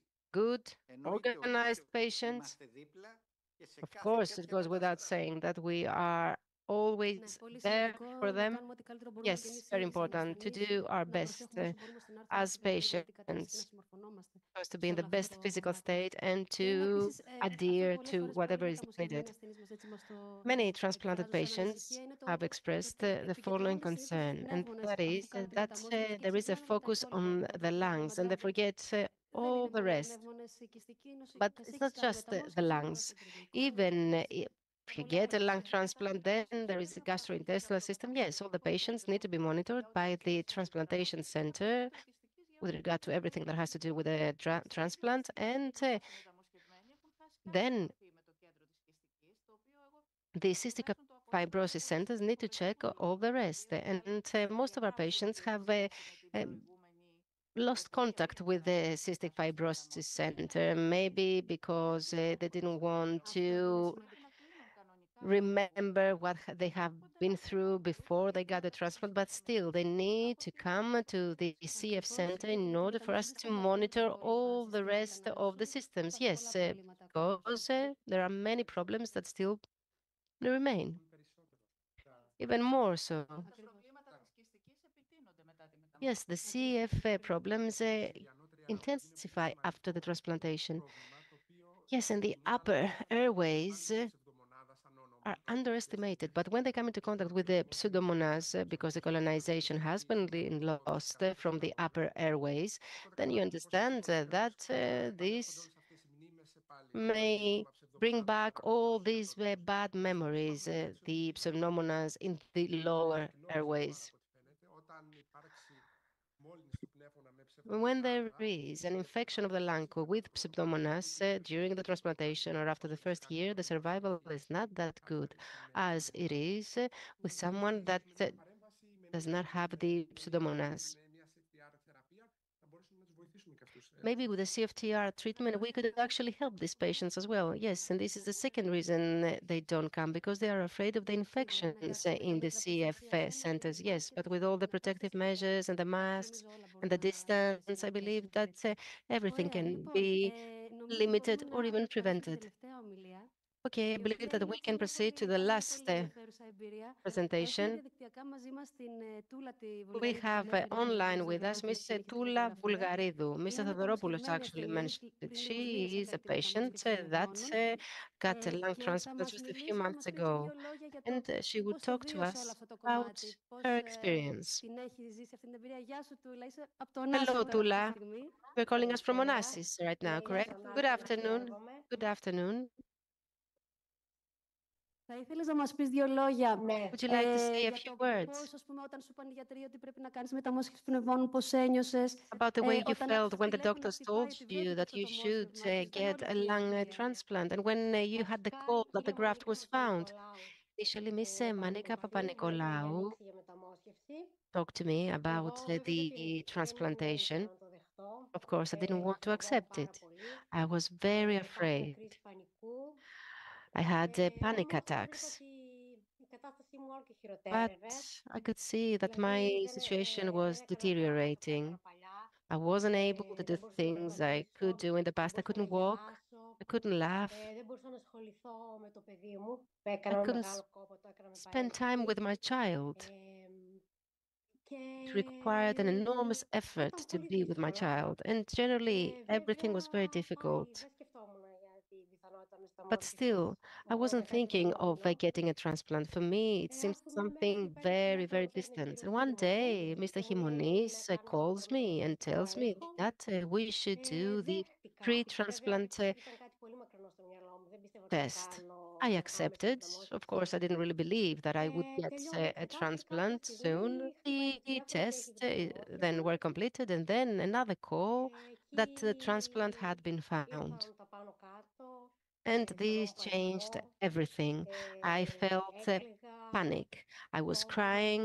I was terrified of what would happen, how it would happen. Then, of course, I thought it twice. I talked about it with my husband, with my sister. I decided to do it because I didn't want to live like that. I didn't want to use oxygen at home. I didn't want to be incapable of doing all the things I love to do. I didn't want to be unable to spend time with my child, do whatever my child wanted. So I traveled to Athens.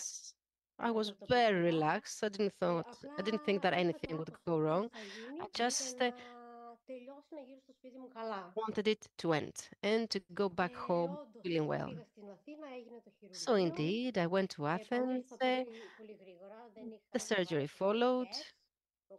There were no serious complications. The recovery was quite fast. And then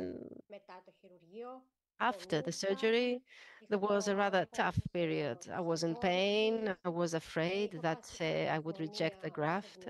I also was worried about the pneumonia that I got. But then, along with the doctors and with the staff of the department and the whole team of transplantations, I managed to overcome all these concerns and difficulties, and now I'm well. I breathe. I live a normal life, and I cannot possibly describe that. So, Tula, you describe this difficult process until you reach the point where you feel safe and well. Now, how do you feel? How is your life now? What can you enjoy on a day-to-day basis? I live normally. I breathe. I laugh. I can walk. I can run after my baby. I can do everything, basically. Always, of course, with the necessary attention given and following the instructions of my doctors, but I can do everything. That is the important message. Would you like to convey another message to our patients that have been told to go through a transplantation but are afraid? Would you like to give an advice, a message? Yes, I would advise them to accept. Because if they wait for longer, maybe their physical state would not be the right one for a transplantation, and maybe the transplantation will fail. I would also tell them to overcome this obstacle, to find and have the strength, the faith, and to go on with that so that they can lead a normal life. So we keep this advice. Thank you very much, Tula. Even though you are hospitalized right now, you actually called us in order for other patients to learn about this transplantation process. And as you said, the benefits are huge. Maybe after the transplantation, it is a difficult period, but still the benefits are indescribable. Yes, you lead a normal life and nothing can change that. Yes, it's worth it. Thank you very much and all the best to you. Thank you. Bye.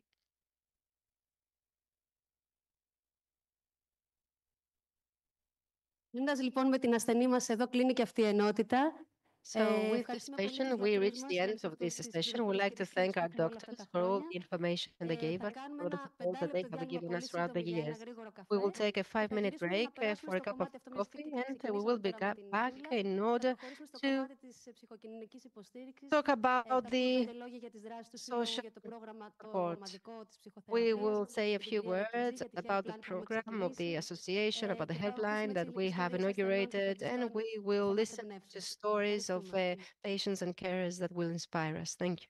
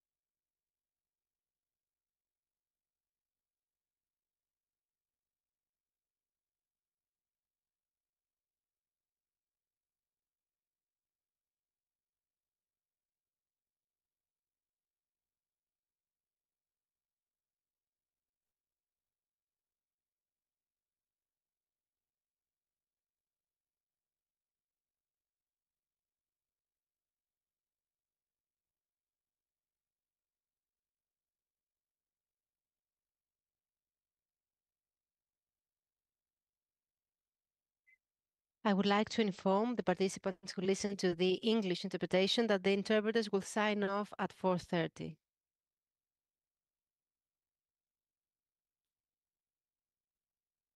Λοιπόν, είμαστε έτοιμοι να ξεκινήσουμε. So we are ready to start with quite a long delay. So we now move to the third session of the conference, moving one, I would say. Θα μιλήσουμε λοιπόν, μάλλον βλέπω εγώ μιλάω πρώτη, It's my turn, based on the program, so allow me to go to the podium.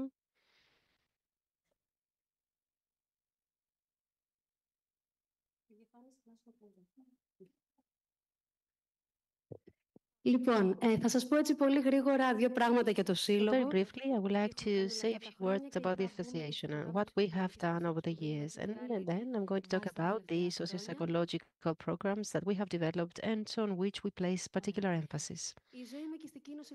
Life with cystic fibrosis, as we have already heard, all the speakers saying, and Tula, the patient saying, is that life is quite difficult. We have a lot of medicines to take daily. Sometimes patients may require lung transplantations, so it's a very difficult daily life. And here you can see patients with cystic fibrosis who, even though are taking all the medicines and are wearing the masks, are not different than the rest of us. So the association was established for these patients to help them. It was established in 1983, and in the middle you can see Mr. Adam, who was the doctor who was working in the pediatric hospital when we were children, and he got by the hand 24 patients of young children and told them, let's go and establish this association. And back then the name was the Hellenic Society for Cystic Fibrosis Disease. Back then we had very few adult patients, since most of the patients back then were dying at a very young age. The board of directors comprises patients and carers from around Greece, volunteers. We have over 1,200 members. We're not a local organization. We're not operating only in Athens. We are a national association, even though our headquarters are here in Athens. We are in collaboration with the scientific committee that comprises all the doctors in all the specialized centers we have around Greece.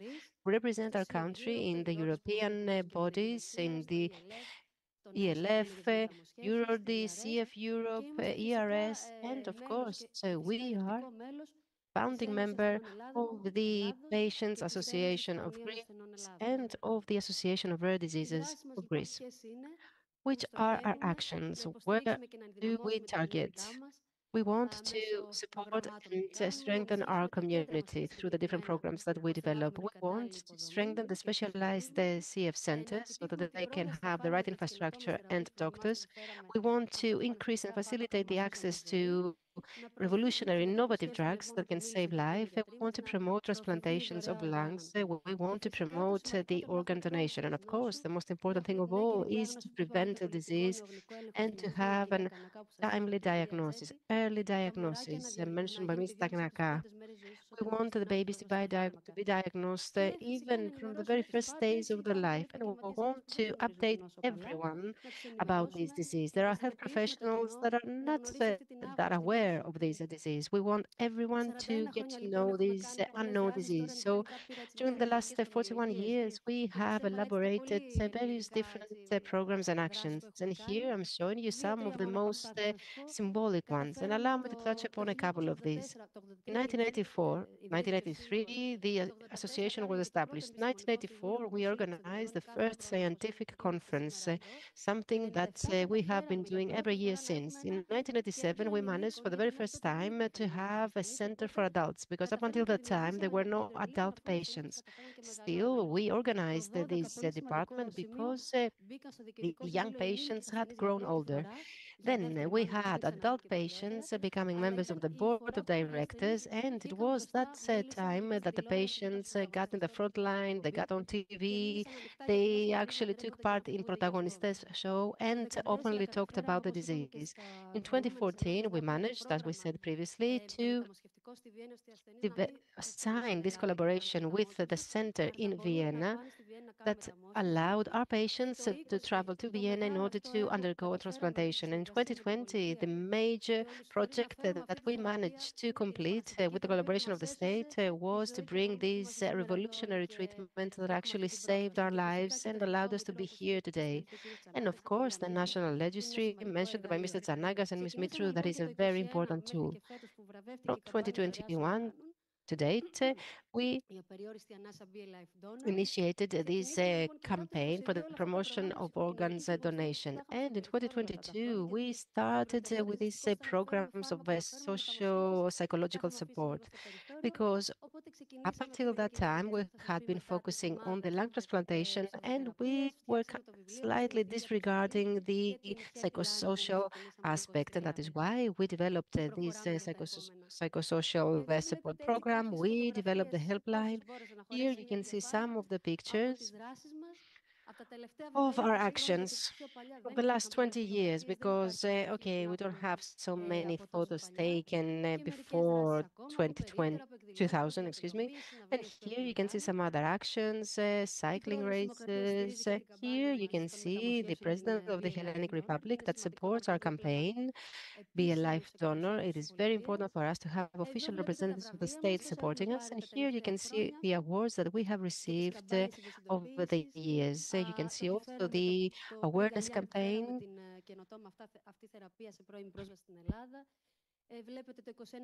You can see 2021 and 2024 who received the award for the campaign Be a Life Donor, for the psychosocial support program, for the helpline. We also received awards.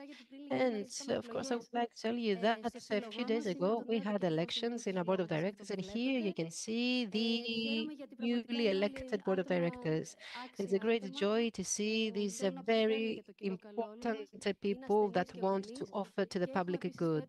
They are patients and parents, and for the very first time, we have patients from Salonika. It is very important to give them the possibility to offer to the association and to the patients. We also have the participation of a transplanted patient being member of the board of directors.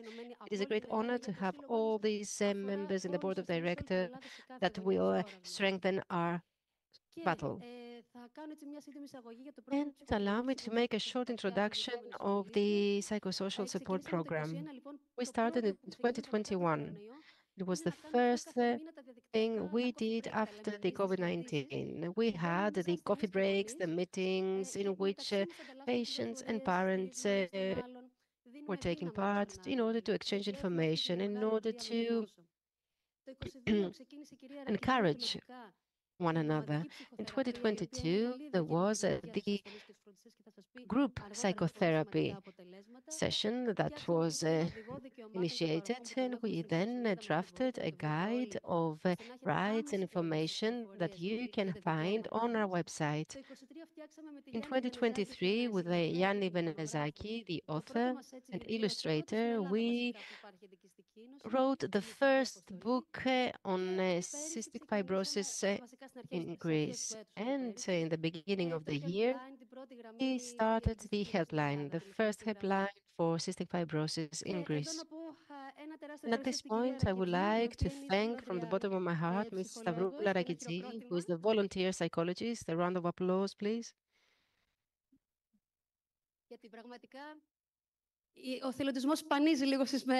Volunteerism is something rare in our days. So the fact that for the last 3 years we have Ms. Stavroula Rakitsi offering her know-how and her scientific knowledge to our community is something very significant. And of course, she will give you more information about the program later. The helpline, about which the two ladies will talk later, Ms. Alturidou and Ms. Tsave. So this helpline is the number that you can see on this line. It addresses everyone, to patients, to friends, to carers, to the wider public, to health professionals, to educators, trainers, employers, to anyone who wishes to know more about cystic fibrosis, to anyone that may require support to learn a few things about the rights they may have. So anyone can call. It is an open and free line for all. And what does this helpline do? It provides information about the disease, it answers questions, it provides psychological support. And of course, there's always referral to the competent network because you understand that the helpline has a limited capability to provide psychological support.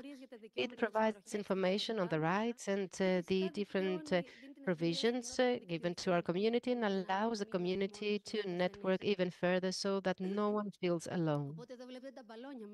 And here you can see our balloons. In the past, in the events, we remember those who had lost. And here you can see their names on the balloons. So in the memory of these patients, I'm sorry, I'm a little bit moved.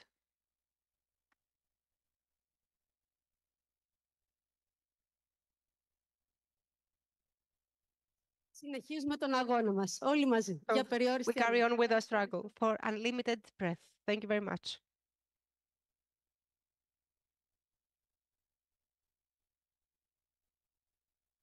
Ευχαριστούμε πολύ την Άννα. Thank you very much, Θα περάσουμε τώρα στην Anna. κυρία Σταυρούλα Ρακιτζή που And now we'll give the floor to Mrs. Stavroula Rakidzi. το έργο της εθελοντικά. And we would like to say that she is a volunteer. She is the clinical psychologist who is working the cognitive behavioral psychotherapy. So, congratulations for your conference. Congratulations for the work you are doing. I would like to say that offering volunteer services is necessary. At this moment, the interpreters would like to inform you that we want you to stop interpreting at 4:30. We will stop at the end of this presentation. So the doctors have told us that things are going very well. However, we in mental health said that there were some very dark times. So the trauma of cystic fibrosis has left actually a deep imprint in people's lives, and this is why psychotherapy is necessary. The past also shows that cystic fibrosis, of course, has been not uprooted, so vulnerability is still there. So all scientific interventions that were presented today have as a main target to reduce your vulnerability. Group cognitive behavioral therapy is effective for many disorders and allows learning and practicing skills within a social context. In 2022, we established the pilot project, and I will be presenting what happened in 2023 and 2022. 24, excuse me, and will show the results that will be presented today. Allow me to say that this presentation has been also sent to a scientific journal, and we are expecting then, so we are talking about 13 weekly sessions lasting 1.5 hours. There is a group of carers and a group of patients that participate. This is a program that I have set up myself using tools from group cognitive behavioral therapy, and these are, of course, applied and adapted to CF, and of course, all people, even those who have been transplanted, are welcome. So we have 17 patients that want to participate. 12 completed group therapy. 2 of the patients had undergone lung transplantation. One in the past with 2 transplantations, and the second one recently. There were 5 that dropped out, 4 due to stress, and 1 person due to work schedule conflict. 22 caregivers signed up for group therapy, 8 completed therapy. There was a great dropout of 14 people due to lack of time, and 12 due to difficulty committing to the team. That was phenomenon of 2023. In 2024, there was no such occurrence. So this is something that I always follow up very closely, and I will be also assessing that once the sample increases. So this is what we had in 2023. I considered that this was possibly a fluke, and it actually had to do with personality of the people that had enrolled, but they can come back. The groups are still active. So we administer tests before and after treatment. So we look into psychopathology, social skills, functionality, and recovery. And please remember that if you undergo psychotherapy, they have to give you questionnaires before and after treatment, because without questionnaires, we cannot assess any potential result. The same goes for the doctors. I mean, you see, we are mental health professionals as well. So in order to speak about efficient psychotherapy, we have to have quantitative, qualitative tests. So recovery is very important, and it also has to be tested and assessed. And this is very, very crucial. I mean, at least the last 55 years in psychotherapy, and it is related to doing things that improve my mood. I socialize better. I connect with society. I mean, I have a new meaning to life, and this is something that has to be dealt with and improved through psychotherapy. Now, when it comes to patients, the median age was 35 years old, more women than men. 50% were single, employed at 36%, 33%. Now in carers, we have 41 median age, marital status 75%. Now, the TPET test of patients showed that there was a reduction of stress, IDPS, anger, increase of functionality, and also increase of recovery. This is a very important finding for patients. And apart from statistical significant results, we also saw in psychotherapy, we're talking about effect sizes. Effect sizes are nice, so of course we have statistically significant results, but how big is the result for each sector? Now, 0.2 to 0.4 index is low, 0.5 to 0.8 is medium, and 0.8 to over 1 is high. So for psychopathology, we had 0.71, social skills 0.35, functionality 0.87, and recovery 0.7. Very important effect sizes for functionality and recovery. And the overall treatment index is 0.65, which is an average result for psychotherapy. Now, in the carer group, we have a TPET caregiver test, and there was a reduction of depression and IDF, anxiety, difficulty to say no, and recovery, and doing things I value. And you see the relevant effect sizes. So high for psychopathology, 0.89, average in social skills, work functionality, 0.5, and recovery, 0.29. So 0.44, the total treatment index for this specific sample. So let me say that this is the first effort we are doing in Greece. This is the first systematic attempt, especially in within the Pan-Hellenic Cystic Fibrosis Association, to investigate the efficiency of a group cognitive behavioral program, cystic fibrosis patients and caregivers. We have statistically significant results for patient caregiver groups, and the overall treatment effectiveness index for the patient group is 0.65, and for the caregiver group, 0.44. Now with patients also want to start working. So with group cognitive behavioral psychotherapy, they are honing their social skills and they can go forward with that. Of course, there are also disadvantages. In patients group, we have a relatively small dropout. In caregivers, this was higher, but that was only for 2023. The results of this research also are correlated with the results of other researchers. We saw the improvement of assertiveness that leads to the reduction of anxiety, depression, and the improvement of self-confidence. This is why this group has its main goal to reduce anxiety, enhance confidence, and we also do a short introduction to grief. However, in 13 group therapy sessions, we cannot resolve all the issues.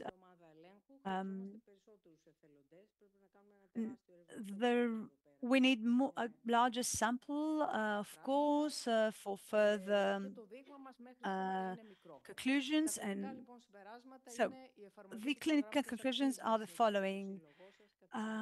I think that the implementation of this program deserves to be continued within the Pan-Hellenic Cystic Fibrosis Association, and of course, we should research and with larger samples. Now, participants said my anxiety and depression was decreased. I'm more assertive. I say no more often. My stamina and endurance has increased.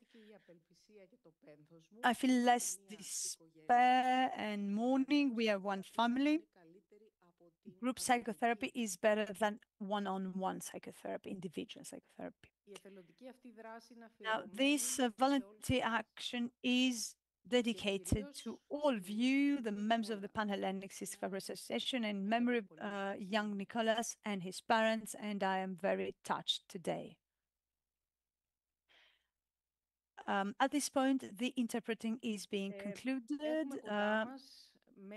And thank you for listening to the interpreters. And now you will be listening to the individual people. Thank you very much.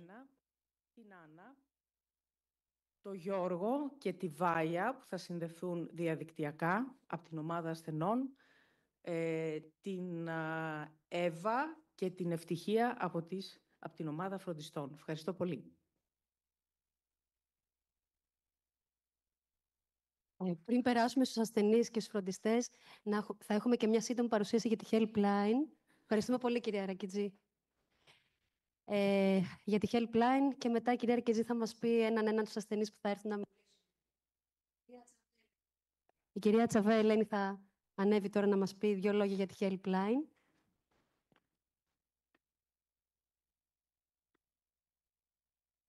Γεια σας, καλησπέρα. Είναι μεγάλη τιμή και χαρά να βρίσκομαι εδώ. Χαίρομαι για τη συνεργασία που έχουμε μαζί. Είμαι υπεύθυνη ψυχολόγος του προγράμματος για την Κυστική Ίνωση Γραμμή Βοήθειας Απεριόριστη Ανάσα.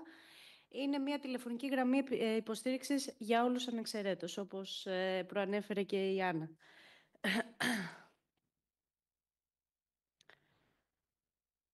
Κάτι... Μόνο που... Δεν πιάνει. Μόνο εγώ το έχω αυτό το θέμα.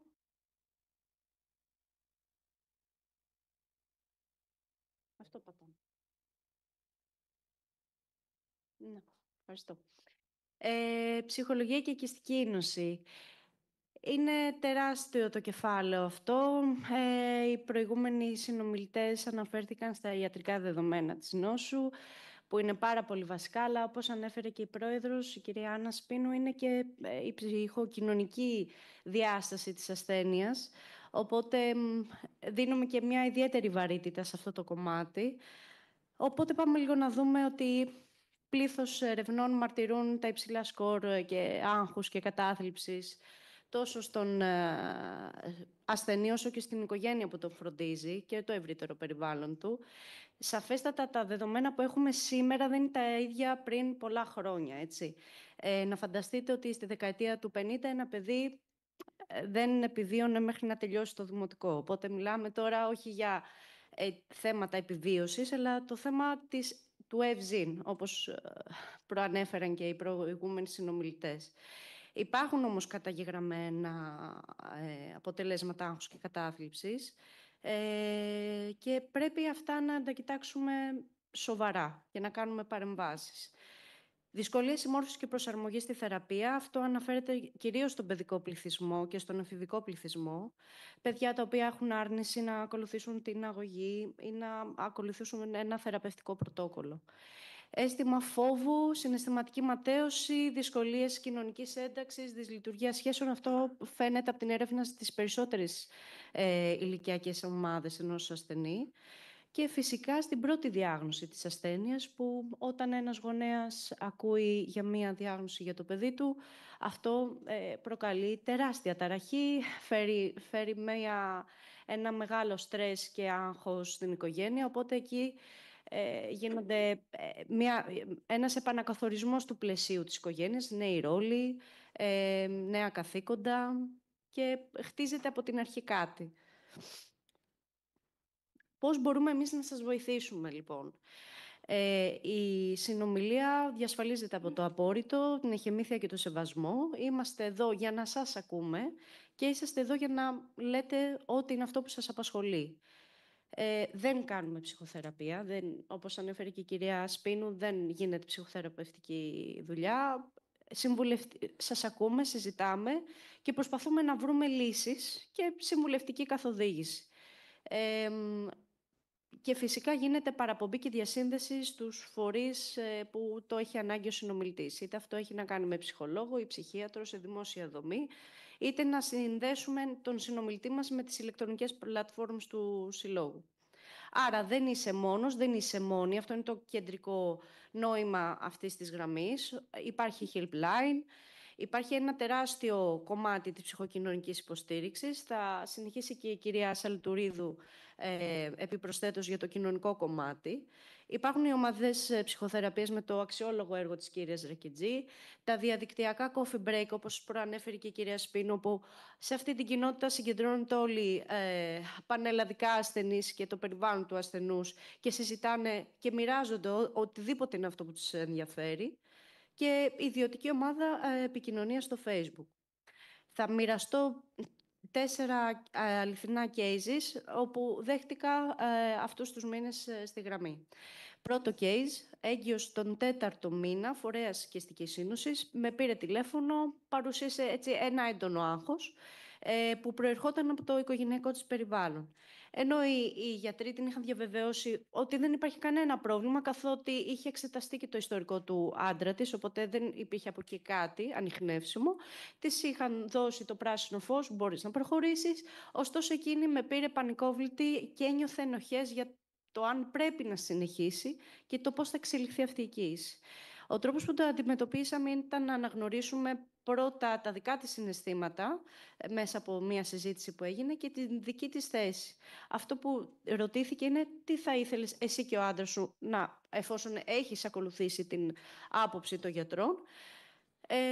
Και εκεί τέθηκε η απάντησή της και άρα συζητήσαμε περαιτέρω για το πώς οριοθετεί την οικογένειά της και φυσικά μου εξέφρασε και την ανάγκη της να δει και έναν ψυχολόγο με έναν πιο σταθερό τρόπο. Έγινε παραπομπή σε δημόσιο τομέα.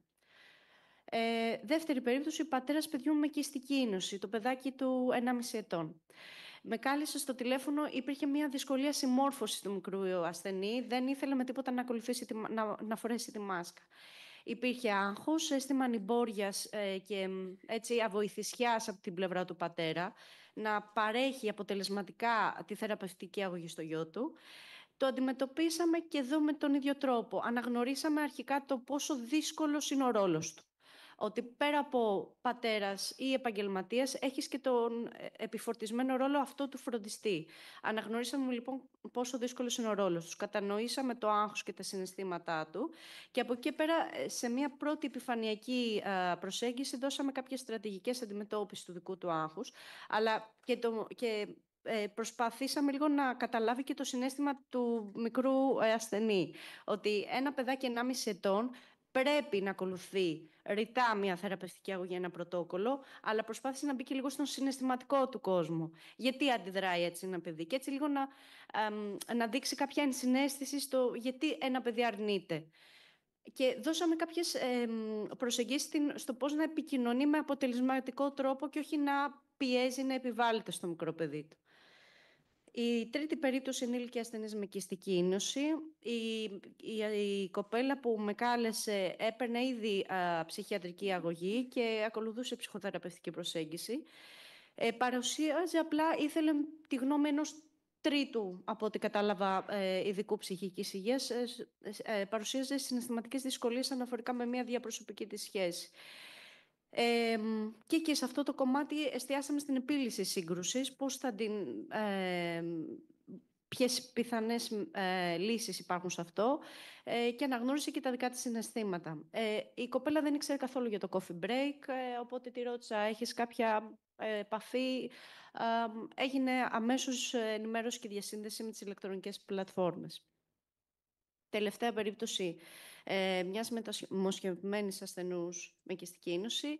Αναζητήσω πληροφορίες για επιδόματα και προέκυψε από τη συζήτηση μια ανησυχία για το μέλλον. Όταν ερωτήθηκε περαιτέρω, τα θέματα που την απασχολούσαν ήταν η επαγγελματική αποκατάσταση, οι σχέσεις και η έκβαση της ασθένειας. Υπήρχαν κάποιες, τέλος πάντων, επιπλοκές. Προέκυψε ότι χρειάζεται την ψυχολογική υποστήριξη, οπότε και έγινε παραπομπή σε δημόσιο φορέα και έγινε και διασύνδεση με τις ηλεκτρονικές πλατφόρμες. Αυτά από εμένα, μερική βιβλιογραφία. Ευχαριστώ πάρα πολύ για το χρόνο σας. Να είστε καλά.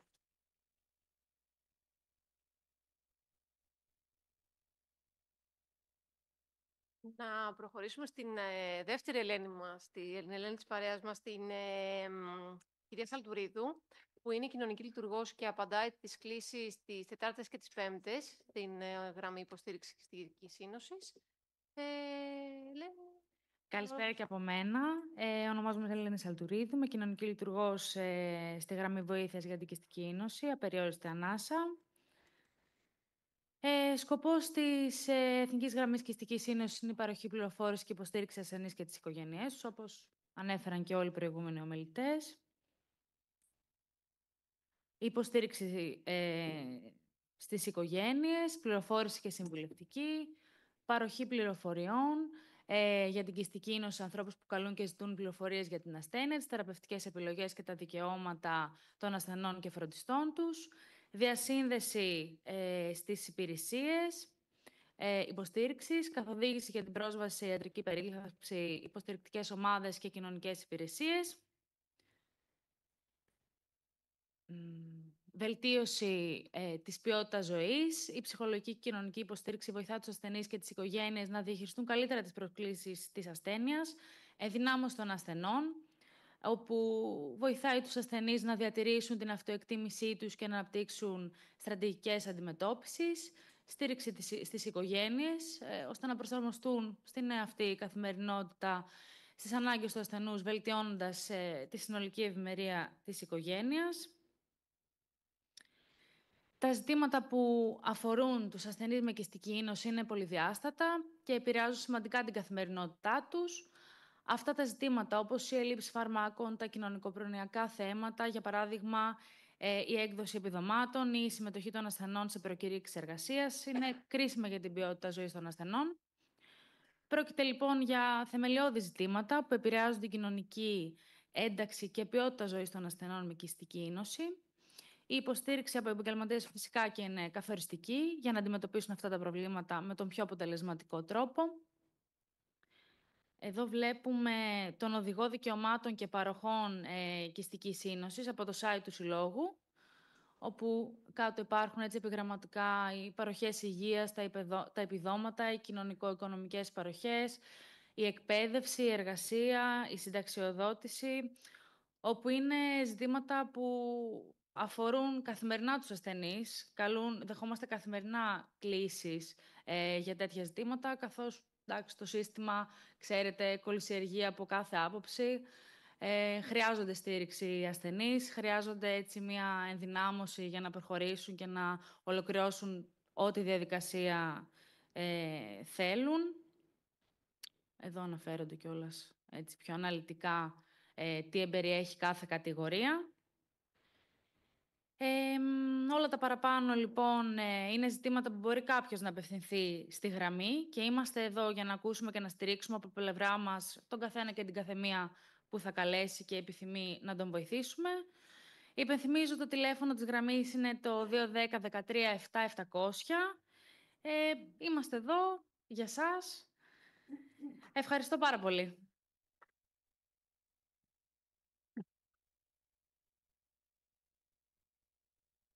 Ευχαριστούμε πολύ και εμείς. Πραγματικά η Helpline έχει κάνει έτσι αξιόλογο έργο σε λίγους μήνες που έχει ξεκινήσει. Και κυρία Ρακιτζή, θέλετε να καλέσετε τους ασθενείς και τους φροντιστές.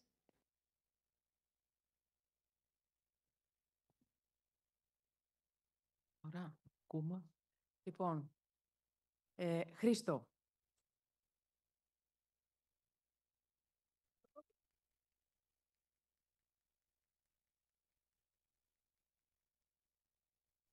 Καλησπέρα από εμένα. Ονομάζομαι Χρήστος. Θα μου επιτρέψετε να φοράω τη μάσκα μου σήμερα, γιατί είμαι σε κλειστό χώρο. Όσοι δεν με ξέρετε, είμαι ο Χρήστος και είμαι ασθενής με κυστική ίνωση και είμαι 24 ετών. Ευχαριστώ πολύ για την πρόσκληση για να μιλήσω σήμερα. Είναι η πρώτη φορά που μιλάω στο συνέδριο και έρχομαι. Θα ήθελα να επικεντρωθώ σήμερα στην ομιλία μου στα θετικά που μου έχει προσφέρει η κυστική ίνωση και όχι στα αρνητικά, καθώς εκεί ήταν να λέμε στην ψυχολογική ομάδα και ελπίζω να πάρετε κάτι από μένα σήμερα. Η κυστική ίνωση για μένα μου έχει αλλάξει τη ζωή προς το θετικό, θα πω. Μου έχει διαμορφώσει το χαρακτήρα μου, την προσωπικότητά μου, τον εαυτό μου και τον τρόπο με τον οποίο σκέφτομαι και τα πράγματα που κάνω στη ζωή μου. Με έχει βοηθήσει να ξεπεράσω τα ωριά μου με την καλή έννοια. Με έχει ρίξει πολλές φορές κάτω. Ωστόσο, η οικογένεια, που παίζει πολύ σημαντικό ρόλο και θα ήθελα να δώσουμε ένα χειροκρότημα στους γονείς, γιατί οι γονείς είναι συμπαραστάτες, μας βοηθάνε για τα επόμενα μας βήματα και θέλω να χαιρετήσω τη μητέρα και τον αδερφό που με βλέπουν τώρα από το σπίτι, γιατί χωρίς αυτούς δεν θα έφτανα εδώ σήμερα. Ευχαριστώ πολύ. Και θα ήθελα να επικεντρωθώ στο ότι η κυστική ίνωση για μένα δεν είναι μια ασθένεια. Είναι ένα καύσιμο για να πετύχω τους στόχους μου και τα όνειρά μου και ευτυχώς αυτό που έχω στο μυαλό μου μέχρι στιγμής έχει γίνει πραγματικότητα. Έχω καταφέρει να ταξιδέψω στη μισή Ευρώπη πάνω στη διατροφή, γιατί σπούδαζα στο Χαρακόπιο Πανεπιστήμιο. Εγνωρίσει ανθρώπους σταθμό για τη ζωή μου, που είναι εδώ σήμερα και με παρακολουθούν και με βλέπουν από το σπίτι. Και επίσης, πριν 2 μέρες, αποφοίτησα από το Χαρακόπιο Πανεπιστήμιο ως διατολόγος-διατροφολόγος, κάνοντάς με, όπως πληροφορήθηκα, ο πρώτος διατολόγος-διατροφολόγος του τμήματος διατολογίας και διατροφής με κυστική ίνωση.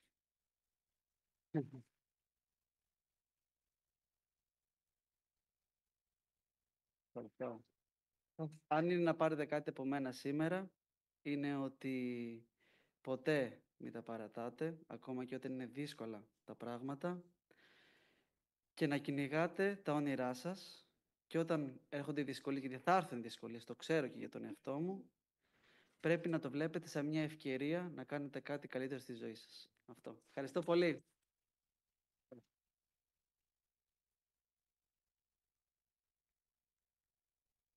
Όπως λέει και η παροιμία, μία εικόνα 1000 λέξεις. Δεν χρειάζονται άλλα σχόλια. Μαριλένα μου, 1 λεπτό στη διάθεσή σου. Η Μαριλένα μίλησε και πέρυσι, είναι λίγο ταλαιπωρημένη, δεν θέλω να την ταλαιπωρήσω. 1 λεπτό να πεις αυτό το οποίο θέλεις φέτος. Σε ευχαριστώ πολύ. Καλησπέρα σε όλους. Όσοι δεν με γνωρίζετε, είμαι η Μαριλένα. Είμαι 57 ετών και κάτι. Ίσως από τους μεγαλύτερους ασθενείς που δεν έχουν μεταμόσχευθεί. Νοσηλεύομαι στο Σισμανόγλιο σε τακτική βάση. Πέρυσι μάλιστα πέρασα γύρω στους 4 μήνες συνολικής θεραπείας. Και αυτό που θα ήθελα να επισημάνω είναι ότι Ενώ υπόθηκαν όλα τα θετικά για τα φάρμακα, για τα καινούργια καινοτόμα φάρμακα κλπ. Το θέμα της κυστικής ίνωσης υπάρχει. Όλο αυτό το διάστημα που παρέμεινα στο Σισμανόλιο, διαπίστωσα ότι το τμήμα σε κάποια πράγματα χωλαίνει. Αντιμετωπίζεται πλέον ως μη εντελώς απαραίτητο. Έχουμε πέσει μάλλον στην πλάνη αρκετοί ασθενείς να θεωρούμε ότι λύθηκε το πρόβλημα με τα καινούργια φάρμακα. Δεν έχει λυθεί. Απόδειξη είναι ότι ένας ασθενής ο οποίος ελάμβανε προσφάτως μεταμόσχεύτηκε, και θέλω να πω ότι επειδή για μεγάλα χρονικά διαστήματα δεν έχουν νοσηλευτεί το τμήμα, μάλιστα έκλεισε κάποια στιγμή η πόρτα του, γιατί δεν υπήρχε ούτε ένας ασθενής. Με αποτέλεσμα κάποια στιγμή να έρθει ένας ασθενής και να φύγει, γιατί δεν μπόρεσε να βρει άκρη ώστε να νοσηλευτεί. Αντιθέτως, πριν από λίγες μέρες το τμήμα είχε υπερκάλυψη και στα 11 δωμάτια. Δεν υπήρχε δηλαδή χώρος για κάποιο έκτακτο περιστατικό. Θέλω να πω με αυτό ότι πρέπει να καταλάβουμε ότι η κυστική ίνωση δεν έχει τελειώσει. Να δούμε ότι πρέπει να συνεχίσει να λειτουργεί κανονικά, να έχει μια εύρυθμη λειτουργία όσον αφορά τη σχέση των ασθενών με τους γιατρούς, την ύπαρξη γιατρών καταρχάς, με το νοσηλευτικό προσωπικό, και όλα αυτά τα πράγματα πρέπει να συνεχίσουν να λειτουργούν αρμονικά. Έχουν δημιουργηθεί κάποια θέματα και, όπως λέω και πάλι, πολλοί θεωρούμε ότι το τμήμα δεν είναι εντελώς απαραίτητο παρά μόνο για τα εξωτερικά ιατρεία. Δεν ισχύει αυτό. Γι' αυτό που θα ήθελα σε όλους να πω είναι να μην χαλαρώνουμε τόσο πολύ ως προς την αναγκαιότητα του τμήματος και να μην θεωρούμε δεδομένο ότι το τμήμα αυτό θα υπάρχει, εσάι, και να το αφήσουμε στην τύχη του. Αυτά. Και πάνω απ' όλα, να τελειώσω, ότι να το πω και αυτό έτσι, γιατί μου είπε η Σταυρούλα να το αναφέρω, δεν είχα πρόθεση, κυρία Ρακιτζή. Φέτος ξεκίνησα τις σπουδές μου στο Πανεπιστήμιο και ελπίζω να έχω κι εγώ τη χαρά, ύστερα από κάποια χρόνια όπως ο Χρήστος, να ανακοινώσω κάτι τέτοιο. Ευχαριστώ πολύ.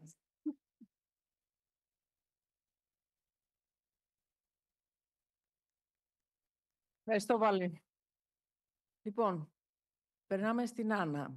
Την Άννα την ξέρετε, οπότε δεν θα μιλήσει γενικά για την κυστική ίνωση, θα διαβάσει το γράμμα προς την κυστική ίνωση.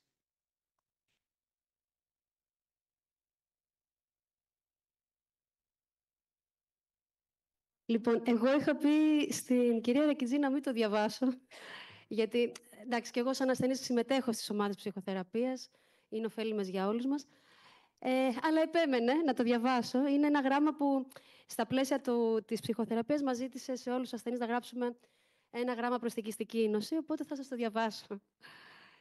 Ελπίζω να τα καταφέρω. Λοιπόν, αγαπητή μου κυστική ίνωση, όταν ήμουν πολύ παιδί δεν σε είχα καταλάβει. Στο σχολείο όμως άρχισα να σε βλέπω και να σε νιώθω μέσα μου. Στα βλέμματα των γονιών που μας κοίταζαν με αγωνία, εμένα και τον αδερφό μου που είναι και αυτός ασθενής, αλλά ποτέ δεν μας έλεγαν κάτι αρνητικό. Πάντα ήταν αισιόδοξοι και επαναλάμβανε ότι όλα θα πάνε καλά.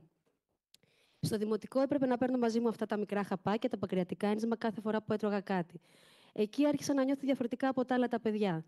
Στο γυμνάσιο άρχισα να βήχω πολύ δυνατά μέσα στην τάξη και νιώθα άσχημα που όλοι με κοίταζαν καθώς έσκαγα και κοκκίνιζα από το βήχα. Και έπρεπε κάθε φορά να εξηγώ στους μαθητές μας, αλλά και πολλές φορές στους δασκάλους, ότι δεν είμαι κρυωμένη, ότι δεν έχω κάτι κολλητικό.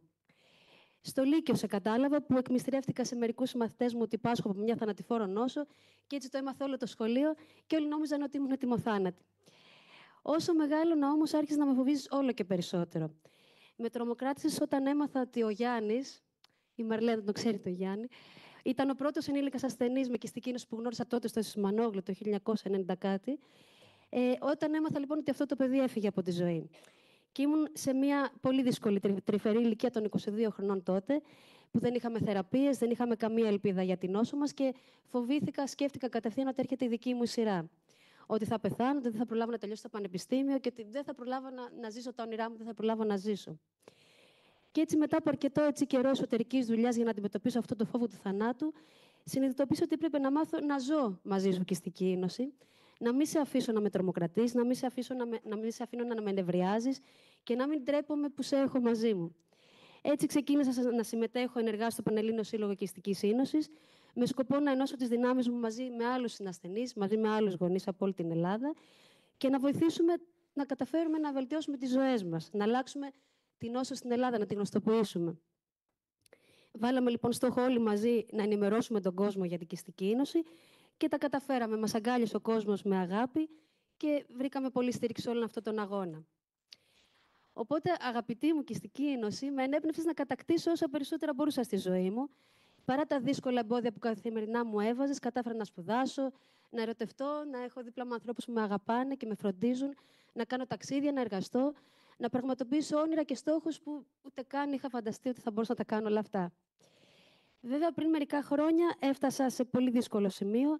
Μέρα με τη μέρα μου είχες καταστρέψει πολύ τους πνεύμονες, με οδήγησες ένα σκαλί πριν τη μεταμόσχευση και ήξερα ότι το τέλος ήταν κοντά, γιατί δεν υπήρχε εναλλακτική για μένα. Ήμουν πολύ τρομοκρατημένη, γιατί δεν ήθελα να πεθάνω, γιατί ήμουν ακόμα νέα και είχα πολλά να κάνω. Οπότε, μετά από πολύ σκληρό αγώνα και δίχως καμία ελπίδα, κόντρα σε όλα τα προγνωστικά, καταφέραμε αυτό που δεν πιστεύαμε ότι θα καταφέραμε. Φέραμε αυτή την επαναστατική θεραπεία που παγώνει την νόσο, κερδίσαμε πίσω τη ζωή μας, την πήραμε όλοι οι ασθενείς που ήμασταν σε κρίσιμη κατάσταση και καταφέραμε να έχουμε, όχι μόνο εμείς να κερδίσουμε τη ζωή μας, αλλά εξασφαλίσαμε και μια καλύτερη ασθενής και καλύτερη ποιότητα ζωής και για όλους τους ασθενείς στην Ελλάδα. Οπότε και στην Ίνωση μου έμαθα ότι τα θαύματα μπορούν να γίνουν πραγματικότητα.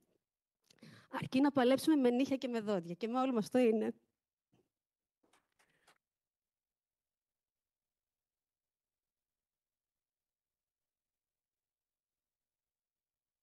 Και τελειώνω σε λιγάκι. Με τη νέα θεραπεία, λοιπόν, μου έμαθες ότι είμαι ελεύθερη, μου έδωσες πίσω τη ζωή μου και με απελευθέρωσε από αυτή τη φυλακή που με είχες κλείσει όλα αυτά τα χρόνια. Οπότε και στην Ίνωση πάντα σου κουβαλάω μαζί μου, πάντα σε έχω μαζί μου, κάθε μέρα. Δεν θα σε αποχωριστώ ποτέ και το ξέρω. Αλλά πλέον τώρα νιώθω ότι δεν τρέπομαι που είσαι μαζί μου. Είμαι περήφανη για σένα. Γιατί τελικά νομίζω ότι με εμπνέεις λιγάκι. Με έμαθες να αγωνίζομαι, να παλεύω, να μην θεωρώ αυτονόητη τη ζωή και να μην τα παρατάω ποτέ. Οπότε, παρά το πόνο που μου δίνεις, τη λύπη που μου δίνεις με τους φίλους μου που έχω χάσει από τη ζωή, εγώ σε ευχαριστώ για όλα όσα με δίδαξες. Στα 43 μου χρόνια πλέον νιώθω πλήρης και δεν θα σταματήσω να αγωνίζομαι για όσα περισσότερα μέχρι την τελευταία μου ανάσα.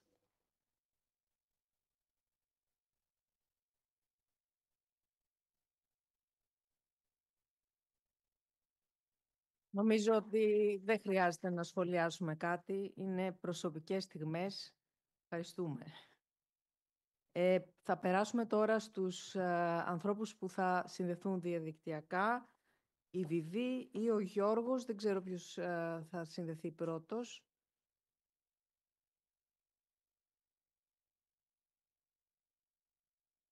Γεια σας, Βιβί. Γεια σας. Γεια σου, Βιβί, με το χαμόγελο. Αυτό το χαμόγελο που δίνει ελπίδα και αισιοδοξία. Σ' ακούμε. Ευχαριστώ. Λοιπόν, θα συστηθώ με το βαφτιστικό μου όνομα. Γεια σας, είμαι η Βαΐα Κατσάνου, 45 ετών, ασθενής με κυστική ίνωση. Είμαι από τα χρόνια της κυρίας Αρβανιτάκη. Διαγνώστηκα με κυστική ίνωση 40 ημερών, μετά από αφυδάτωση, όπου έγινε και η πρώτη μου νοσηλεία. Και από τότε έχω τα 2 σημαδάκια στα πόδια μου από αποκάλυψη κεντρικής φλέβας. Η κυστική ίνωση για μένα με μία λέξη είναι βήχα, στο σήμα κατεθένου. Έχω γράψει κι εγώ ένα γράμμα προς την κυστική ίνωση, μέσα από αυτό θα γνωρίσετε την ιστορία μου. Η ηλικία που έχω μνήμες είναι από την ηλικία του δημοτικού, που μου ήσουν αδιάφοροι. Στην εφηβεία μεγαλώνει η αδιαφορία, σε απαξιώνω. Φάρμακα δεν υπήρχαν τότε, μόνο φυσιοθεραπεία και καλή διατροφή, γιατί έπρεπε να έχουμε κιλά. Όμως εγώ δεν έκανα τίποτα από τα δύο. Στα 18 ως φοιτήτρια πια, πρώτη φορά μόνη, σε άλλη πόλη, σε έχω πάρει μαζί μου εκεί. Αρχίζω να σε παρατηρώ και καταλαβαίνω ότι θα τα πάμε καλά, αν σε έχω να κοιμάσαι κυστική ίνωση. Όσο με ρίχνεις, τόσο με πεισμώνεις. Με στρατιωτική πειθαρχία γινόμαστε φίλες, κολλητές και προχωράμε μαζί. Στα 30, αμέτρητες νοσηλίες, με έκανες να αποκτήσω εξοχικό. Για όσους δεν ξέρουν, έτσι αποκαλώ το Παπα-Νικολάου. Χειμώνες ολόκληρους, 12 χρόνια ξεχειμωνιάζαμε εκεί. Γιατί εσύ Κυστική Ίνωση τότε είχες ζωηρέψει. Είπες να δείξεις ποια πραγματικά είσαι. Εδώ να πω ότι έχω μία κόρη 16 χρονών τώρα. Μικρή πίστευε ότι όλες οι μανούλες είναι έτσι. Ότι νοσηλεύονται συνέχεια, κάνουν τις ώρες εισπνεώμενα και βήχουν ατελείωτα. Ήταν μια μεγάλη ανηφόρα, όμως πάλεψα για την Ανάσα μου. Εκεί κατάλαβα πόσο υπομονή έχω. Μάλλον θα ήμουν Βούδα στην προηγούμενη ζωή μου. Με υπομονή και επιμονή, με μικρούς στόχους κάθε φορά, μέρα τη μέρα, τακτική γυμναστική, θέλεις κίνηση Κυστική Ίνωση. Αλλά και με το κάφτριο Καλλιντέκο πια σύμμαχο, σε βάλαμε για ύπνο Κυστική Ίνωση. Όλο αυτό το είδα σαν ένα πάους, μεγάλο διάλειμμα, όπου πλέον έχω αποκτήσει αντοχές, έχω επιστρέψει στην κανονική μου ζωή και συνεχίζω από εκεί που το είχα αφήσει.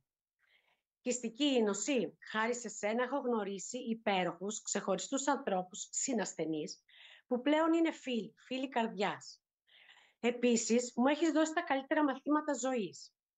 Να μην τα παρατάω ποτέ, να μην αγχώνομαι για μικροπράγματα, να βλέπω το ποτήρι μισογεμάτο. Πριν κλείσω, θέλω να πω ένα μεγάλο ευχαριστώ στα στηρίγματά μου, που φυσικά είναι οι γονείς μου, και την οικογένειά μου, τον άντρα μου με την κόρη μας. Αλλά και στο Σύλλογο που μας ενημερώνει, που ενημερώνεται και μας ενημερώνει για όλα, και φυσικά τους γιατρούς και το νοσηλευτικό προσωπικό του Παπα-Νικολάου, που ό,τι χρειαστούμε είναι εκεί σαν δεύτερη οικογένεια. Εύχομαι καλό μήνα, καλές γιορτές, να δημιουργήσουμε όμορφες στιγμές με τους ανθρώπους που αγαπάμε. Σας ευχαριστώ.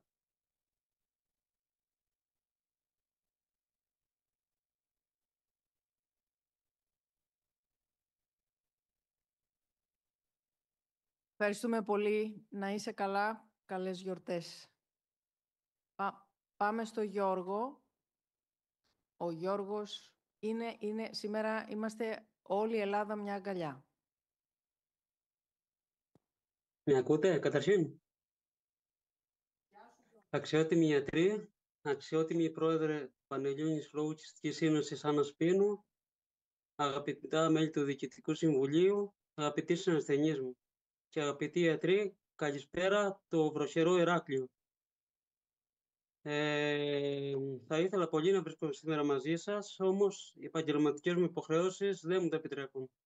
Θα ήθελα όμως να συμμετάσχω έστω έτσι λίγο στο συνέδριο να πω δύο λόγια. Για όσους δεν με γνωρίζουν, είμαι ο Γιώργος, ασθενής με Κυστική Ίνωση και εργάζομαι ως νοσηλευτής στο Πανεπιστημιακό Νοσοκομείο στο Ηράκλειο.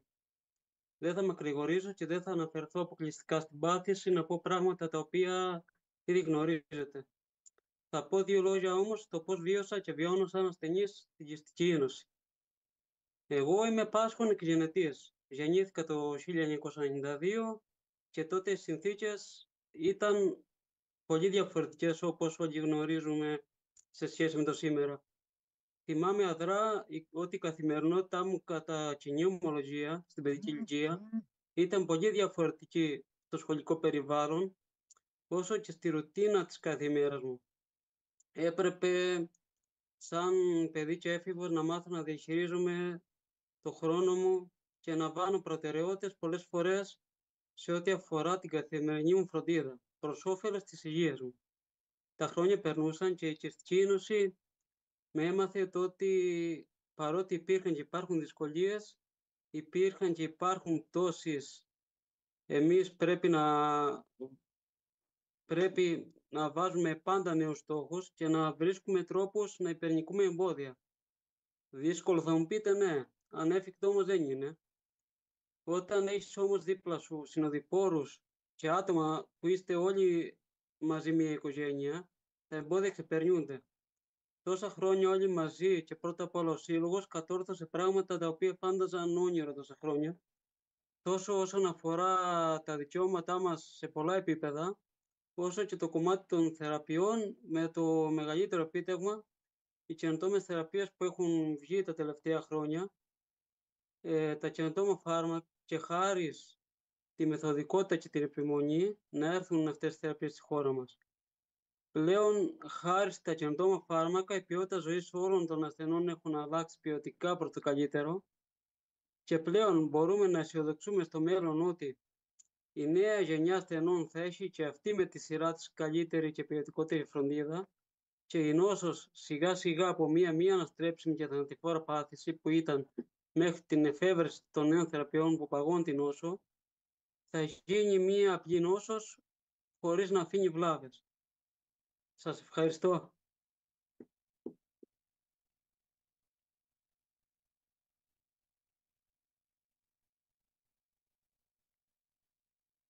Θα περάσουμε τώρα στους φροντιστές, η Ευτυχία ή η Εύα. Δύο μανάδες δυναμικές,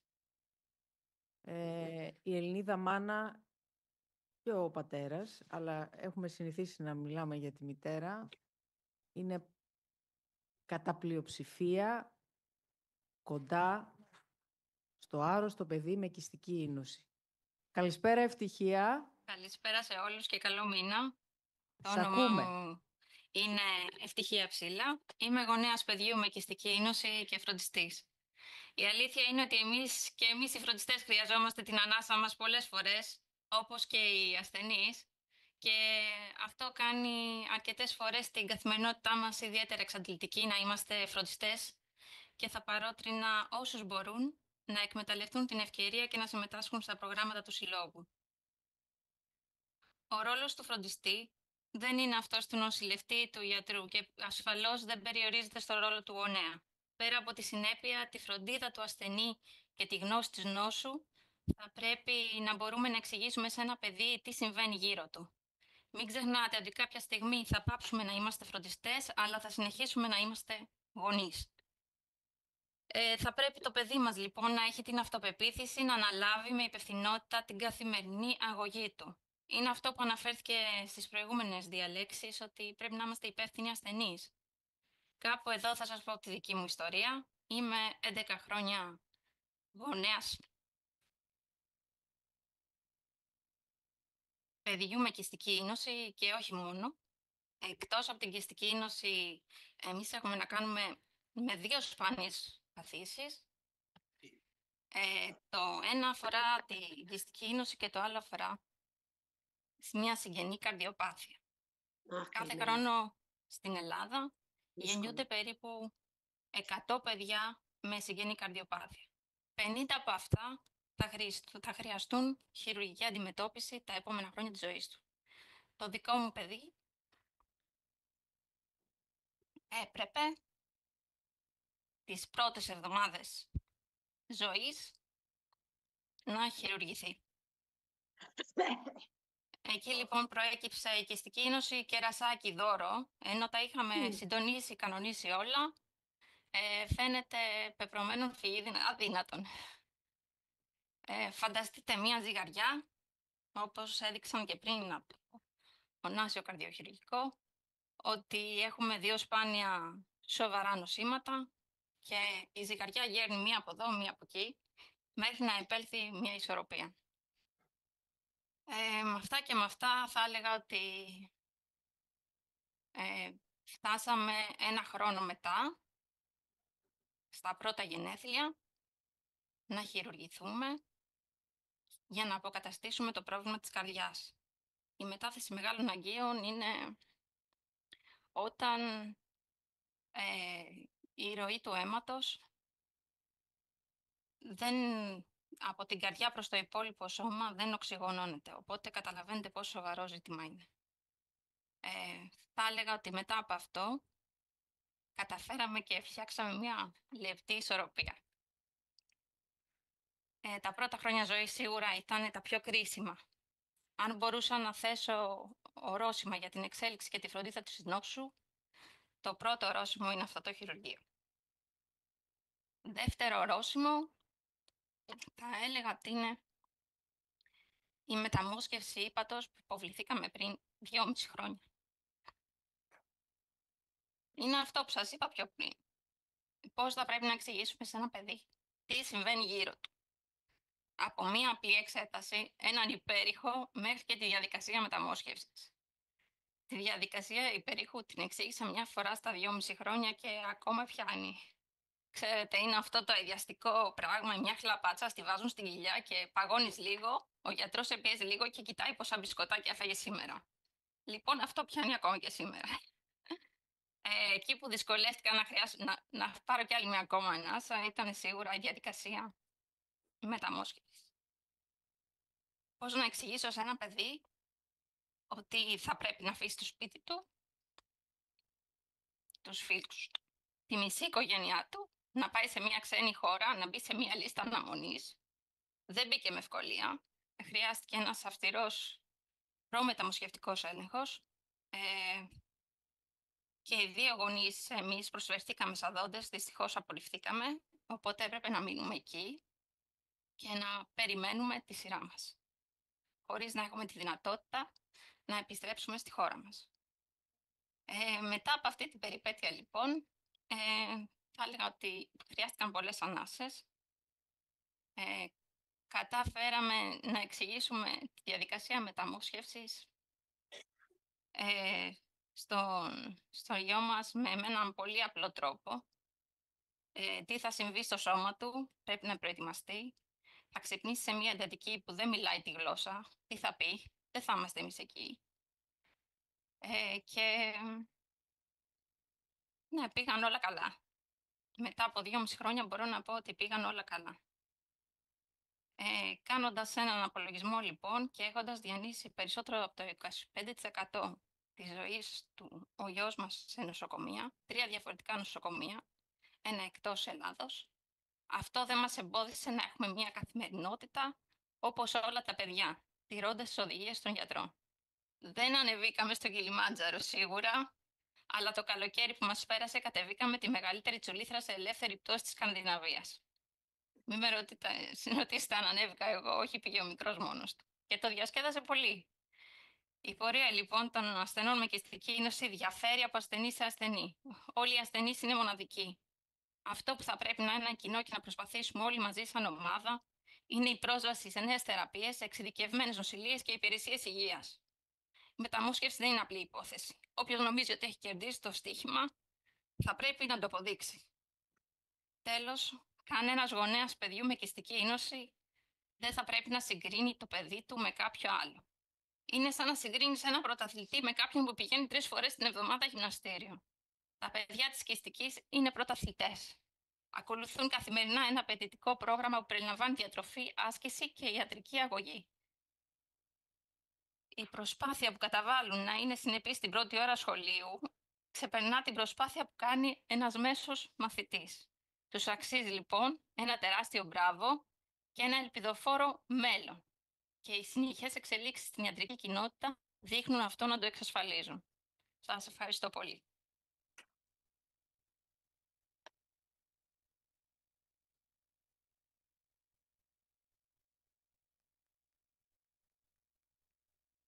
Δεν χρειάζεται να πω κάτι. Να περάσουμε στην Εύα και μετά την Εύα θα τελειώσω με λίγα πράγματα γιατί νομίζω ότι ακούσατε πάρα πολλά πράγματα. Καλησπέρα Εύα. Καλησπέρα. Χαίρομαι πάρα πολύ που είμαι κοντά σας, έστω και διαδικτυακά. Είμαι η μαμά του Αναστάση, 4χρονου Αναστάση, ο οποίος διαγνώστηκε με κυστική ίνωση όταν ήταν 1,5 έτους. Έπειτα από μία βροχίτιδα η οποία δεν έλεγε να περάσει με τίποτα και διέρχεσε περίπου στον ένα μήνα. Όμως η ιστορία μας ξεκινάει από όταν ήμουν έγκυος στον Αναστάση και στον Γιώργο, που ο γυναικολόγος ο οποίος θα με ξεγεννούσε με έστειλε σε έναν εμβριολόγο για να κάνουμε την αυγενική διαφάνεια. Εκεί μου είπε ότι μπορούμε να κάνουμε και μια εξέταση για μια ασθένεια που λέγεται κυστική ίνωση, την οποία μέχρι τότε εγώ δεν γνώριζα, και μου είπε ότι μπορούμε να κάνουμε το 40, το 60 και το 80. Με τα αντίστοιχα ποσά που έπρεπε να καταβάλω. Του ζήτησα τότε να κάνω το 100% και ότι δεν έχω πρόβλημα πόσο θα χρειάζεται να καταβάλω, αρκεί να έχουμε σίγουρο αποτελέσμα. Και μου απάντησε ότι δεν υπάρχει το 100%. Ζήτησε και ο άντρας μου να κάνει και αυτός την εξέταση και του αρνήθηκαν ότι αν έχει γυναίκα θα το προχωρήσουμε και σε σένα, αλλά δεν χρειάζεται. Εννοείται όταν βγήκαν τα αποτελέσματα ότι βγήκε ότι δεν έχω το στίγμα. Ήμουν στο 20% και μάλιστα έχω μία από τις 11 πιο σπάνιες μεταλλάξεις, ενώ ο άντρας μου έχει την 508. Όταν γέννησα, το παιδί δεν έπαιρνε το κατάλληλο βάρος. Αυτό συνεχίστηκε και στο σπίτι. Ξέχασα να σας πω ότι στο μευτήριο μου ζήτησε και ο παιδίατρός μου να κάνουμε κάποιες εξετάσεις από αυτές που δίνουν πακέτο όλα τα μευτήρια. Και εκεί μέσα υπήρχε της κυστικής ίνωσης, το οποίο βγήκε αμφίβολο. Την επαναλάβαμε, πάλι βγήκε αμφίβολο και είχαμε πει γύρω στους 3 μήνες να το κάνουμε ώστε να βγει κάτι σίγουρο. Όταν φτάσαμε 3 μηνών, ο Αναστάσης δεν μπορώ να πω ότι είχε ιδιαίτερα προβλήματα με το αναπνευστικό του, ούτε είχε κολλήσει κάποια ίωση ώστε να πάθει κάποια βροχίτιδα. Ρώτησα μια γνωστή μου γενετίστρια και μου είπε ότι αν είχε το παιδί σου κυστική ίνωση, θα είχατε ήδη νοσηλευτεί σε νοσοκομείο. Επομένως, δεν χρειάζεται τώρα το παιδί να το τρέχετε για τέτοιες εξετάσεις, θα δείτε μεγαλώνοντας. Λοιπόν, εκτός από ότι δεν έπαιρνε, δηλαδή εκεί που ήταν να πάρει 25 γραμμάρια, το παιδί έπαιρνε 8 γραμμάρια βάρος.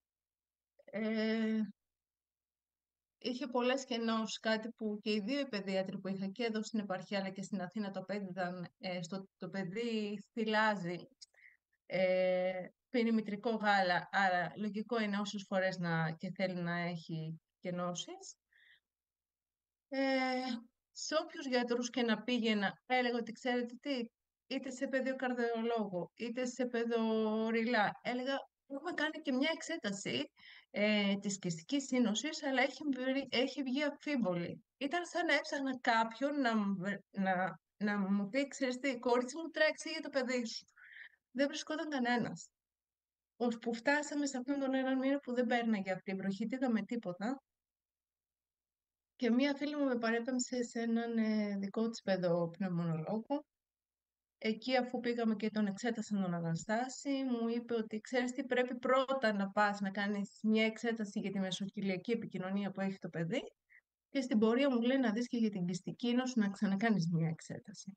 Πήγαμε στο παιδόν, ανήμερα των Αγίων Αναργύρων 1η Ιουλίου, θα το θυμάμαι σε όλη μου τη ζωή αυτό. Και αφού εξετάστηκε το παιδί από την παιδοκαρδιολόγο, λέω στον άντρα μου πάρε το παιδί και πήγαινε στο αυτοκίνητο, θα πάω λίγο στο τμήμα, να βρω πού είναι αυτό το τμήμα, να βρω έναν γιατρό, να κάνω κάποιες ερωτήσεις. Όταν λοιπόν πήγα εκεί, βρήκα την κυρία Λούκου, της εξήγησα πώς έχουν τα πράγματα, είδα τις εξετάσεις του παιδιού.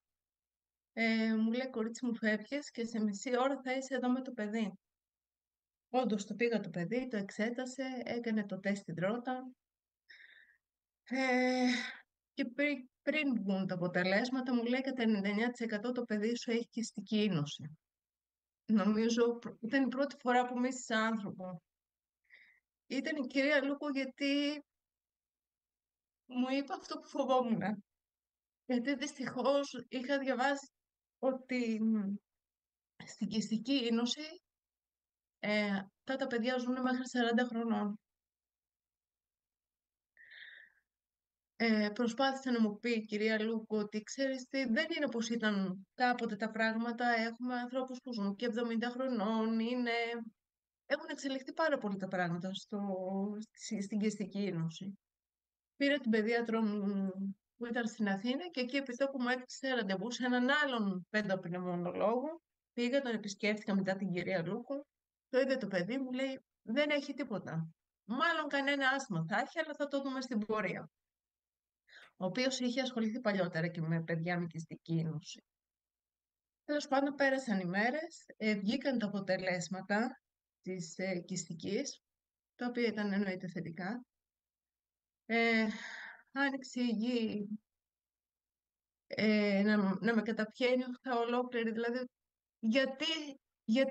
γιατί να μας τύχει αυτό. Γιατί να πάθει αυτό το παιδί μου. Το παιδί ακόμα μέχρι και τότε πίστευα ότι αυτά τα παιδιά δεν έχουν πολύ ζωή. Κατεβήκαμε στην Αθήνα για να πούμε στο νοσοκομείο να κάνει το παιδί τη θεραπεία. Και εκεί μου είπε η κυρία Λούκο ότι το παιδί σου σε 1 χρόνο θα είναι άλλο. Δεν θα πιστεύεις στα μάτια σου τι παιδί θα έχεις. Εκεί που είχα ένα παιδί το οποίο δεν έπαιρνε βάρος, δεν μπορούσε να σταθεί στα ποδαράκια του ή να γυρίσει από μπρούμητα ανάσκελα. Εκεί την ίδια ώρα που ο αδελφός του μπορούσε και μπουσουλούσε. Όντως, όταν μπήκαμε μέσα στο νοσοκομείο, μετά από 1 εβδομάδα το παιδί είχε δύναμη. Έπιανε πράγματα και τα ταρακουνούσε εκεί που δεν είχε καθόλου δύναμη. Τα ματάκια του που ήταν θολά λόγω της νόσου, τα έβλεπα να καθαρίζουν. Λοιπόν, στο τώρα μάλλον, ο Αναστάσης παθαίνει βροχίτιδα 1 με 2 φορές το χρόνο. Έχει ξεπεράσει σε βάρος και σε ύψος τον αδελφό του. Φαίνεται για μεγαλύτερο παιδί. Οι εξετάσεις του βγαίνουν πολύ καλές. Έχει αποδεχθεί την καθημερινή του θεραπεία χωρίς γκρίνια. Εδώ και 1 χρόνο μάλιστα καταπίνει και ολόκληρες τις κάψουλες, ενώ παλιότερα έπρεπε να τις ανοίγουμε και να πίνει τα κόκκια που υπήρχαν μέσα. Τα αδέρφια του τον βοηθάνε με τα φάρμακά του, αλλά και στην καθημερινή του άσκηση, γιατί συνέχεια τον έχουν σε ένα σκαρφαλό να χοροπηδάνε, και έτσι το παιδί κινείται συνέχεια όλη μέρα. Είμαι περήφανη για τον Αναστάση, είναι ο δικός μου ήρωας, που δεν τον βάζει κάτω. Και δυστυχώς ή ευτυχώς η ζωή τον έμαθε να είναι δυνατός από μωρό. Θέλει οι μανούλες να ακούνε το ένστικτό τους, γιατί αν το είχα ακούσει πιο νωρίς και είχα τρέξει, θεωρώ ότι θα ήταν πολύ καλύτερα τα πράγματα ίσως και για τον Αναστάση. Και η ευχή μου είναι από εδώ και πέρα οι γυναικολόγοι αλλά και οι εμβριολόγοι να είναι κατάλληλα ενημερωμένοι για την κυστική ίνωση. Γιατί ακόμα και σε μία πρόσφατα σε μία εγκυμοσύνη που είχε μία φίλη μου και της είχα πει ότι θα ζητήσει να κάνεις τον έλεγχο για την κυστική ίνωση, ο γυναικολόγος απάντησε: έλα μωρέ, σιγά τώρα μην κάνουμε αυτόν τον έλεγχο. Σιγά μην τύχει στο δικό σου το παιδί. Όμως ποτέ δεν ξέρουμε πότε η κυστική ίνωση ή κάποια ασθένεια θα χτυπήσει την πόρτα μας. Γι' αυτό και εμείς πρέπει να κάνουμε ό,τι καλύτερο μπορούμε για τα παιδιά μας. Και ελπίζω να βγει γρήγορα η γονιδιακή θεραπεία, ώστε να μην έχει κανένα φόβο ούτε το παιδί μου, ούτε οι άλλοι ασθενείς με κυστική ίνωση. Και εμείς οι γονείς να μην έχουμε αυτό το άγχος. Αυτά. Ευχαριστώ πολύ.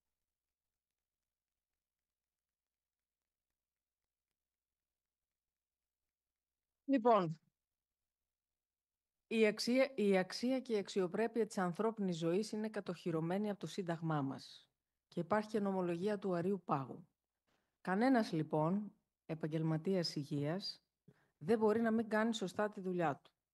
Αυτό είναι το πρώτο μήνυμα που σας στείλαν όλοι αυτοί οι άνθρωποι που μίλησαν. Δεύτερον, ναι μεν έχουμε πολλές θετικές εξελίξεις και θα έρθουν ακόμα καλύτερες μέρες, ωστόσο υπάρχει μια καθημερινότητα, την οποία είδατε μέσα από τις ιστορίες αυτών των ανθρώπων.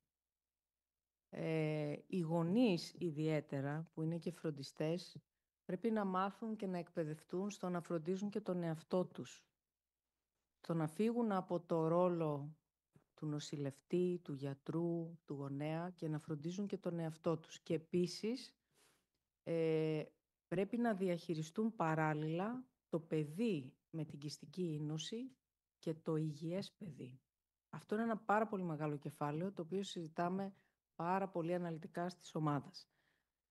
Οπότε, εσείς όλοι μαζί έχετε μια δυνατή φωνή, τα μηνύματά σας τα στείλατε στους γιατρούς, στις μονάδες κυστικής ίνωσης, στο Υπουργείο Υγείας, που πάντα πανηγυρίζει για τα πολλά επιτεύγματα, αλλά δεν γνωρίζει με επαρκή ενσυναίσθηση την καθημερινότητά σας και τις δυσκολίες αυτής. Σας εύχομαι καλά Χριστούγεννα.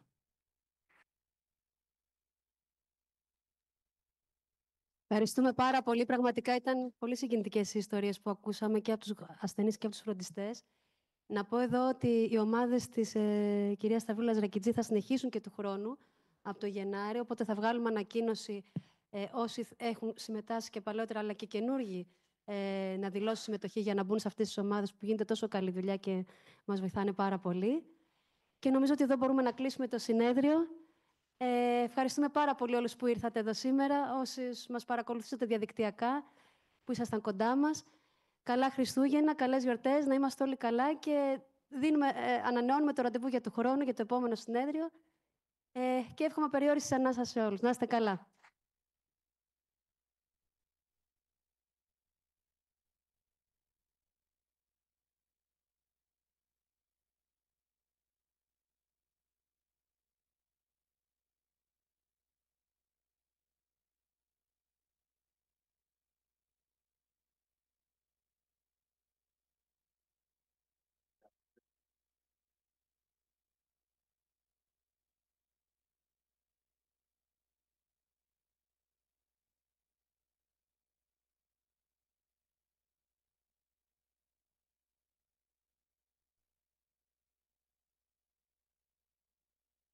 Recording stopped.